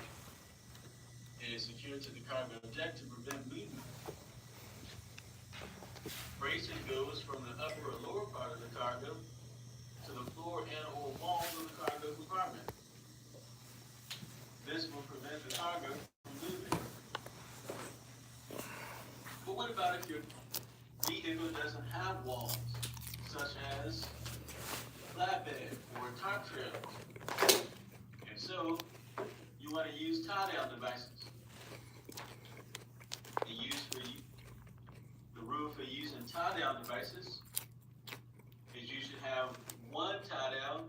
10 feet of your cargo length.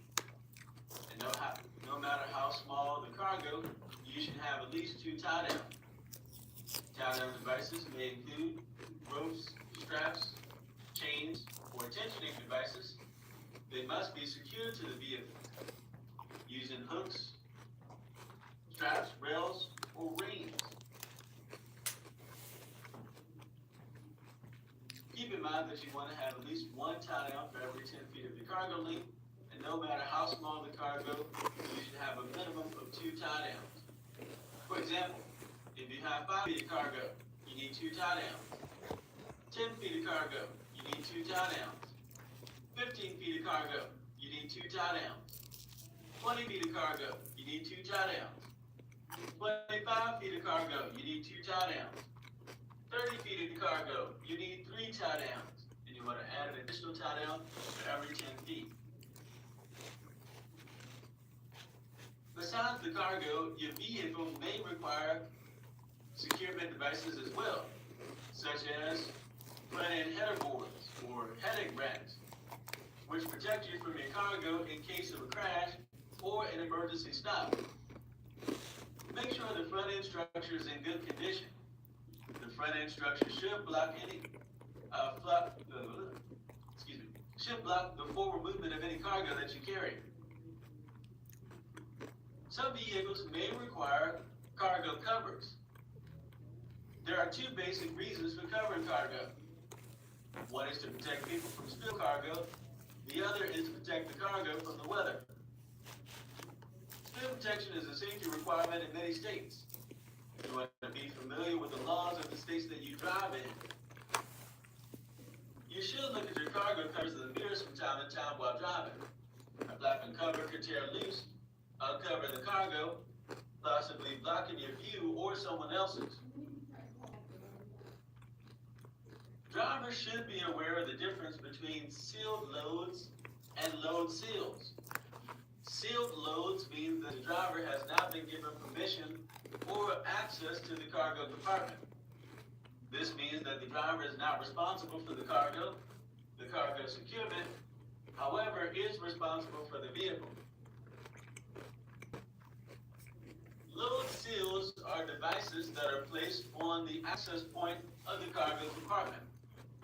This can be done by the shipper for the receiver, as the shipper notes that the product was loaded, properly distributed, and secured. Drivers may be able to access the cargo compartment and may need to do so throughout the trip. However, they should be noted by the driver either on the interval inspection report or noted in the hours of service recordings. There are also containerized loads, which generally are used when freight is carried part way by rail or ship. Delivery by truck occurs at the beginning and or end of the journey. Some containers have their own tie-down devices or locks that attach directly to a special frame. These are known as intermodal trailers. Others have to be loaded onto flatbed trailers. They must be properly secured just like any other cargo. You cannot inspect sealed loads, but you should check that you do not exceed gross weight and axle weight limits.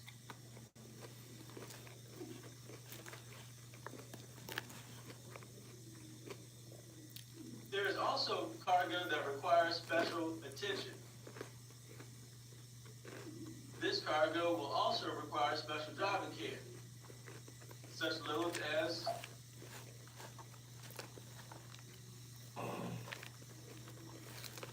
drop-off tanks, hanging meat for a refrigerator unit, livestock in a livestock trailer, and oversized loads. That is over length, over width, and overweight loads. This cargo may require a special transit permit. Driving may be limited to certain times of the day. They may also require police escorts or pilot vehicles bearing warning signs and flashing lights.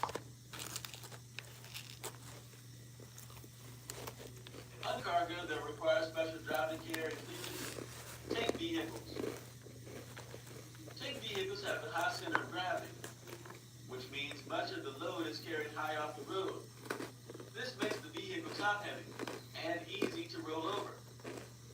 Tests have shown that tankers can turn over at the posted speed limit for curves. You want to take highway curves and ramps well below the posted speed limits. The danger of tanker units lies in its surge. Liquid surge results from movement from liquid in a partially filled tank. This movement can have bad effects on handling. When coming to a stop, the liquid will surge back and forth. This surge could push the truck into the direction that the liquid wave is moving. When operating on slippery surfaces, the wave could shove a truck into an intersection. To reduce the dangers of liquid surge, some tanker units are equipped with bulkheads. Bulkheads are dividers which divide the liquid tank into smaller tanks. When loading and unloading the smaller tanks, the driver must pay attention to weight distribution. Don't put too much weight on the front or rear of the vehicle.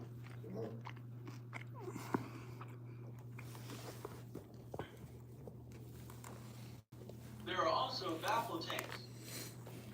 Baffle tanks have bulkheads. These bulkheads have holes which allow the liquid to flow through. The baffles help to control the forward and rearward liquid surge.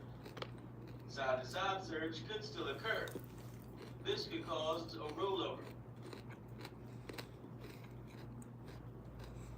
Then there are unbaffled tanks, also referred to as smoothbore tanks. These have nothing on the inside to slow down the liquid flow. Therefore, forward and rearward surge is very strong. Unbaffled tanks are usually those that transport food products, such as milk and other parasites. Sanitation regulations forbid the use of baffles because of the difficulty in cleaning the inside of the tank.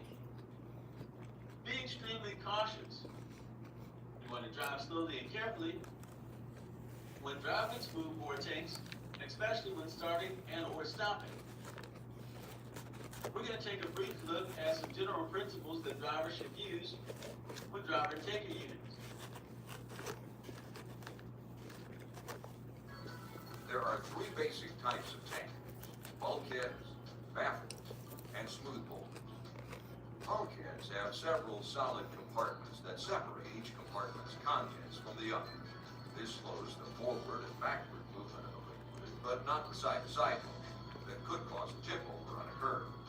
When loading or unloading a tank with bulkheads, you must be very careful of the weight distribution.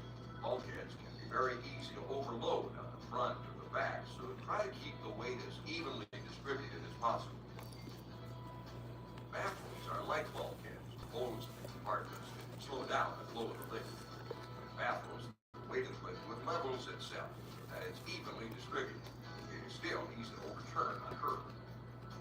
Smooth bores have nothing to stop the liquid flow either from side to side or from front to back.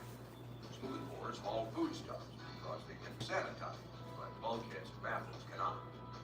Smooth bores are the hardest tankers to handle. If you accelerate or shift too quickly, the liquid flows to the back, slowing you down. If you brake too fast, the liquid will slam into the front, skidding you into an intersection. This is called liquid surge.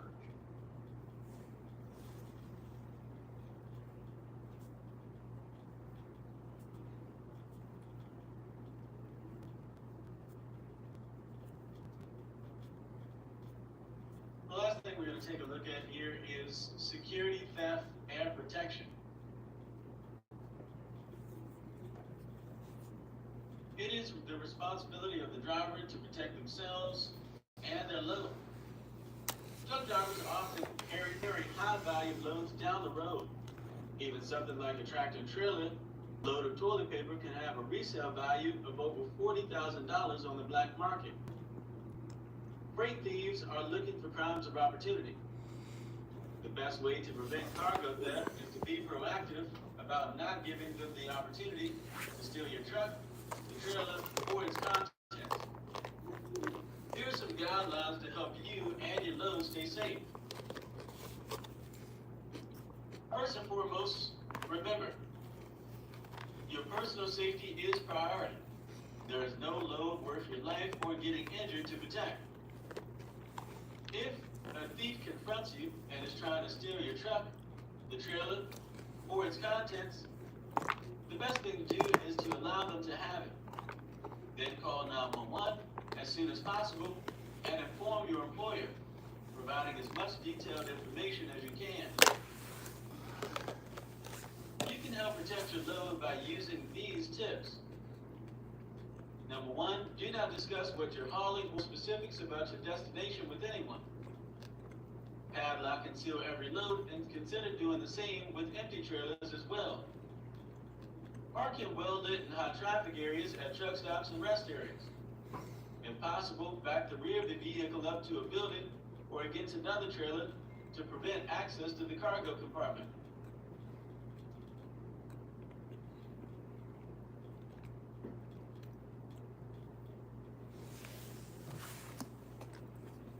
We're going to take a brief look at some helpful tips that drivers should use in regards to protection and personal safety. Let's take a look.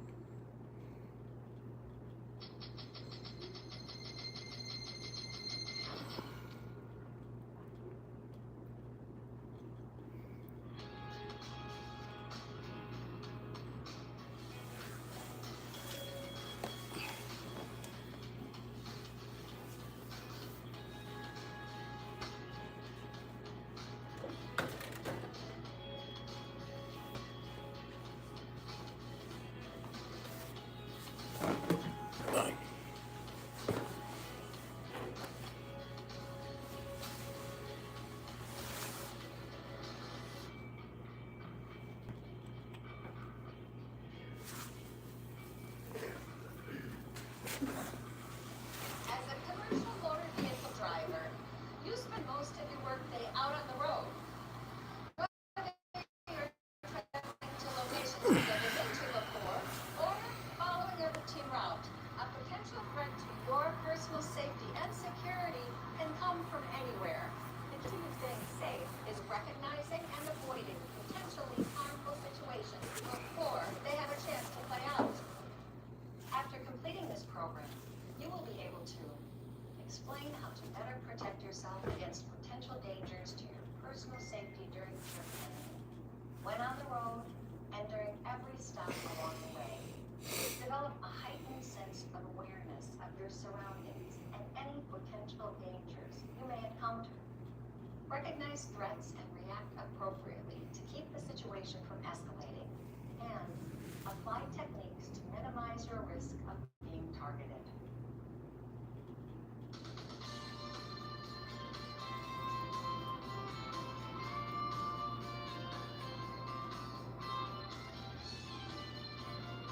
Every driver knows unexpected things can happen on the road. You can be forced to stop earlier than you planned because of weather, mechanical issues, or even illness. Or you may have to keep going because the truck stop or rest area you plan to use has no more space available or is closed. To make sure you stay safe, it's important you properly plan for the unexpected before you head out. When planning your route, take time to map out 2 or 3 safe locations for every scheduled rest stop or refuel. Make note of all safe locations along the route in case you need to stop sooner than you planned due to things like severe weather that makes travel unsafe, unexpected traffic delays, roadwork that makes you use an alternate route, or finding yourself at your hours of service limit. Use apps such as Park My Truck or Trucker Cab to help you locate available parking. Also, talk to other drivers at your company to find out which locations and neighborhoods are safe and which ones you should avoid. Other drivers may be more familiar with these locations and they're your best source of information on safe places to stop. When I'm assigned a load and I'm ready to head out, I like to do somewhat of a pre-trip so that I know where I'm stopping for the evening. I like to pick an area where if I have not been to in the past that one of my co-drivers or friends have been to. I am blessed to have a very awesome group of drivers in my friendship line, so if I haven't been there, chances are one of my many friends have been there and can kind of help on where to stay at night. Here are some tips on other things you can do when planning your trip to reduce or eliminate potential threats when you're out on the road. Since you never know who may be listening, don't discuss your load or destination with anyone but your dispatcher. Establish check-in times with your dispatcher and family members, especially for longer trips. Arrange for a safe drop-off time with help from your dispatcher. Don't carry large amounts of cash or personal belongings with high monetary or sentimental value with you out on the road. Keep tablets and laptops out of sight and locked in the cab and make sure they're password protected. Dress conservatively to avoid standing out. Carry your cell phone with you at all times. Don't forget to bring your charger. And don't program your home address into your GPS or carry mail or other items with your personal information on them. Although it may seem like a no-brainer, the fact is, the more you plan and the better prepared you are, the less you leave your safety a chance.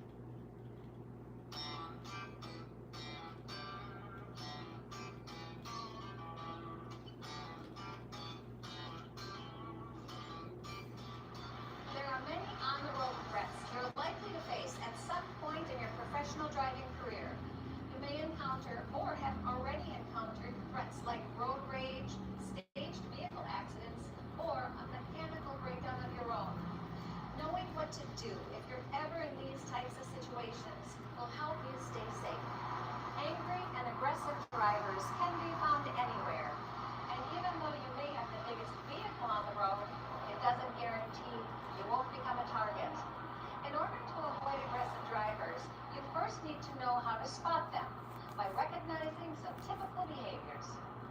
Always be on the lookout for drivers that cut people off, tailgate, run traffic lights, drive at high speeds, use hand gestures and profanity, flash their lights, or blare their horn. If you see drivers showing any of these behaviors, increase the distance between your vehicles and do your best to ignore them. You never want to escalate the situation by retaliating with words, gestures, blowing your horn at them, or tailgating. Sometimes, despite your best efforts, road rage incidents do escalate. If this happens, don't pull over and stop. You have no idea what the other driver is capable of, or if they're carrying a weapon. If you are forced to stop, stay in your truck and make sure your doors are locked. If possible, try to leave yourself a way out in the event you are confronted. Then call the police or highway patrol and let them handle the situation. Above all, don't let aggressive drivers cause you to get all wound up or lose your cool. As a professional driver, you have more at risk than they do. After all, this is your job, your livelihood. Step back, slow down, separate themselves from that aggressive driver. Don't engage them, don't make eye contact with them. Just continue on, and if it's something of a severe nature, call 911 and give a description to the police of what is going on out there, direction of travel, location, description of the vehicle, and what actions were going on, so that the law enforcement in the area can try to identify that vehicle and stop that vehicle and stop a potentially dangerous situation from escalating and getting worse. Road rage isn't the only danger you can face on the road. Roadside threats are also a reality and can include other vehicles as well as your own. When you see other vehicles broken down or pulled over on the side of the road, don't stop. It could be staged in an effort to get you out of your truck. Instead, pull off the road at the next safest location and notify the authorities. issue and need to pull over, be sure to scan your surroundings for potential dangers before opening your door. Once outside, be alert and keep an eye out for anything that doesn't look right. Be aware of oncoming traffic as you set out your emergency warning devices. Keep each warning device between you and oncoming traffic as you set them out. This will help other drivers to see you. Then get back into your truck and contact your dispatcher to arrange for a mechanic. Stay inside and keep the doors locked until help arrives. And although you don't see them as commonly as you used to, never pick up a hitchhiker, or any stranger for that matter, under any circumstances. They are just as much as any other side. That ain't the right type. Here are some additional tips to help protect you from roadside threats. When out on the road, don't talk about the details of your trip with anyone, including what you're hauling, where you're headed. I'm already talking about don't be going fuck with them lot lizards now. Careful when you're talking. I said, damn, baby, what the fuck? Your load or destination. Everybody know about them, man. Avoid speaking in areas where Everybody. someone might overhear your conversation. And avoid posting to social media, as some sites can grab your current location directly from your phone or tablet.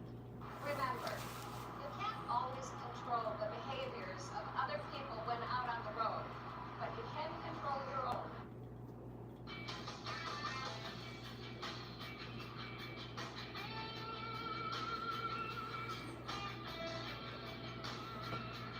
Whether you're stopped at a truck stop, rest area, or customer location, you don't want to be an easy target for criminal activity. Staying aware of your surroundings and exercising caution are key to your safety. In order to protect yourself from thieves, keep your doors locked at all times, when moving and when stopped. If you leave your vehicle, even for just a minute, make sure you turn off your engine, relock the doors, and hold on to your keys. If you are temporarily stopped or slowed down at a railroad crossing or at a stoplight, it's a perfect opportunity for thieves to jump onto your running boards or trailer in an attempt to enter the cab or steal your cargo. It's a best practice to always leave yourself a way out when temporarily stopped. Don't pull all the way up to the railroad tracks or intersection. If thieves confront you, stay inside the cab and call the authorities. When you're stopped at a truck rest area or customer location, and easily contact them. Truck stops can be a great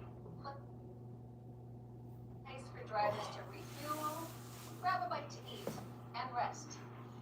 Unfortunately, they can also make drivers an easy target for criminal activity.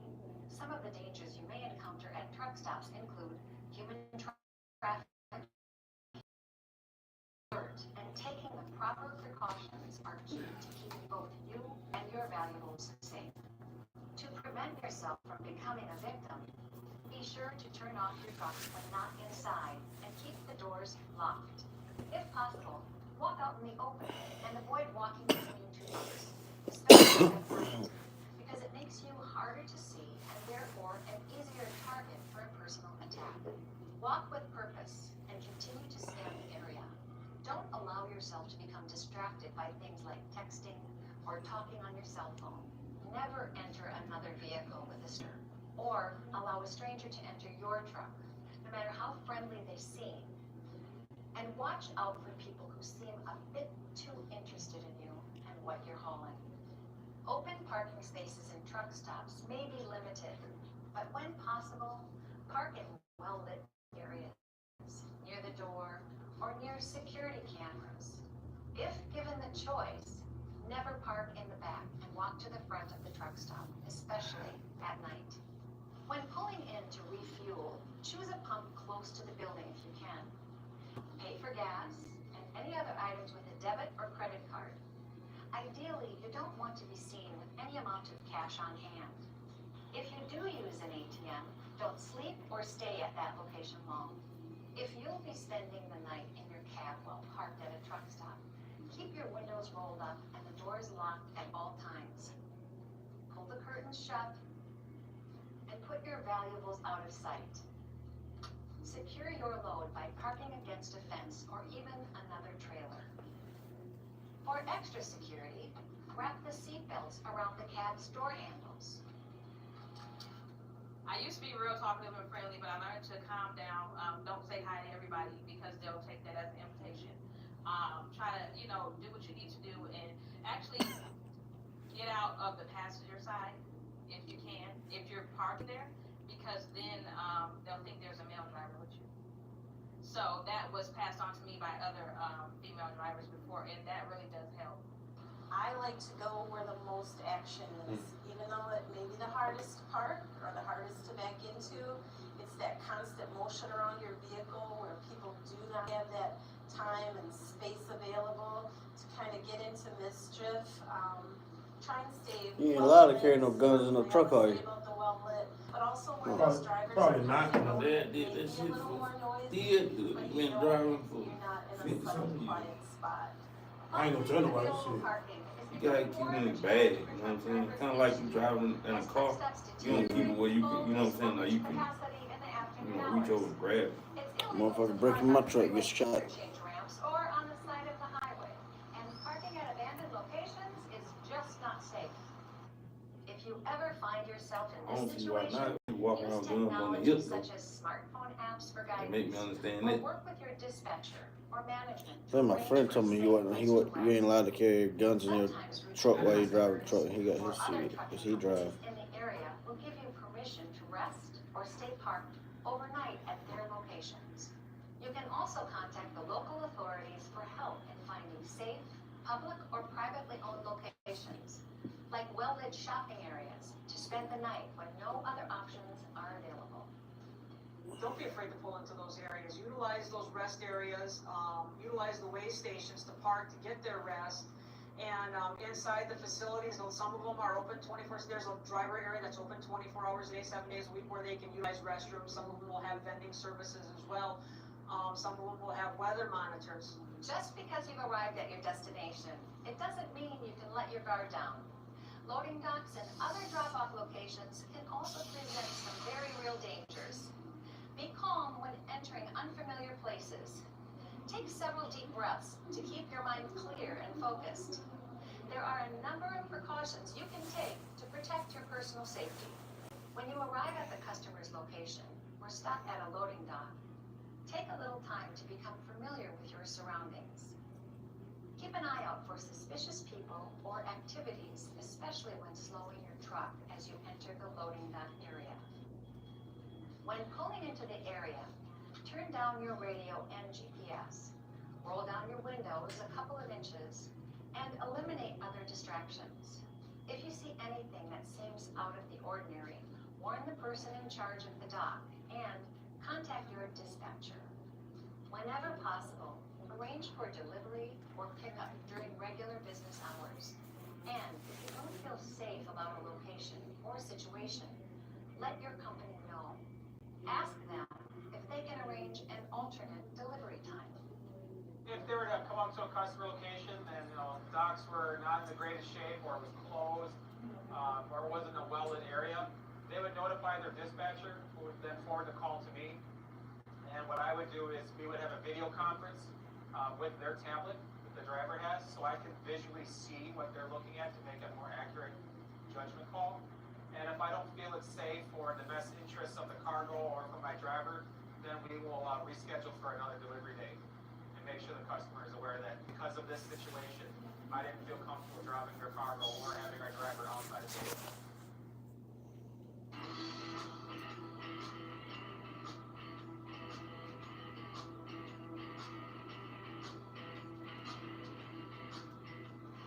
Yes, trucks and cargo have monetary value, but they can be replaced. You can't. The unfortunate truth is, professional drivers just like you have fallen victim to crime during the course of a trip. Drivers have been killed in road rage incidents, had personal belongings stolen out of their cab, and been attacked while parked for the night. If you're ever involved in such an event, immediately report it to local officials by calling 911, and also call and report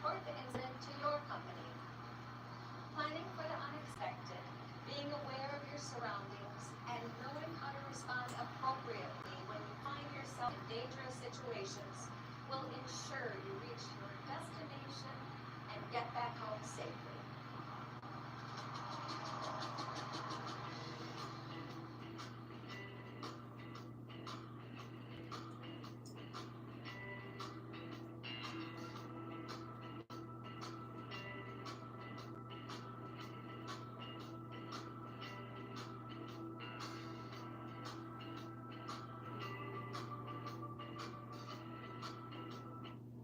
All right, so there you have it, folks. Personal security and safety measures that drivers should take to ensure that you make the drive and arrive alive. Does anyone have any questions? Any questions about this so far?